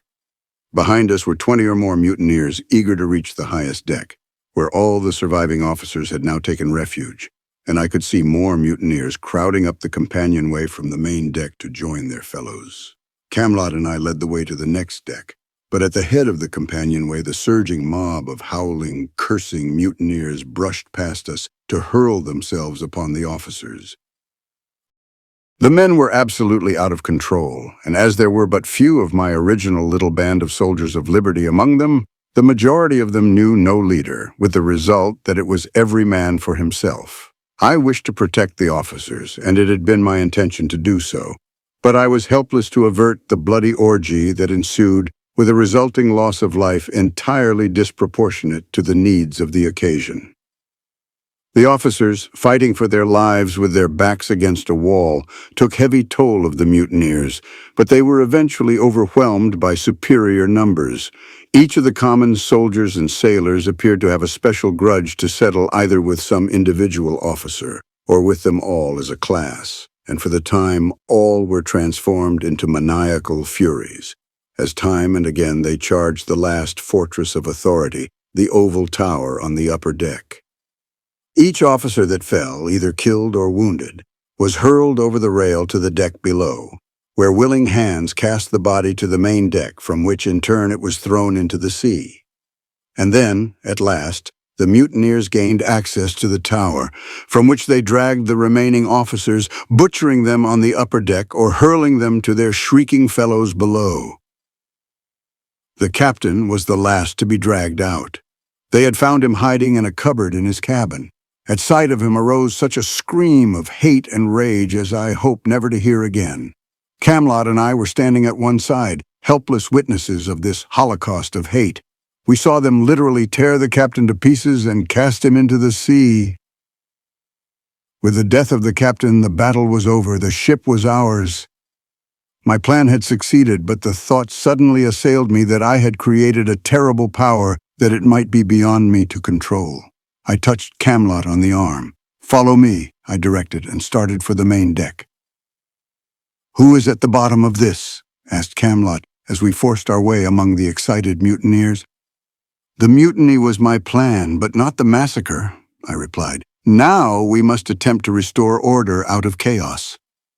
"If we can," he remarked dubiously. As I made my way toward the main deck, I collected as many of the original band of soldiers of liberty as we passed, and when I finally reached my destination, I gathered most of them about me. Among the mutineers, I had discovered the trumpeter who had unknowingly sounded the signal for the outbreak, and him I caused to sound the call that should assemble all hands on the main deck. Whether or not the notes of the trumpet would be obeyed, I did not know, but so strong is the habit of discipline among trained men that immediately the call sounded, the men began to pour onto the deck from all parts of the vessel. I mounted the breech of one of the guns and, surrounded by my faithful band, I announced that the soldiers of liberty had taken over the ship, that those who wished to accompany us must obey the vukor of the band. The others would be put ashore. "Who is vukor?" demanded a soldier whom I recognized as one of those who had been most violent in the attack upon the officers. "I am," I replied. "The vukor should be one of us," he growled. "Carson planned the mutiny and carried it to success," shouted Kieran. "Carson is vukor!" From the throats of all my original band and from 100 new recruits rose a cheer of approval, but there were many who remained silent or spoke in grumbling undertones to those nearest them. Among these was Koj, the soldier who had objected to my leadership, and I saw that already a faction was gathering about him. "It is necessary," I said, "that all men return at once to their duties, for the ship must be handled no matter who commands. If there is any question about leadership, that can be settled later. In the meantime, I am in command. Camelot, Gamfor, Chiron, Zog, and Honan are my lieutenants. With me, they will officer the ship. All weapons must be turned over immediately to Chiron at the armory, except those carried by men regularly detailed by him for guard duty. No one is going to disarm me, blustered Koj. I have as much right to carry weapons as anyone. We are all free men now. I take orders from no one. Zog, who had edged closer to him as he spoke, seized him by the throat with one of his huge hands and with the other tore the belt from about his hips. You take orders from the new Vukor or you go overboard, he growled as he released the man and handed his weapons to Kieran. For a moment there was silence, and there was a tenseness in the situation that boded ill.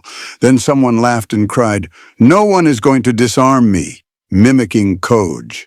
That brought a general laugh, and I knew that for the time being the danger was over. Kieran, sensing that the moment was ripe, ordered the men to come to the armory and turn in their weapons, and the remainder of the original band herded them aft in his wake.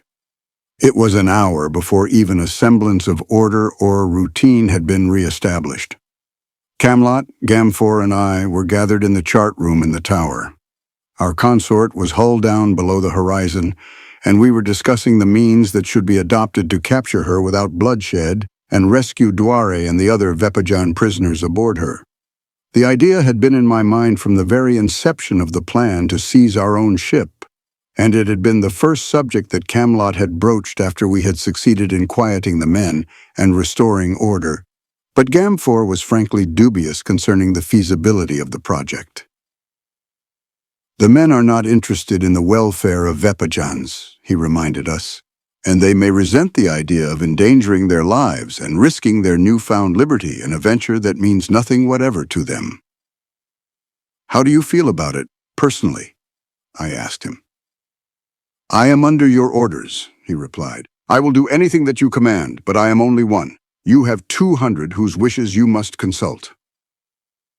I shall consult only my officers, I replied. To the others I shall issue orders. That is the only way, said Camelot in a tone of relief. Inform the other officers that we shall attack the Sovong at daybreak, I instructed them. But we dare not fire on her, protested Camelot, lest we endanger the life of Dware. I intend boarding her, I replied. There will be no one but the watch on deck at that hour. On 2 other occasions the ships have been brought close together on a calm sea, so our approach will arouse no suspicion. The boarding party will consist of 100 men who will remain concealed until the command to board is given when the ships are alongside one another. At that hour in the morning the sea is usually calm. If it is not calm tomorrow morning, we shall have to postpone the attack until another morning. Issue strict orders that there is to be no slaughter. No one is to be killed who does not resist. We shall remove all of the Sovong's small arms and the bulk of her provisions, as well as the Vepajan prisoners, to the Sofal. And then, what do you propose doing? Asked Gamfor. I am coming to that, I replied. But first I wish to ascertain the temper of the men aboard the Sofal. You and Camelot will inform the other officers of my plans insofar as I have explained them. Then assemble the original members of the Soldiers of Liberty and explain my intentions to them. When this has been done, instruct them to disseminate the information among the remainder of the ship's company, reporting to you the names of all those who do not receive the plan with favor. These we shall leave aboard the Sovong, with any others who may elect to transfer to her. At the 11th hour, muster the men on the main deck. At that time, I will explain my plans in detail. After Camelot and Gamfor had departed to carry out my orders, I returned to the chart room.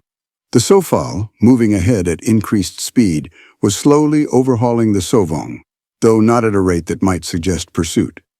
I was certain that the Sovong knew nothing of what had transpired upon her sister ship, for the Amtorians are unacquainted with wireless communication, and there had been no time for the officers of the Sofal to signal their fellows aboard the Sovong, so suddenly had the mutiny broken, and so quickly had it been carried to a conclusion.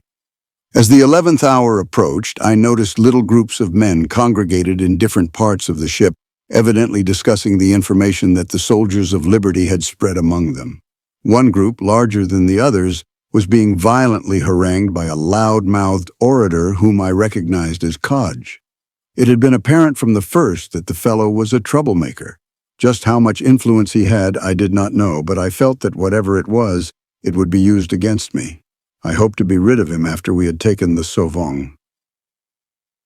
The men congregated rapidly as the trumpeter sounded the hour, and I came down the companionway to address them. I stood just above them on one of the lower steps, where I could overlook them and be seen by all. Most of them were quiet and appeared attentive. There was one small group muttering and whispering. Kodge was its center. "At daybreak we shall board and take the Sauvong," I commenced. "You will receive your orders from your immediate officers, but I wish to emphasize one in particular. There is to be no unnecessary killing. After we have taken the ship, we shall transfer to the Sofal such provisions, weapons, and prisoners as we wish to take with us. At this time also, we shall transfer from the Sofal to the Sauvong all of you who do not wish to remain on this ship under my command, as well as those whom I do not care to take with me." And as I said this, I looked straight at Kodge and the malcontents surrounding him. "I shall explain what I have in mind for the future, so that each of you may be able to determine between now and daybreak whether he cares to become a member of my company. Those who do will be required to obey orders, but they will share in the profits of the cruise, if there are profits. The purposes of the expedition are twofold: to prey on Thorist shipping and to explore the unknown portions of Amtor after we have returned the Vepajan prisoners to their own country. There will be excitement and adventure. There will be danger too, and I want no cowards along nor any troublemakers. There should be profits, for I am assured that richly laden Thorist ships constantly ply the known seas of Amtor, and I am informed that we can always find a ready market for such spoils of war as fall into our hands, and war it shall be, with the soldiers of liberty fighting the oppression and tyranny of Thorism. Return to your quarters now, and be prepared to give a good account of yourselves at daybreak." Chapter 11. Dwyer. I got little sleep that night. My officers were constantly coming to me with reports. From these I learned what was of the greatest importance to me: the temper of the crew. None was averse to taking the Sauvong, but there was a divergence of opinion as to what we should do thereafter. A few wanted to be landed on Thoran soil so that they could make their way back to their homes. The majority was enthusiastic about plundering merchant ships. The idea of exploring the unknown waters of Amtor filled most of them with fear. Some were averse to restoring the Vepajan prisoners to their own country, and there was an active and extremely vocal minority that insisted that the command of the vessel should be placed in the hands of Thorans. In this, I could see the hand of Kodge even before they told me that the suggestion had come from the coterie that formed his following. "But there are fully 100, said Gamfor, "upon whose loyalty you may depend. These have accepted you as their leader, and they will follow you and obey your commands. Arm these," I directed, "and place all others below deck until after we have taken the Sauvong. How about the Klangen? They took no part in the mutiny. Are they for us or against us?" Chiron laughed. "They received no orders one way or the other," he explained. "They have no initiative. Unless they are motivated by such primitive instincts as hunger, love, or hate, they do nothing without orders from a superior." "And they don't care who their master is," interjected Zog. "They serve loyally enough until their master dies, or sells them, or gives them away, or is overthrown. Then they transfer the same loyalty to a new master." "They have been told that you are their new master," said Camelot, "and they will obey you." As there were only 5 of the birdmen aboard the Sofal, I had not been greatly exercised about their stand, but I was glad to learn that they would not be antagonistic. At the 20th hour, I ordered the 100 upon whom we could depend assembled and held in the lower deck house, the others having all been confined below earlier in the night, in the accomplishment of which a second mutiny was averted only by the fact that all the men had been previously disarmed, except the loyal soldiers of liberty. All during the night we had been gradually gaining upon the unsuspecting Sauvong until now we were scarcely 100 yards astern of her, slightly aport.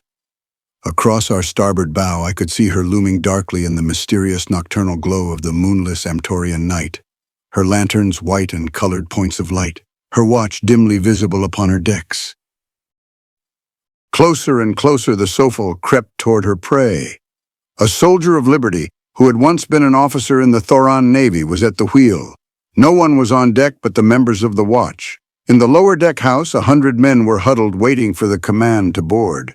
I stood beside Honan in the chart room. He was to command the Sofal while I led the boarding party. My eyes upon the strange Amtorian chronometer. I spoke a word to him, and he moved a lever. The Sofal crept a little closer to the Sovong. Then Honan whispered an order to the helmsman, and we closed in upon our prey. I hastened down the companionway to the main deck and gave the signal to Camelot standing in the doorway of the deckhouse. The two ships were close now and almost abreast. The sea was calm. Only a gentle swell raised and lowered the softly gliding ships. Now we were so close that a man could step across the intervening space from the deck of one ship to that of the other. The officer of the watch aboard the Sovong hailed us. "What are you about?" he demanded. "Sheer off there!" For answer, I ran across the deck of the Sofal and leaped aboard the other ship, 100 silent men following in my wake. There was no shouting and little noise, only the shuffling of sandaled feet and the subdued clank of arms. Behind us, the grappling hooks were thrown over the rail of the Sovong. Every man had been instructed as to the part he was to play. Leaving Camelot in command on the main deck, I ran to the tower deck with a dozen men, while Kieran led a score of fighting men to the second deck where most of the officers were quartered. Before the officer of the watch could gather his scattered wits, I had him covered with a pistol. "Keep quiet," I whispered, "and you will not be harmed." My plan was to take as many of them as possible before a general alarm could be sounded, and thus minimize the necessity for bloodshed, therefore, the need for silence. I turned him over to one of my men after disarming him, and then I sought the captain, while two of my detachment attended to the helmsman. I found the officer for whom I sought reaching for his weapons. He had been awakened by the unavoidable noise of the boarding party and, suspecting that something was amiss, had seized his weapons as he arose and uncovered the lights in his cabin. I was upon him as he raised his pistol and struck it from his hand before he could fire, but he stepped back with his sword on guard, and thus we stood facing one another for a moment. "Surrender," I told him, "and you will not be harmed." "Who are you?" he demanded, "and where did you come from?" "I was a prisoner on board the Sofal," I replied, "but now I command her. If you wish to avoid bloodshed, come out on deck with me and give the command to surrender." "And then what?" he demanded. "Why have you boarded us, if not to kill?" "To take off provisions, weapons, and the Vepajan prisoners," I explained. Suddenly, the hissing staccato of pistol fire came up to us from the deck below. "I thought there was to be no killing," he snapped. "If you want to stop it, get out there and give the command to surrender," I replied. "I don't believe you," he cried. "It's a trick," and he came at me with his sword. I did not wish to shoot him down in cold blood, and so I met his attack with my own blade. The advantage was on his side in the matter of skill, for I had not yet fully accustomed myself to the use of the Amtorian sword, but I had an advantage in strength and reach and in some tricks of German swordplay that I had learned while I was in Germany. The Amtorian sword is primarily a cutting weapon, its weight near the tip making it particularly effective for this method of attack, though it lessens its effectiveness in parrying thrusts, rendering it a rather sluggish defensive weapon. I therefore found myself facing a savage cutting attack against which I had difficulty in defending myself. The officer was an active man and skillful with the sword. Being experienced, it did not take him long to discover I was a novice, with the result that he pressed his advantage viciously, so that I soon regretted my magnanimity in not resorting to my pistol before the encounter began. But it was too late now. The fellow kept me so busy that I had no opportunity to draw the weapon. He forced me back and around the room until he stood between me and the doorway, and then, having me where no chance for escape remained, he set to work to finish me with dispatch. The duel, as far as I was concerned, was fought wholly on the defensive. So swift and persistent was his attack that I could only defend myself, and not once in the first 2 minutes of the encounter did I aim a single blow at him. I wondered what had become of the men who had accompanied me, but pride would not permit me to call upon them for help, nor did I learn until later that it would have availed me nothing since they were having all that they could attend to in repelling the attack of several officers who had run up from below immediately behind them. The teeth of my antagonist were bared in a grim and ferocious smile as he battered relentlessly at my guard, as though he already sensed victory and was gloating in anticipation. The clanging of steel on steel now drowned all sounds from beyond the four walls of the cabin where we fought. I could not tell if fighting were continuing in other parts of the ship, nor if it were, whether it were going in our favor or against us. I realized that I must know these things, that I was responsible for whatever took place aboard the Sauvage, and that I must get out of that cabin and lead my men either in victory or defeat. Such thoughts made my position even more impossible than as though only my life were at stake, and drove me to attempt heroic measures for releasing myself from my predicament and my peril. I must destroy my adversary, and I must do so at once. He had me now with my back almost against the wall. Already his point had touched me upon the cheek, once and twice upon the body, and though the wounds were but scratches, I was covered with blood. Now he leaped upon me in a frenzy of determination to have done with me instantly. But this time I did not fall back. I parried his cut so that his sword passed to the right of my body, which was now close to his, and then I drew back my point, and before he could recover himself, drove it through his heart. As he sagged to the floor, I jerked my sword from his body and ran from his cabin. The entire episode had required but a few minutes, though it had seemed much longer to me. Yet in that brief time, much had occurred on the decks and in the cabins of the Sauvage. The upper decks were cleared of living enemies. One of my own men was at the wheel, another at the controls. There was still fighting on the main deck, where some of the Sauvage's officers were making a desperate last stand with a handful of their men. But by the time I reached the scene of the battle, it was over. The officers, assured by Camelot that their lives would be spared, had surrendered. The Sauvage was ours. The Sofal had taken her first prize. As I sprang into the midst of the excited warriors on the main deck, I must have presented a sorry spectacle, bleeding as I was from my 3 wounds, but my men greeted me with loud cheers. I learned later that my absence from the fighting on the main deck had been noticed and had made a poor impression on my men. But when they saw me return bearing the scars of combat, my place in their esteem was secured. Those 3 little scratches proved of great value to me, but they were as nothing in comparison with the psychological effect produced by the wholly disproportionate amount of blood they had spilled upon my naked hide. We now quickly rounded up our prisoners and disarmed them. Camelot took a detachment of men and released the Vepaja captives, whom he transferred at once to the Sofal. They were nearly all women, but I did not see them as they were taken from the ship, being engaged with other matters. I could imagine, though, the joy in the hearts of Camelot and Douaret at this reunion, which the latter at least had probably never even dared to hope for. Rapidly, we transferred all of the small arms of the Sauvage to the Sofal, leaving only sufficient to equip the officers of the ill-starred vessel.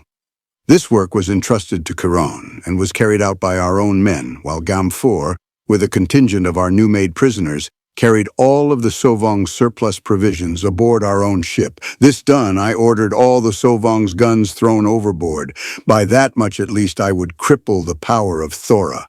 The last act in this drama of the sea was to march our 100 imprisoned malcontents from the Sofal to the Sauvage and present them to the latter's new commander with my compliments. He did not seem greatly pleased, however, nor could I blame him. Neither were the prisoners pleased. Many of them begged me to take them back aboard the Sofal, but I already had more men than I felt were needed to navigate and defend the ship, and each of the prisoners had been reported as having expressed disapproval of some part or all of our plan, so that I, who must have absolute loyalty and cooperation, considered them valueless to me. Kodge, strange to say, was the most persistent.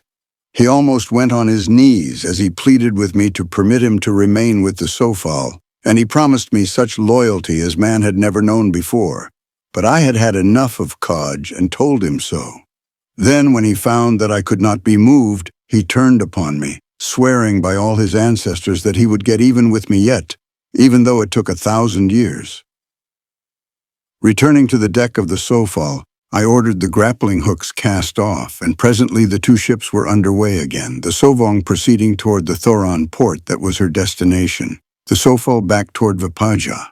Now for the first time I had opportunity to inquire into our losses, and found that we had suffered 4 killed and 21 wounded, the casualties among the crew of the Sauvage having been much higher.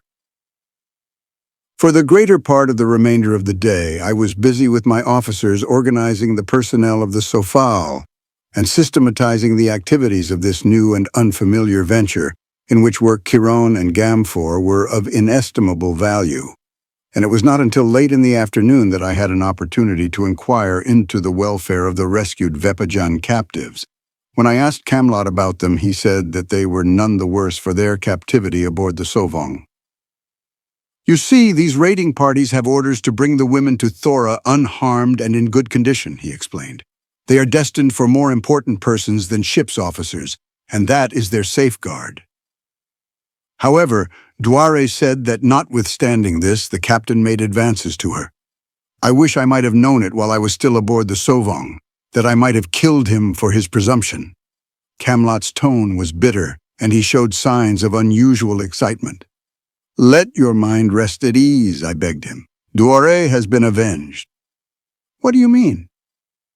"I killed the captain myself," I explained. He clapped a hand upon my shoulder, his eyes alight with pleasure.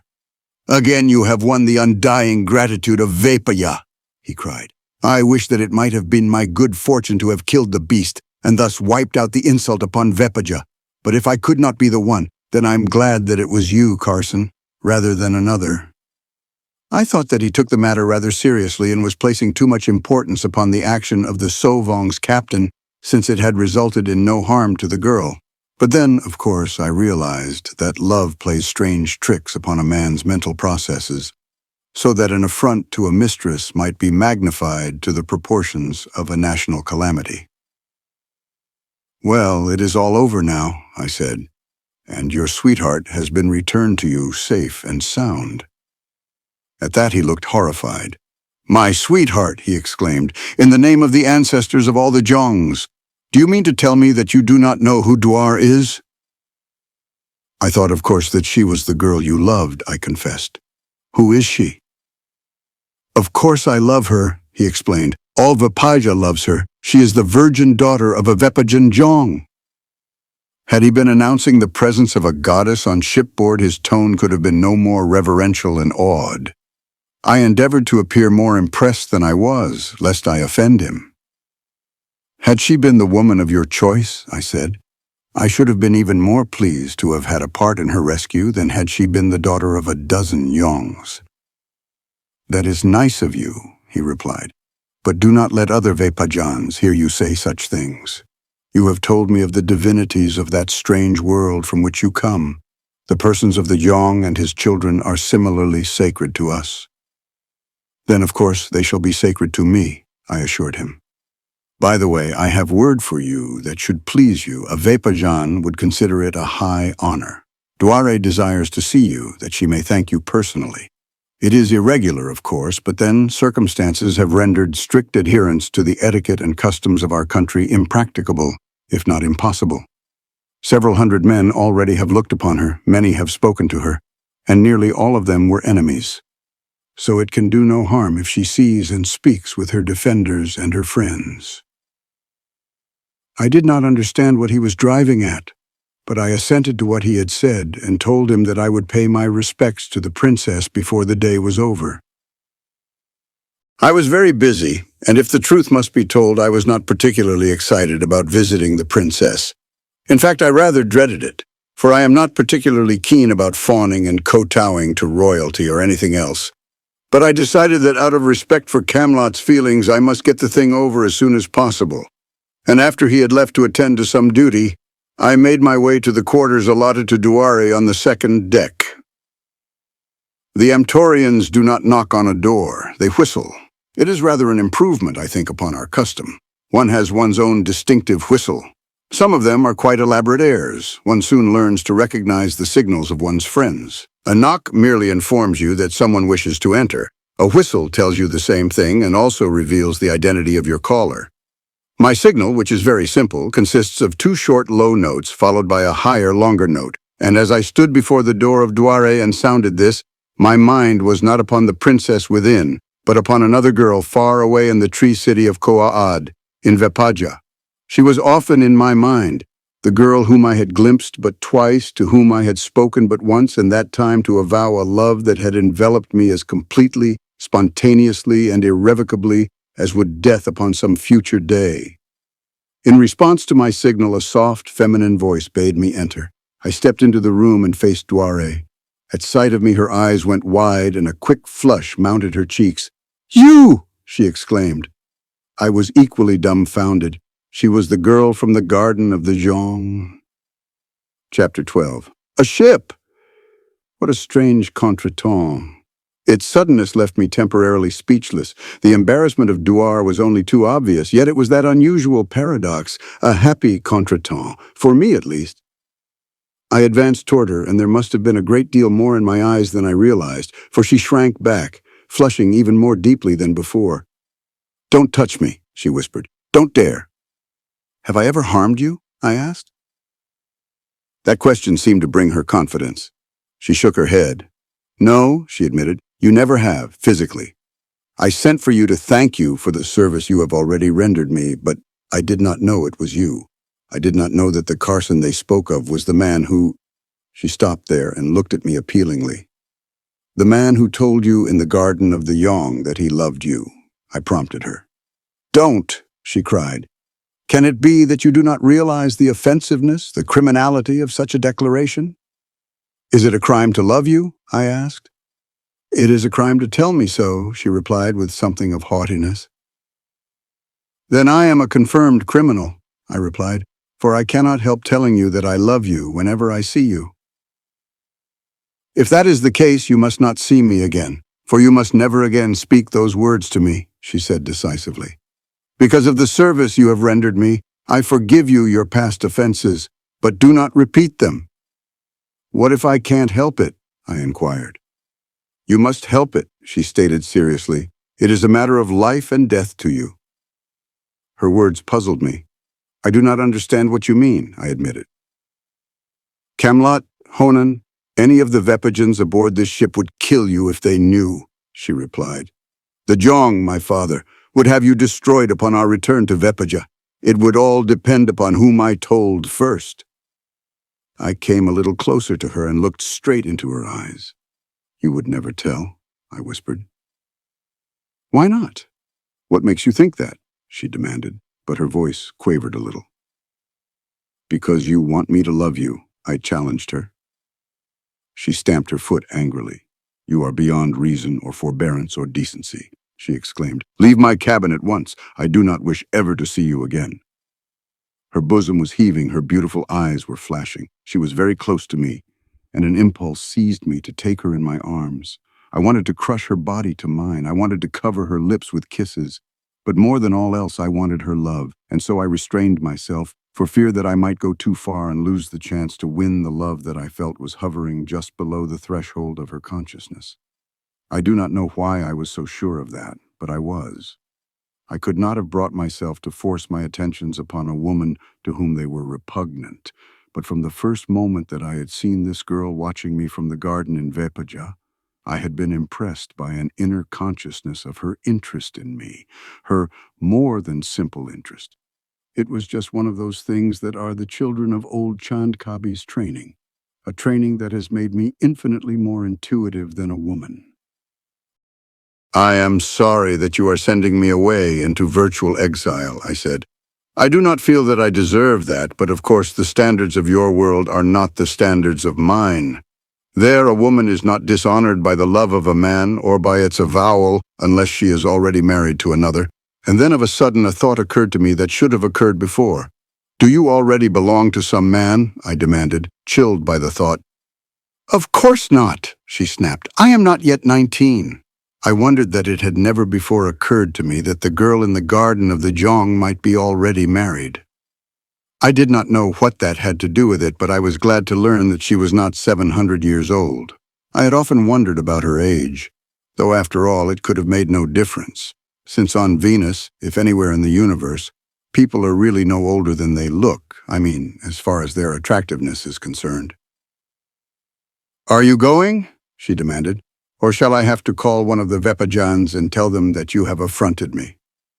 "And have me killed?" I asked. "No, you cannot make me believe that you would ever do that." "Then I shall leave," she stated, "and remember that you are never to see me or speak to me again." With that parting and far from cheering ultimatum, she quit the room, going into another of her suite. That appeared to end the interview. I could not very well follow her, and so I turned and made my way disconsolately to the captain's cabin in the tower. As I thought the matter over, it became obvious to me that I not only had not made much progress in my suit, but that there was little likelihood that I ever should. There seemed to be some insuperable barrier between us, though what it was, I could not imagine. I could not believe that she was entirely indifferent to me, but perhaps that was just a reflection of my egotism, for I had to admit that she had certainly made it plain enough, both by words and acts, that she wished to have nothing to do with me.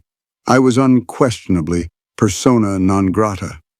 Notwithstanding all this, or maybe because of it, I realized that this second and longer interview had but served to raise my passion to still greater heat, leaving me in a fine state of despair.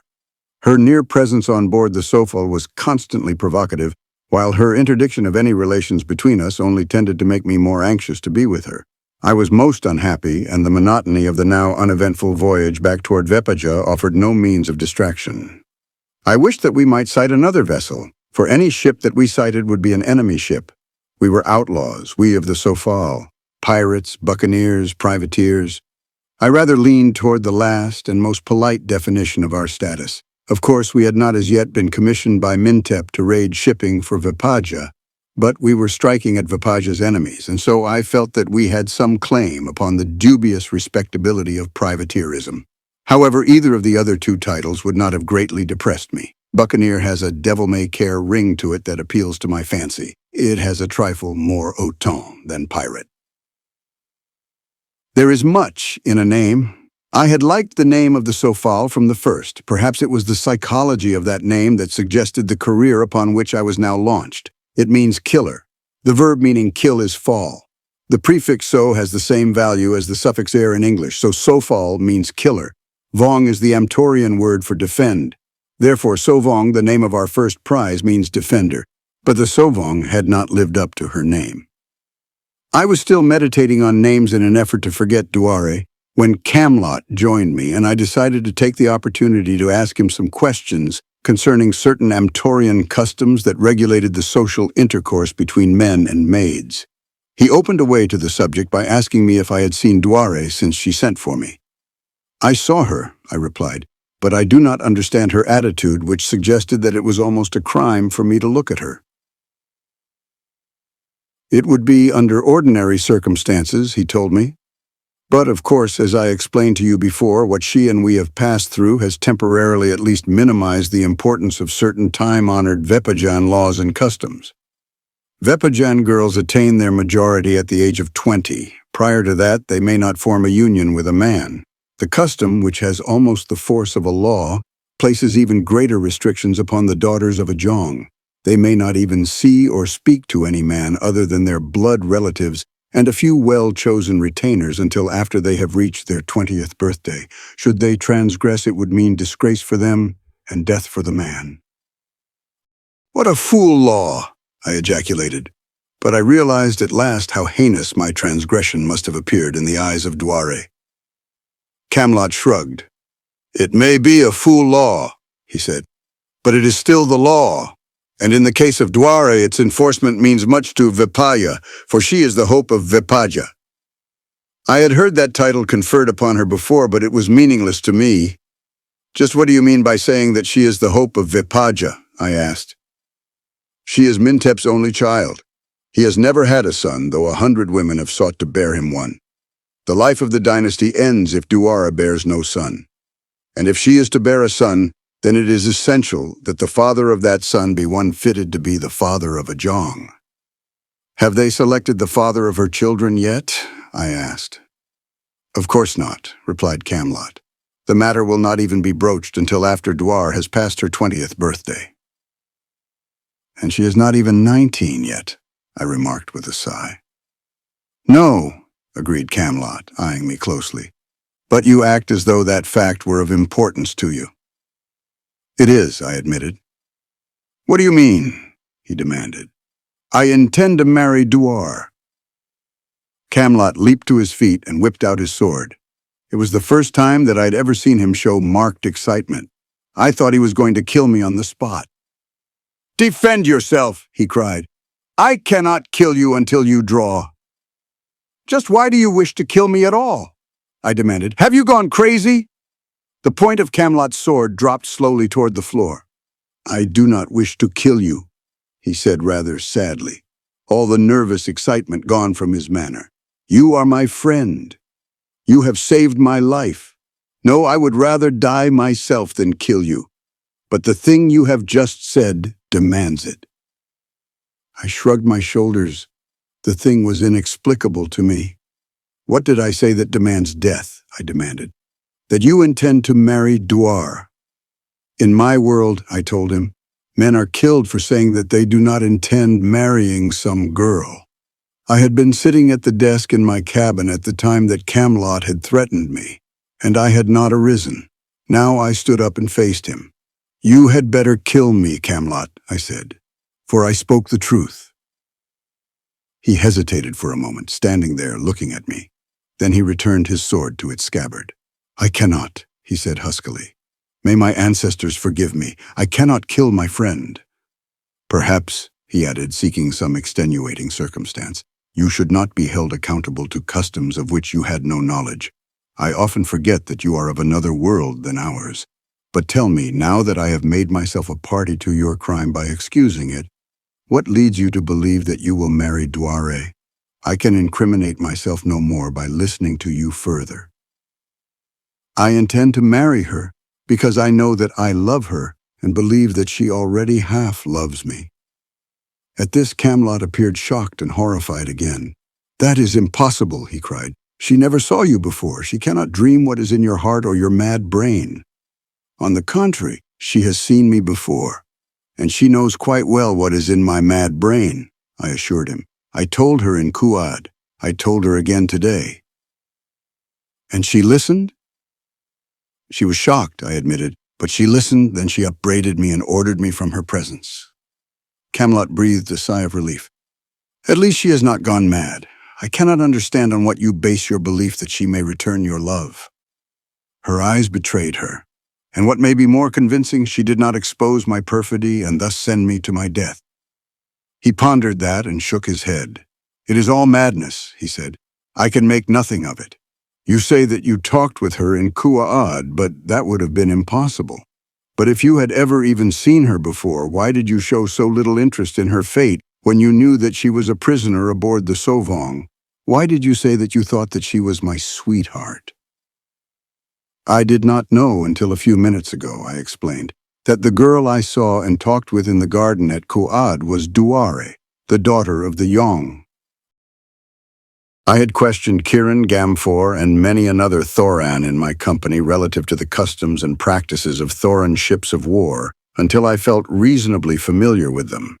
I knew, for instance, that a warship might search a merchantman. It was upon this that I based my hope of getting our grappling hooks over the side of our victim before he could suspect our true design. When we were within hailing distance of the ship, I directed Kiron to order her to shut down her engines as we wished to board and search her.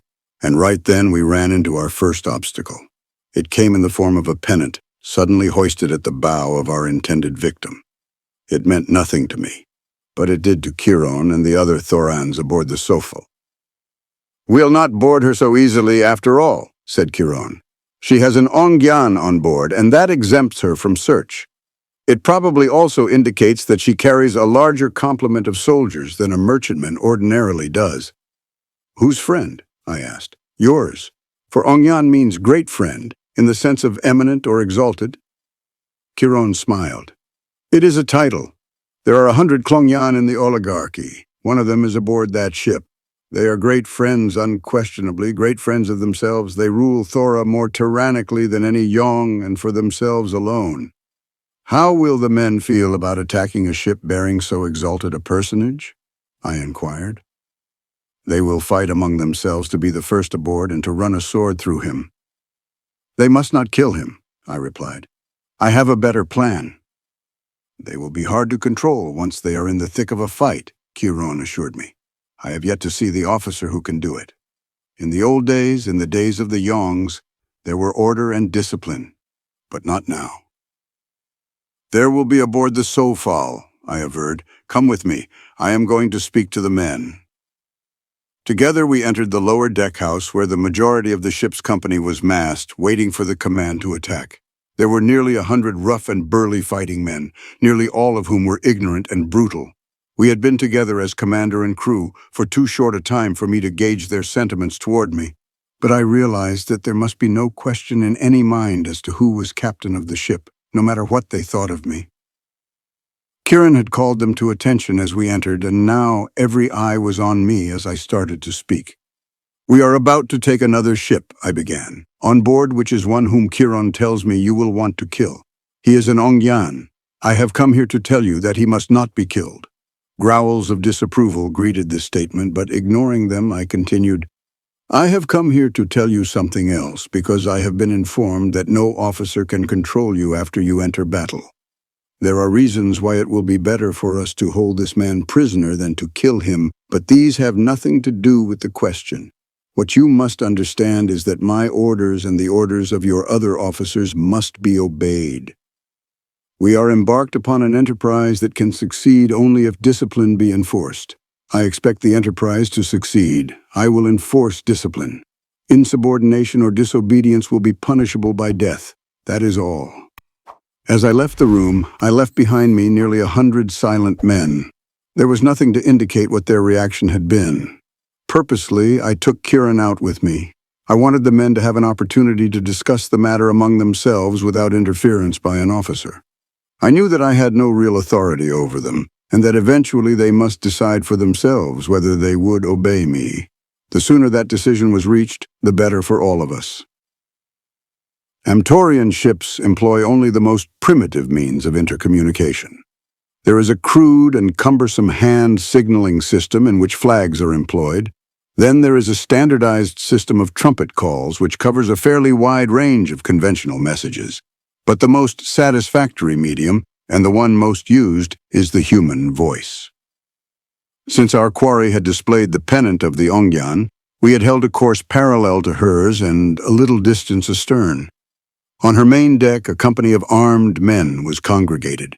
She mounted 4 guns, which had been elevated into firing position. She was ready, but I think that, as yet, she suspected nothing wrong in our intentions. Now I gave orders that caused the Sofal to close in upon the other ship, and as the distance between them lessened, I saw indications of increasing excitement on the decks of our intended victim. "What are you about?" shouted an officer from her tower deck. "Stand off there! There is an Ongyan aboard us!" As no reply was made him, and as the Sofal continued to draw nearer, his excitement waxed. He gesticulated rapidly as he conversed with a fat man standing at his side. Then he screamed, "Stand off, or someone will suffer for this!" But the Sofal only moved steadily closer. "Stand off, or I'll fire!" shouted the captain. For answer, I caused all our starboard guns to be elevated into firing position. I knew he would not dare fire now, for a single broadside from the Sofal would have sunk him in less than a minute, a contingency which I wished to avoid as much as he. "What do you want of us?" he demanded. "We want to board you," I replied, "without bloodshed if possible." "This is revolution! This is treason!" shouted the fat man at the captain's side. "I order you to stand off and leave us alone. I am the Ongyan Musko." And then, to the soldiers on the main deck, he screamed, "Repel them! Kill any man who sets foot upon that deck!" Chapter 13. Catastrophe. At the same moment that the Ongyan Musko ordered his soldiers to repel any attempt to board his ship, her captain ordered full speed ahead and threw her helm to starboard. She veered away from us and leaped ahead in an effort to escape. Of course I could have sunk her, but her loot would have been of no value to me at the bottom of the sea. Instead, I directed the trumpeter at my side to sound full speed ahead to the officer in the tower, and the chase was on. The Yan, whose name was now discernible across her stern, was much faster than Kieran had led me to believe. But the Sofal was exceptionally speedy, and it soon became obvious to all that the other ship could not escape her. Slowly, we regained the distance that we had lost in the first unexpected spurt of the Yan. Slowly but surely, we were closing up on her.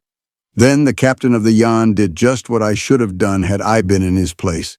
He kept the Sofal always directly astern of him and opened fire on us with his after-tower gun and with a gun similarly placed in the stern on the lower deck. The maneuver was tactically faultless, since it greatly reduced the number of guns that we could bring into play without changing our course, and was the only one that might offer him any hope of escape. There was something eerie in the sound of that first heavy Amtorian gun that I had heard. I saw nothing, neither smoke nor flame. There was only a loud, staccato roar more reminiscent of machine gun fire than of any other sound. At first there was no other effect. Then I saw a piece of our starboard rail go and 2 of my men fall to the deck. By this time our bow gun was in action. We were in the swell of the Yan's wake, which made accurate firing difficult. The 2 ships were racing ahead at full speed. The prow of the Sofal was throwing white water and spume far to either side. The sea in the wake of the Yan was boiling, and a heavy swell that we were quartering kept the ships rolling. The thrill of the chase and of battle was in our blood, and above all was the venomous rattle of the big guns. I ran to the bow to direct the fire of the gun there, and a moment later we had the satisfaction of seeing the crew of one of the Yan's guns crumple to the deck man by man as our gunner got his sights on them and mowed them down.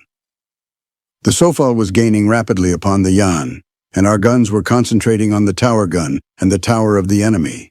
The Ongyan had long since disappeared from the upper deck, having doubtlessly sought safety in a less exposed part of the ship, and in fact there were only 2 men left alive upon the tower deck where he had stood beside the captain.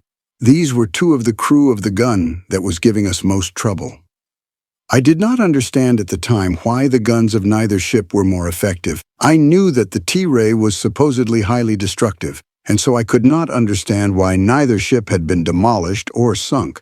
But that was because I had not yet learned that all the vital parts of the ships were protected by a thin armor of the same metal of which the large guns were composed, the only substance at all impervious to the T-ray.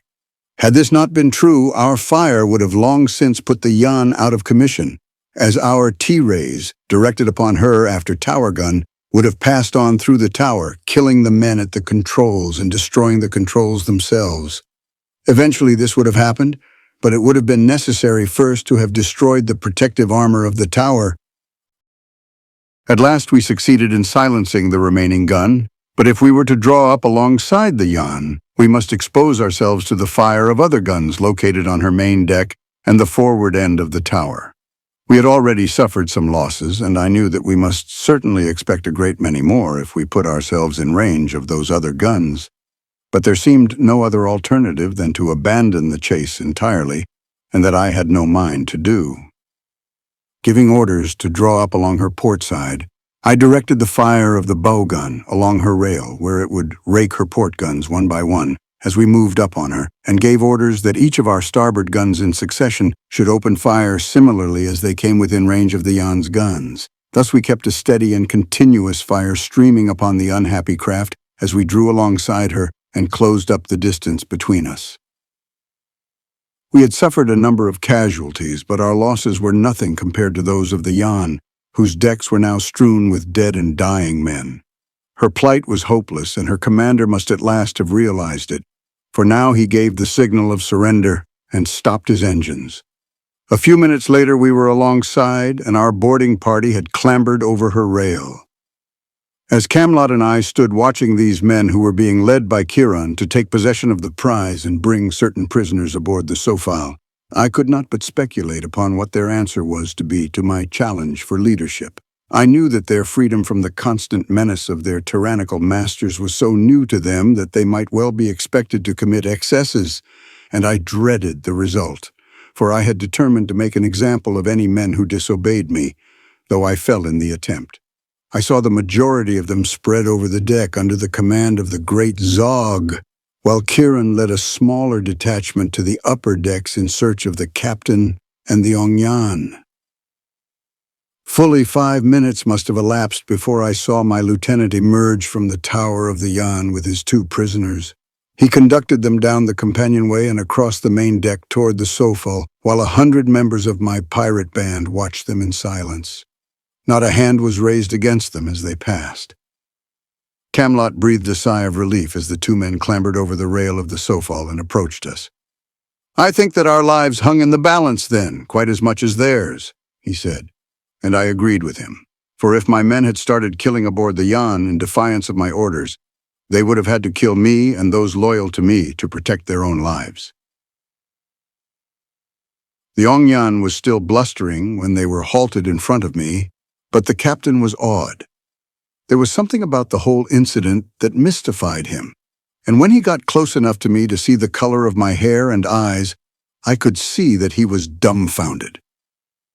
"This is an outrage!" shouted Musco, the Ongyan. "I will see that every last man of you is destroyed for this." He was trembling and purple with rage. "See that he does not speak again unless he is spoken to," I instructed Chiron, and then I turned to the captain. "As soon as we have taken what we wish from your ship," I told him, "you will be free to continue your voyage. I am sorry that you did not see fit to obey me when I ordered you to stop for boarding. It would have saved many lives. The next time you are ordered to lay to by the Sofal, do so. And when you return to your country, advise other shipmasters that the Sofal is abroad and that she is to be obeyed." "Do you mind telling me," he asked, "who you are and under what flag you sail?" "For the moment I am a Vepajan," I replied, "but we sail under our own flag. No country is responsible for what we do, nor are we responsible to any country." Pressing the crew of the Yan into service, Camelot, Chiron, Gamfor, and Zog had all her weapons, such of her provisions as we wished, and the most valuable and least bulky portion of her cargo transferred to the Sofal before dark. We then threw her guns overboard and let her proceed upon her way. Musco. I retained as a hostage in the event that we should ever need one. He was being held under guard on the main deck until I could determine just what to do with him. The Vepajan women captives we had rescued from the Sovong, together with our own officers who were also quartered on the second deck, left me no vacant cabin in which to put Musco, and I did not wish to confine him below deck in the hole reserved for common prisoners. Zog and Chiron were emerging from their cabins as I came from Camelot's. I told them of my discovery and ordered the search commenced. Then I hailed a member of the watch and sent him to the crow's nest to question the lookout. I wanted to know whether he had seen anything unusual transpiring on the ship during his watch, for from his lofty perch he could overlook the entire vessel. "Muster every man," I told Camelot. "Account for every human being on board. Search every inch of the ship." As the men left to obey my instructions, I recalled the coincidence of the two cabin doors swinging wide, Duaras and velours. I could not imagine what relation either fact had to the other, but I was investigating everything, whether it was of a suspicious nature or not. So I ran quickly to Velour's cabin, and the moment that I uncovered the light, I saw that both Velour and Musco were missing. But where were they? No man could have left the Sofal in that storm and lived, even could he have launched a boat, which would have been impossible of accomplishment even in fair weather without detection. Coming from Vyler's cabin, I summoned a sailor and dispatched him to inform Camelot that Vyler and Musco were missing from their cabin and direct him to send them to me as soon as he located them. Then I returned to the quarters of the Vepajan women for the purpose of questioning them more carefully. I was puzzled by the disappearance of Musco and Vyler, which, taken in conjunction with the absence of Duare from her cabin, constituted a mystery of major proportions, and I was trying to discover some link of circumstance that might point a connection between the two occurrences, when I suddenly recalled Velour's insistence that he be permitted to guard Duare. Here was the first faint suggestion of a connecting link. However, it seemed to lead nowhere. These three people had disappeared from their cabins, yet reason assured me that they would be found in a short time, since it was impossible for them to leave the ship unless... It was that little word, unless, that terrified me most of all. Since I had discovered that Duare was not in her cabin, a numbing fear had assailed me that, considering herself dishonored by my avowal of love, she had hurled herself overboard. Of what value now the fact that I constantly upbraided myself for my lack of consideration and control? Of what weight my vain regrets? Yet now I saw a tiny ray of hope.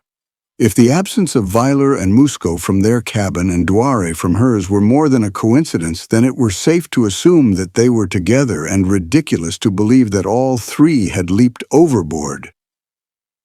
With these conflicting fears and hopes whirling through my brain, I came to the quarters of the Vepaja women, which I was about to enter when the sailor I had sent to question the lookout in the crow's nest came running toward me in a state of evident excitement. "Well," I demanded, as, breathless, he halted before me, "what did the lookout have to say?" "Nothing, my captain," replied the man, his speech retarded by excitement and exertion. "Nothing, and why not?" I snapped. "The lookout is dead, my captain," gasped the sailor. "Dead? Murdered? How?" I asked. "A sword had been run through his body from behind, I think. He lay upon his face. Go at once and inform Camelot. Tell him to replace the lookout and investigate his death, then to report to me." Shaken by this ominous news, I entered the quarters of the women. They were huddled together in one cabin, pale and frightened, but outwardly calm. "Have you found Duare?" one of them asked immediately. "No," I replied, "but I have discovered another mystery. The Ongyan Musco is missing, and with him the Vepajan Velar." "Vepajan!" exclaimed Baya, the woman who had questioned me concerning Duare. "Weiler is no Vepajan." "What do you mean?" I demanded. "If he is not a Vepajan, what is he?" "He is a Thoran spy," she replied. "He was sent to Vepaja long ago to steal the secret of the longevity serum, and when we were captured, the Klangon took him also by mistake. We learned this, little by little, aboard the Sauvage." "But why was I not informed when he was brought aboard?" I demanded. "We supposed that everyone knew it," explained Biel, "and thought that Weiler was transferred to the Sofal as a prisoner." Another link in the chain of accumulating evidence, yet I was as far as ever from knowing where either end of the chain lay. Chapter 14. Storm. After questioning the women, I went to the main deck, too impatient to await the reports of my lieutenants in the tower where I belonged. I found that they had searched the ship and were just coming to me with their report. None of those previously discovered missing had been found, but the search had revealed another astounding fact. The 5 Klangon also were missing. Searching certain portions of the ship had been rather dangerous work, as she was rolling heavily and the deck was still occasionally swept by the larger seas. But it had been accomplished without mishap, and the men were now congregated in a large room in the main deckhouse. Camelot, Gamfor, Chiron, Zog, and I had also entered this same room, where we were discussing the whole mysterious affair. Honan was in the control room of the tower. I told them that I had just discovered that Weiler was not Vepajan but a Thoran spy, and had reminded Camelot of the man's request that he be allowed to guard the Janjong. "I learned something else from Bier while I was questioning the women," I added.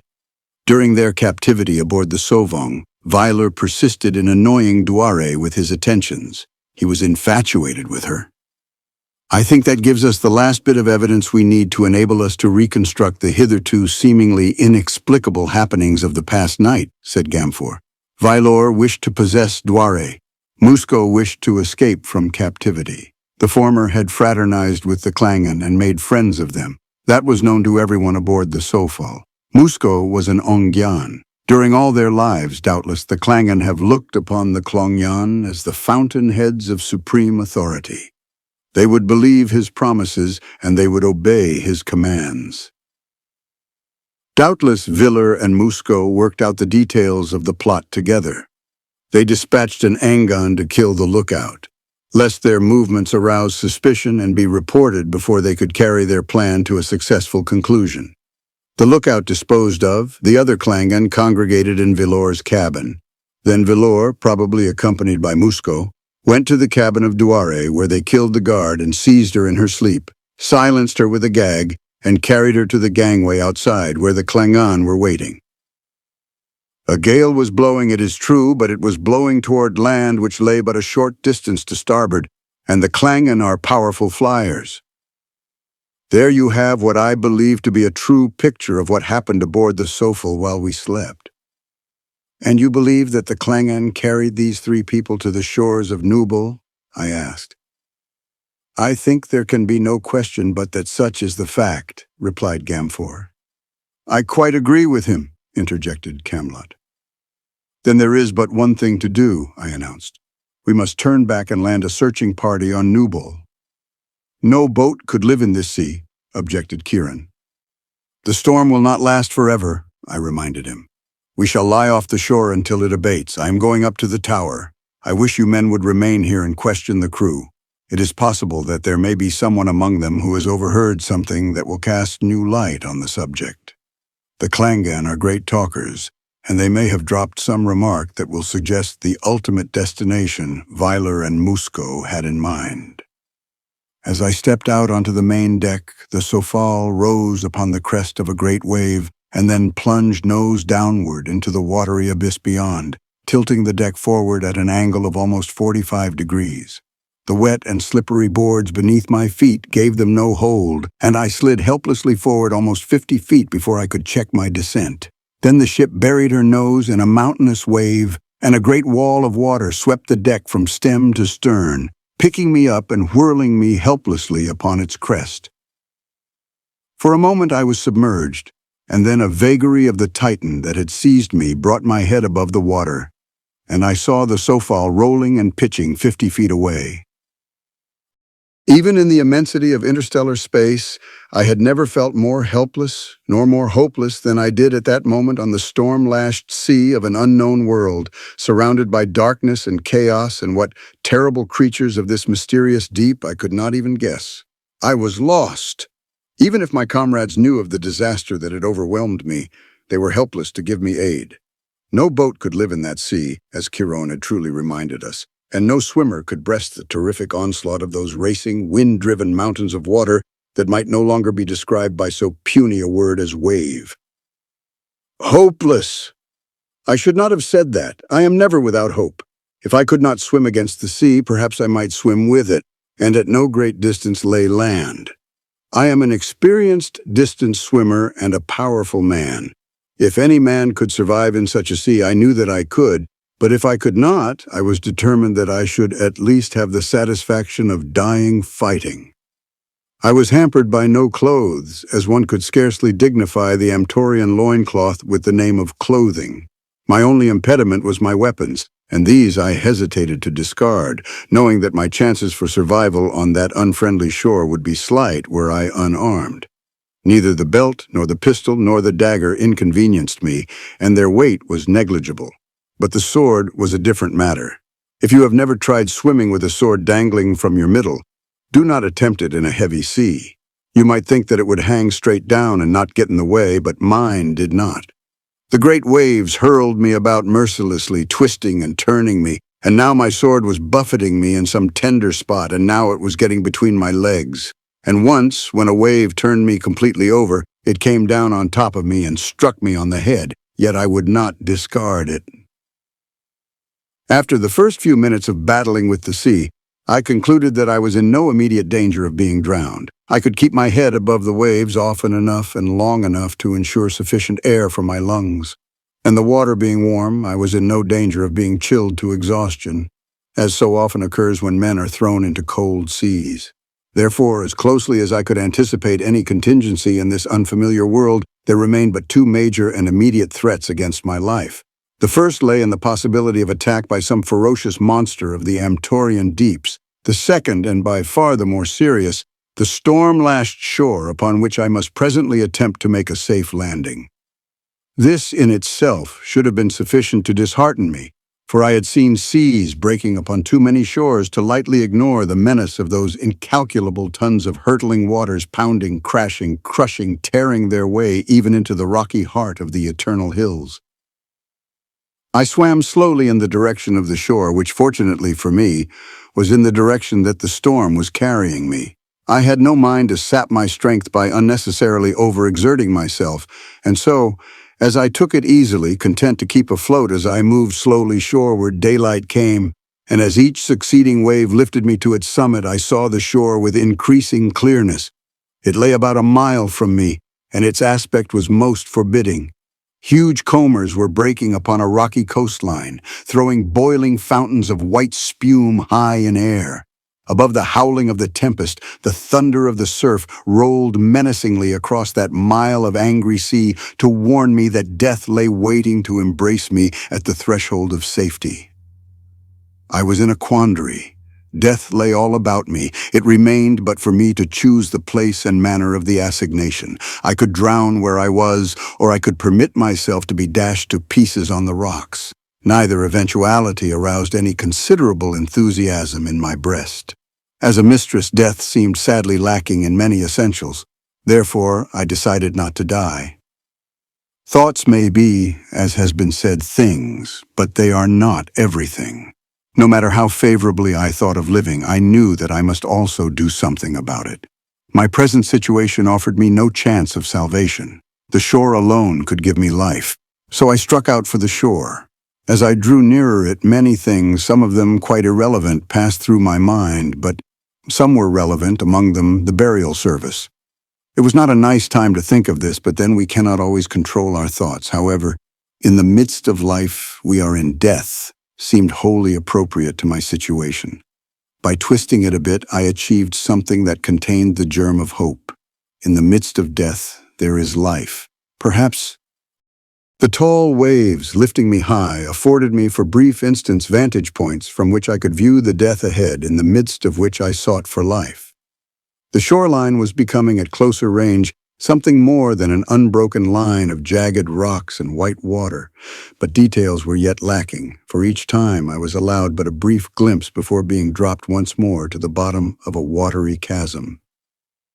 My own efforts, coupled with the fury of the gale driving me shoreward, brought me rapidly to the point where I should presently be seized by the infuriated seas and hurled upon the bombarded rocks that reared their jagged heads bleakly above the swirling waters of each receding comber.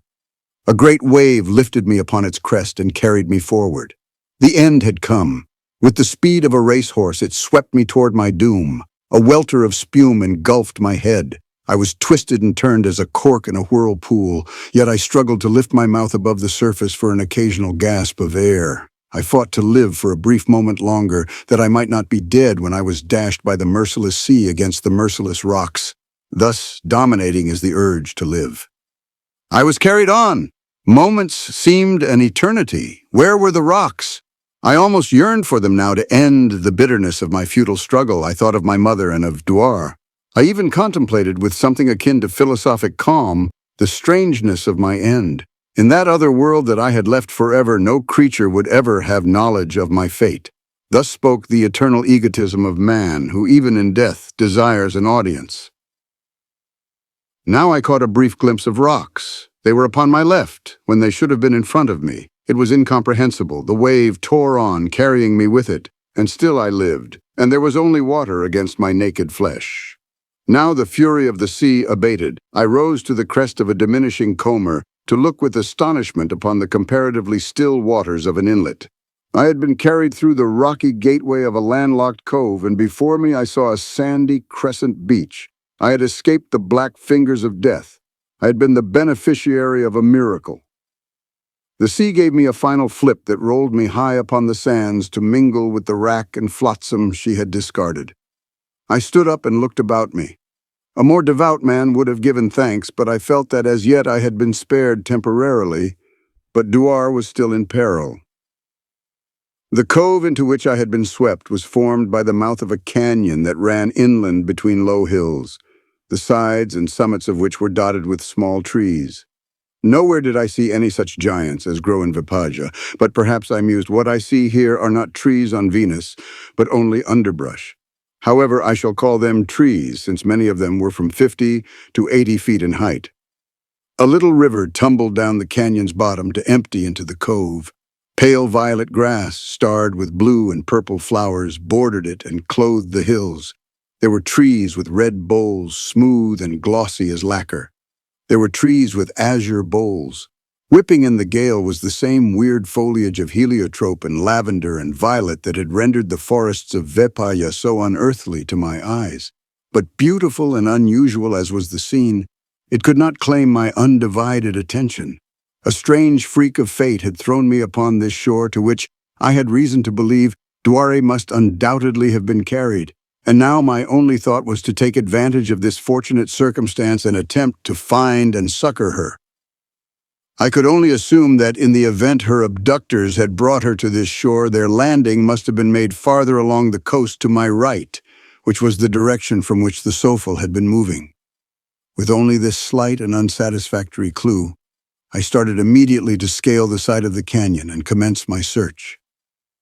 At the summit, I paused a moment to survey the surrounding country and get my bearings.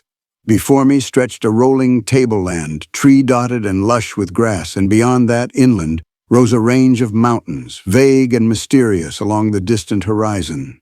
My course lay to the east, along the coast. I shall use the earthly references to points of compass. The mountains were northward, toward the equator. I'm assuming, of course, that I am in the southern hemisphere of the planet. The sea was south of me. I glanced in that direction, looking for the Sofal. There she was, far out and moving toward the east. Evidently my orders were being carried out, and the Sofal was lying offshore waiting for calm weather that would permit a landing. Now I turned my steps toward the east. At each elevation I stopped and scanned the tableland in all directions, searching for some sign of those I sought. I saw signs of life, but not of human life.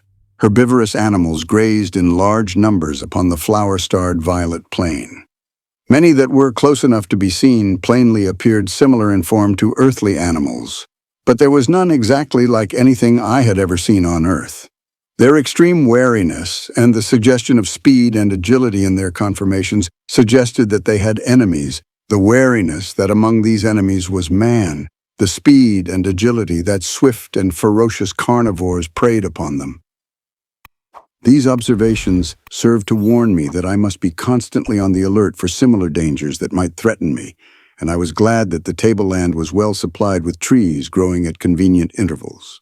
I had not forgotten the ferocious basto that Camelot and I had encountered in Vepaja, and though I had seen nothing quite so formidable as yet among the nearer beasts, there were some creatures grazing at a considerable distance from me, whose lines suggested a too great similarity to those bison-like omnivores to ensure ease of mind. I moved rather rapidly, as I was beset by fears for Duare's safety, and felt that if I did not come upon some clue this first day, my search might prove fruitless. The Klangen, I believed, must have alighted near the coast, where they would have remained at least until daylight, and my hope was that they might have tarried longer. If they had winged away immediately, my chances of locating them were slight, and now my only hope lay in the slender possibility that I might come across them before they took up their flight for the day. The tableland was cut by gullies and ravines running down to the sea. Nearly all of these carried streams varying in size from tiny rivulets to those which might be dignified by the appellation of river, but none that I encountered offered any serious obstacle to my advance, though upon one or two occasions I was forced to swim the deeper channels. If these rivers were inhabited by dangerous reptiles, I saw nothing of them, though I admit that they were constantly on my mind as I made my way from bank to bank. Once upon the tableland, I saw a large cat-like creature at a distance, apparently stalking a herd of what appeared to be a species of antelope. But either it did not see me or was more interested in its natural prey, for although I was in plain sight, it paid no attention to me. Shortly thereafter, I dropped into a small gully, and when I had regained the higher ground upon the opposite side, the beast was no longer in sight. But even had it been, it would have been driven from my thoughts by faint sounds that came to me out of the distance far ahead. There were what sounded like the shouts of men and the unmistakable hum of Amtorian pistol fire. Though I searched diligently with my eyes to the far horizon, I could see no sign of the authors of these noises. But it was enough for me to know that there were human beings ahead, and that there was fighting there. Being only human, I naturally pictured the woman I loved in the center of overwhelming dangers, even though my better judgment told me that the encounter reverberating in the distance might have no connection with her or her abductors. Reason aside, however, I broke into a run, and as I advanced, the sounds waxed louder. They led me finally to the rim of a considerable canyon, the bottom of which formed a level valley of entrancing loveliness, through which wound a river far larger than any I had yet encountered. But neither the beauty of the valley nor the magnitude of the river held my attention for but an instant. Down there, upon the floor of that nameless canyon, was a scene that gripped my undivided interest and left me cold with apprehension. Partially protected by an outcropping of rock at the river's edge, 6 figures crouched or lay. 5 of them were Klangen, the 6th a woman. It was Duar. Facing them, hiding behind trees and rocks, were a dozen hairy, man-like creatures hurling rocks from slings at the beleaguered 6 or loosing crude arrows from still cruder bows. The savages and the Klangen were hurling taunts and insults at one another, as well as missiles. It was these sounds that I had heard from a distance, blending with the staccato hum of the Klangen's pistols. 3 of the Klangen lay motionless upon the turf behind their barrier, apparently dead. The remaining Klangen and Duare crouched with pistols in their hands, defending their position and their lives.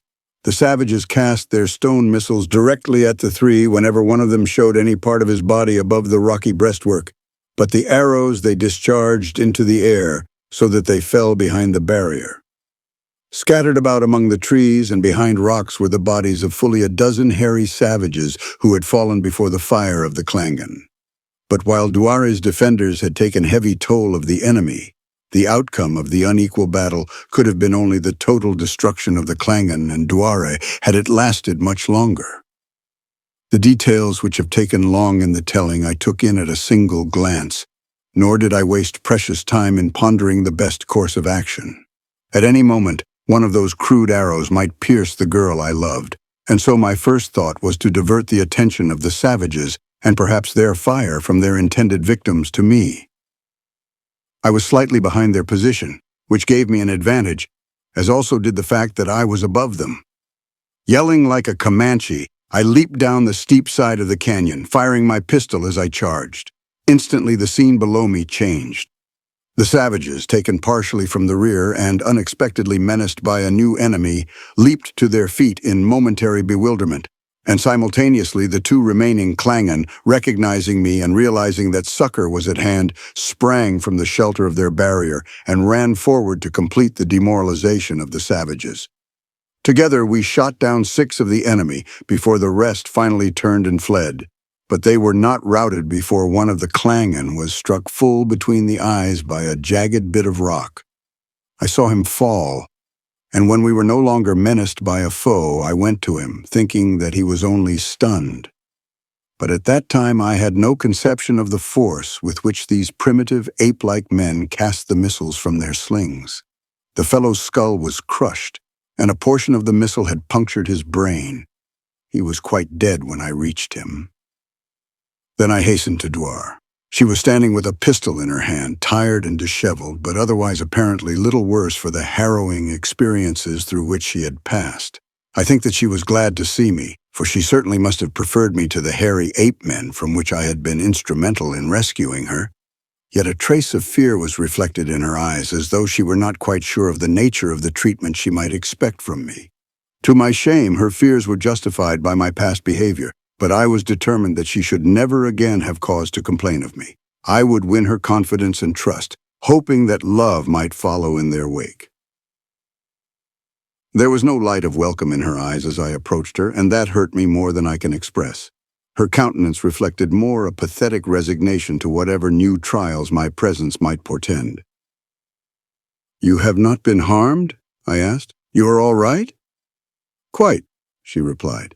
Her eyes passed beyond me, searching the summit of the canyon wall down which I had charged upon the savages. "Where are the others?" she asked in puzzled and slightly troubled tones. "What others?" I inquired. "Those who came with you from the Sofel to search for me." "There were no others. I am quite alone." Her countenance assumed an even deeper gloom at this announcement. "Why did you come alone?" she asked fearfully. "To be honest with you, it was through no fault of my own that I came at all at this time," I explained. "After we missed you from the Sofel, I gave orders to stand by off the coast until the storm abated and we could land a searching party. Immediately thereafter, I was swept overboard, a most fortunate circumstance, as it turned out, and naturally, when I found myself safely ashore, my first thought was of you. I was searching for you when I heard the shouts of the savages and the sound of pistol fire." "You came in time to save me from them," she said, "but for what? What are you going to do with me now?" I am going to take you to the coast as quickly as possible, I replied, and there we will signal the Sofal. She will send a boat to take us off. Duare appeared slightly relieved at this recital of my plans. You will win the undying gratitude of the Jong, my father, if you return me to Vepaja unharmed, she said.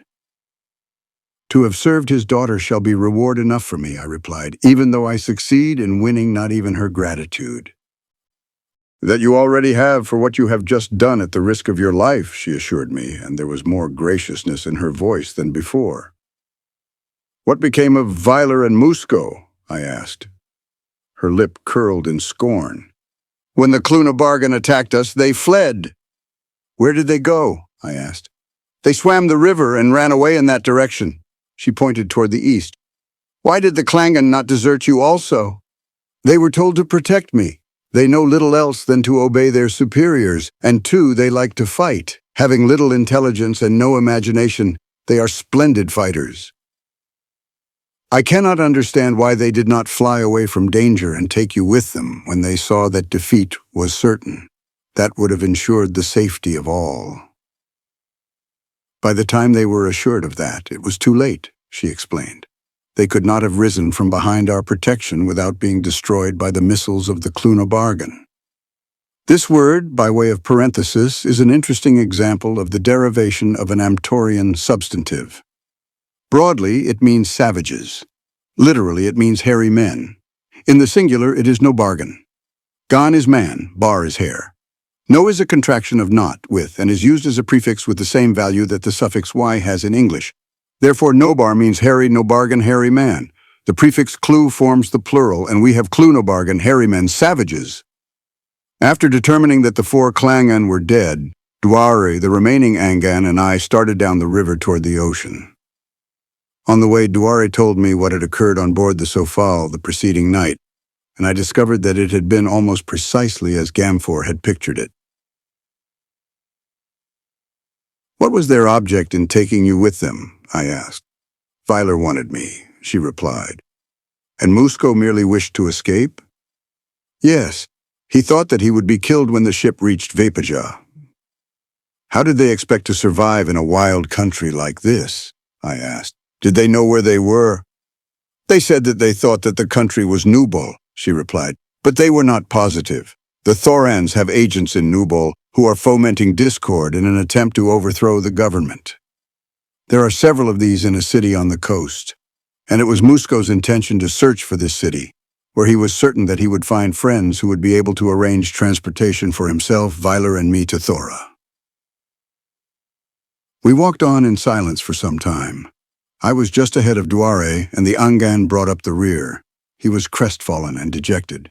His head and tail feathers drooped. The Klangan are ordinarily so vociferous that this preternatural silence attracted my attention, and, thinking that he might have been injured in the fight, I questioned him. I was not wounded, my captain, he replied. Then what is the matter with you? Are you sad because of the deaths of your comrades? It is not that, he replied. There are plenty more where they came from. It is because of my own death that I am sad. But you are not dead. I shall be soon, he averred. What makes you think so? I demanded. When I return to the ship, they will kill me for what I did last night. If I do not return, I shall be killed here. No one could live alone for long in such a country as this. If you serve me well and obey me, you will not be killed if we succeed in reaching the Sofal again, I assured him. At that, he brightened perceptibly. I shall serve you well and obey you, my captain, he promised. And presently he was smiling and singing again, as though he had not a single care in the world, and there was no such thing as death. On several occasions, when I had glanced back at my companions, I had discovered Duare's eyes upon me, and in each instance she had turned them away quickly, as though I had surprised and embarrassed her in some questionable act. I had spoken to her only when necessary, for I had determined to atone for my previous conduct by maintaining a purely official attitude toward her that would reassure her and give her no cause for apprehension as to my intentions. This was a difficult role for me to play while I yearned to take her into my arms and tell her again of the great love that was consuming me. But I had succeeded so far in controlling myself and saw no reason to believe that I should not be able to continue to do so, at least as long as Duare continued to give me no encouragement. The very idea that she might give me encouragement caused me to smile in spite of myself. Presently, much to my surprise, she said, "You are very quiet. What is the matter?" It was the first time that Duare had ever opened a conversation with me or given me any reason to believe that I existed for her as a personality. I might have been a clod of earth or a piece of furniture for all the interest she had seemed to take in me since those 2 occasions upon which I had surprised her as she watched me from the concealing foliage of her garden. "There is nothing the matter with me," I assured her. "I am only concerned with your welfare and the necessity for getting you back to the Sofal as quickly as possible." "You do not talk anymore," she complained. "Formerly, when I saw you, you used to talk a great deal." "Probably altogether too much," I admitted, "but you see, now I am trying not to annoy you." Her eyes fell to the ground. "It would not annoy me," she said almost inaudibly, "but now that I was invited to do the very thing that I had been longing to do, I became dumb. I could think of nothing to say. You see," she continued in her normal voice, "conditions are very different now from any that I have ever before encountered. The rules and restrictions under which I have lived among my own people cannot, I now realize, be expected to apply to situations so unusual or to people and places so foreign to those whose lives they were intended to govern. I have been thinking a great deal about many things, and you.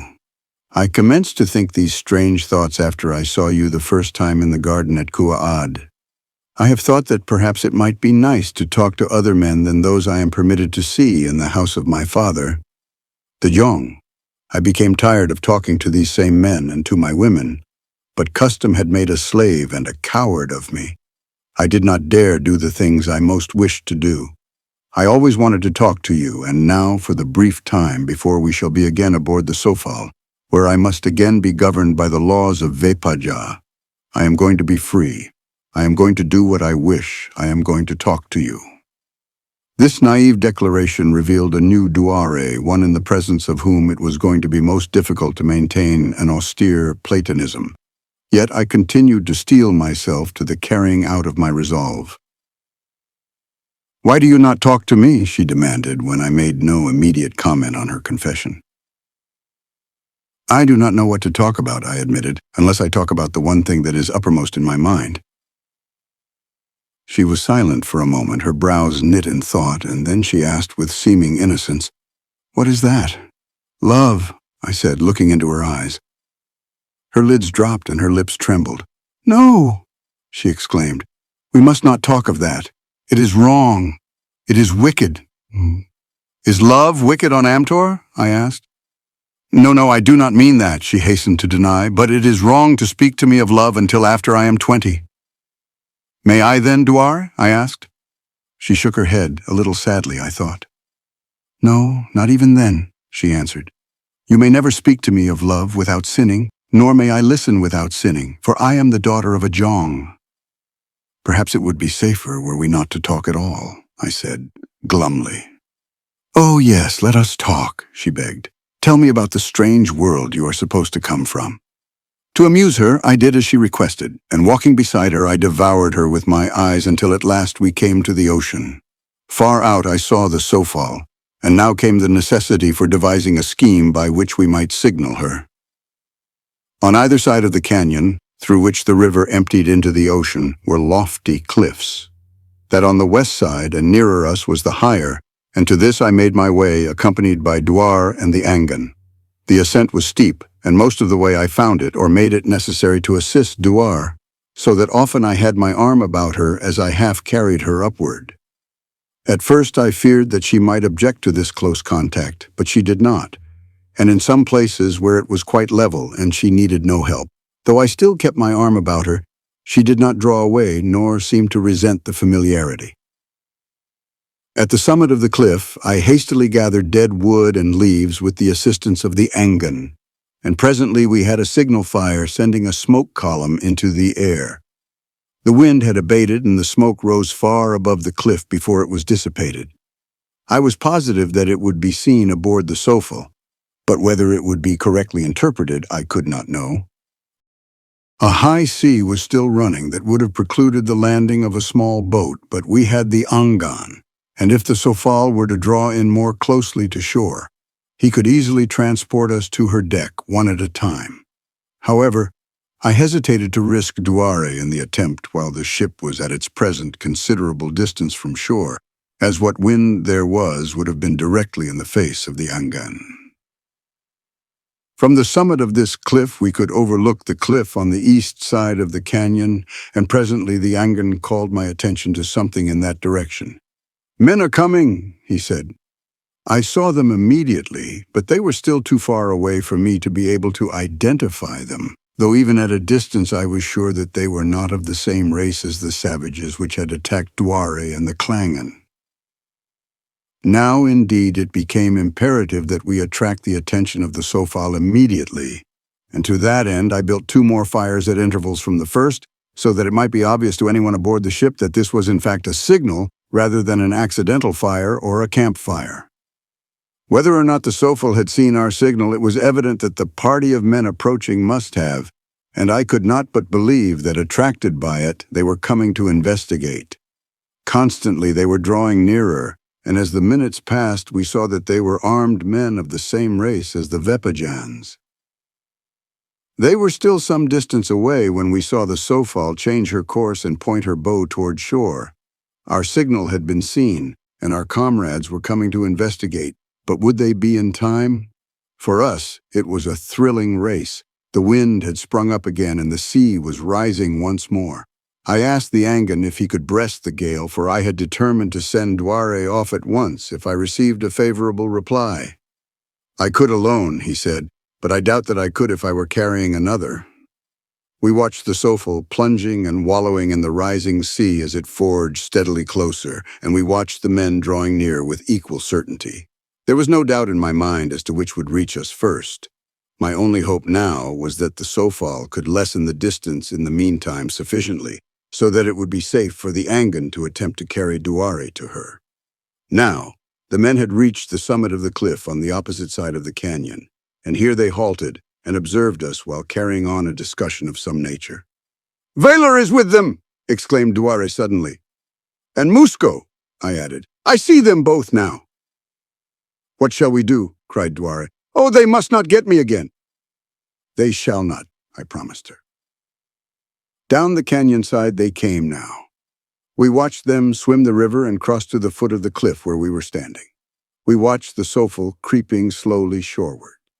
I went to the edge of the cliff and looked down upon the ascending men. They were halfway up now. Then I returned to Duare and the Angan. "We can wait no longer," I said, and then to the Angan. "Take the Janjong and fly to the ship. She is closer now. You can make it. You must make it." He started to obey, but Duare drew away from him. "I will not go," she said quietly. "I will not leave you here alone." For those words I would gladly have laid down my life. Here again was still another Duare. I had expected nothing like this, for I did not feel that she owed me any such loyalty. It was not as though she had loved me. One might expect such self-sacrifice on the part of a woman for the man she loves. I was swept completely from my feet, but only for an instant. The enemy, if such it were, must by now be almost to the summit of the cliff. In a moment they would be upon us, and even as the thought touched my mind, I saw the first of them running toward us. "Take her!" I cried to the Angan. "There is no time to waste now." He reached for her, but she attempted to elude him, and then I caught her, and as I touched her, all my good resolutions were swept away as I felt her in my arms. I pressed her to me for an instant. I kissed her, and then I gave her over to the birdman. "Hurry!" I cried. "They come!" Spreading his powerful wings, he rose from the ground, while Duare stretched her hands toward me. "Do not send me away from you, Carson. Do not send me away. I love you." But it was too late. I would not have called her back could I have done so, for the armed men were upon me. Thus I went into captivity in the land of Noable, an adventure that is no part of this story. But I went with the knowledge that the woman I loved, loved me, and I was happy.